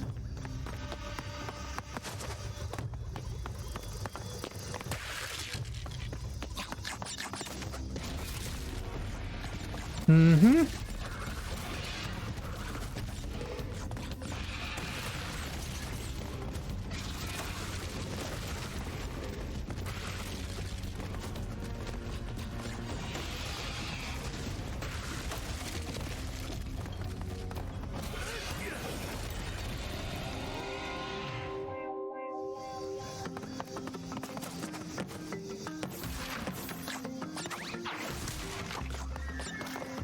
The kick.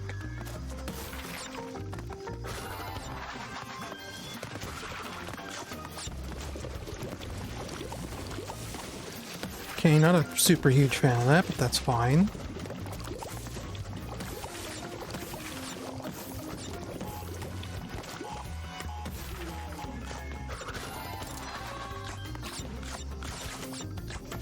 But we get chased by a dinosaur again.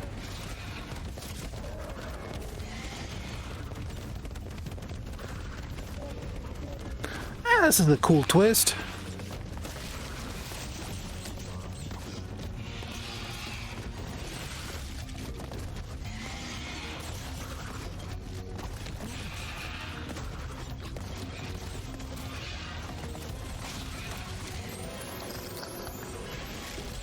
Cool looking dinosaur too, really.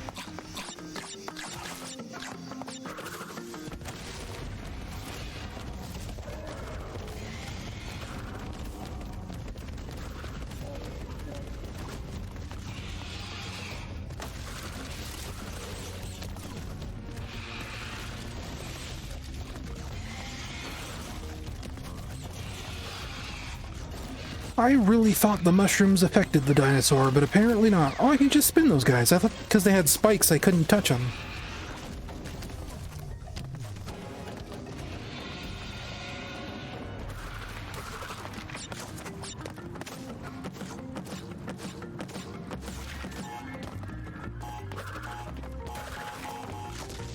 I like that you could see, oh, the T-Rex just faded into nothing. Okay.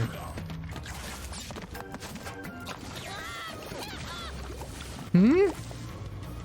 What touched me?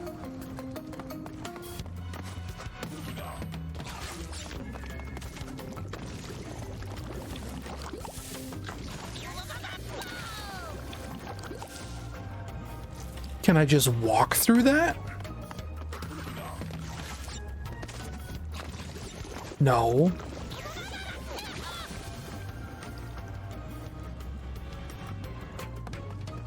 That's weird.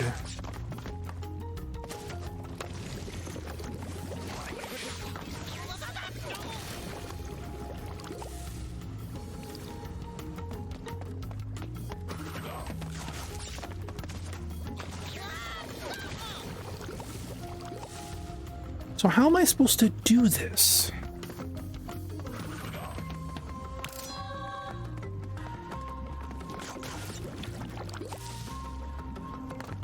Do I wait until this is like right here and then I... No. I mean, probably. You have to recollect that? I don't. Yeah, like that. I don't know, that's kind of a nightmare.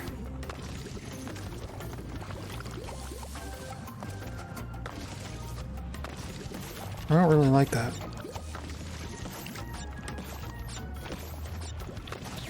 Because it leads to situations like that.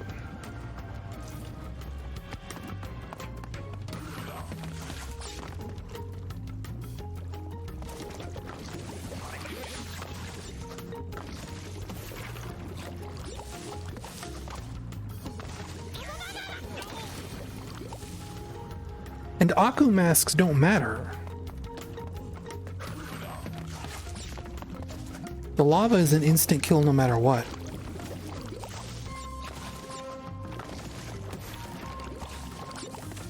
Yeah, dude, I don't know. This one feels mean.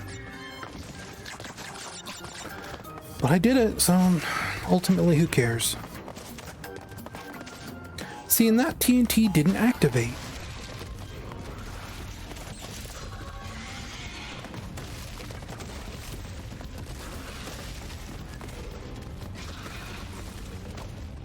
I don't understand the circumstances of why they activate and why sometimes they don't.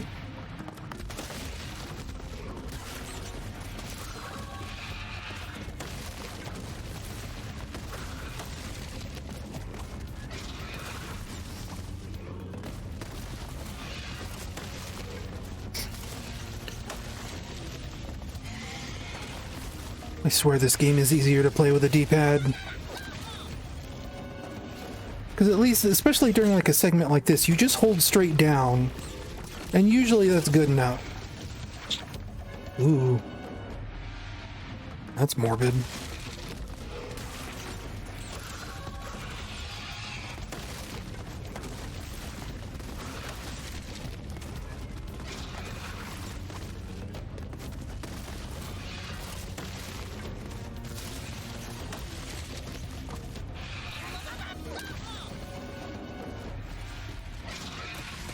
It's a shame I have to focus on paying attention to the road, because the animations this T-Rex has are kind of amazing. I just want to be able to, like, stop and look at the dinosaur. But I can't do that.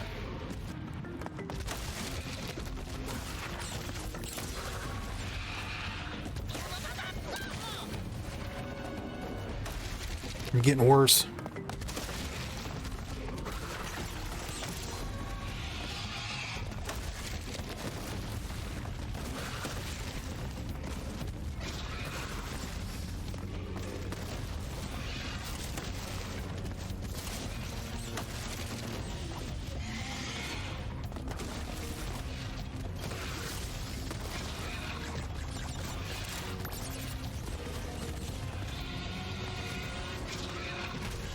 The trick is to not double jump.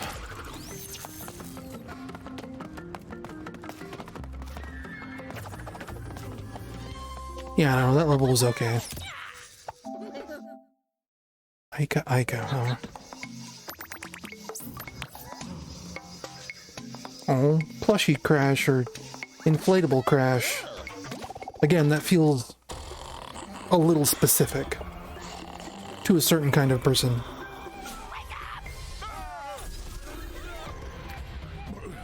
Goodness, if it isn't Lonnie Lonely. How are you, brother? Sorry to interrupt, but existence could end at any minute, so can we hurry? When's existence ever done anything for anyone anyway? Oh, don't mind Grumpy Gus. He's always a downer. Yeah, don't mind me. I don't matter. Nothing matters. Now that we found Ika Ika, that's all four. What's next? We can't close the rifts until we stop whatever's opening them. That would be Entropy and his precious rift generator. Sounds like it's time to kick some entropy butt.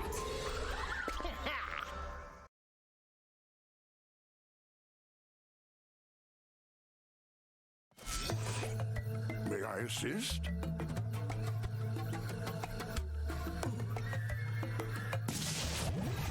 So there was just no boss for that world, huh? This is looking like a final world to me.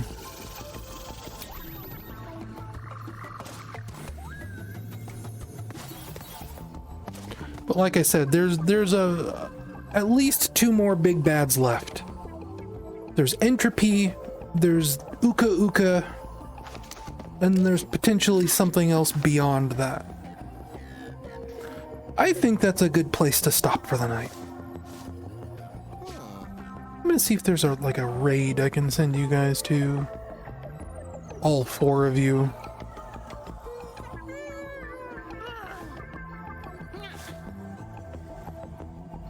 Lady Foxheart streaming Sonic Unleashed. Looks like she's doing Eggman Land. Depths, more Heart of Darkness. That game, that... You want to talk about mean games. Heart of Darkness is a mean game.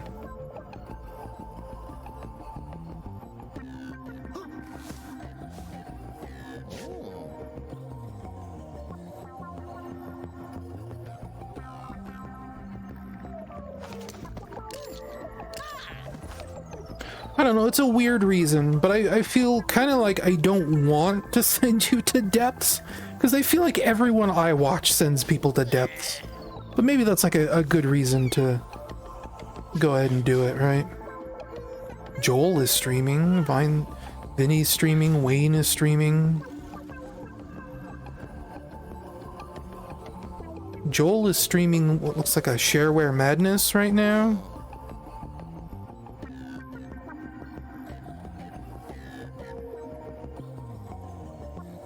What about similar or smaller size?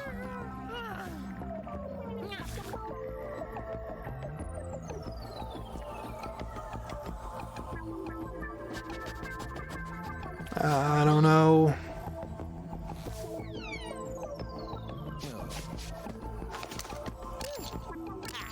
Maybe we just won't raid anyone. How about that?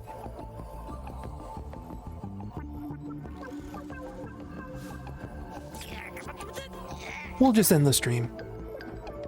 So let's switch off of this. And we'll end the stream. Sorry to the one viewer that just joined. I'm closing up for the night. Going on 5 hours here. I'm getting tired. I've reached a good stopping point in Crash Bandicoot 4. So I'm just going to end it. Good night, everybody. Thanks for stopping by. It was an interesting stream. Hopefully.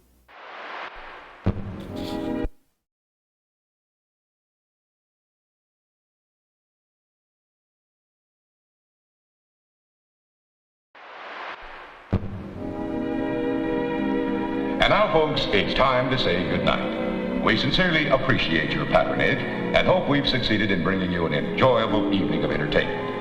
Please drive home carefully and come back again soon. Good night. That subscriber ticker isn't working again. Why? What is that?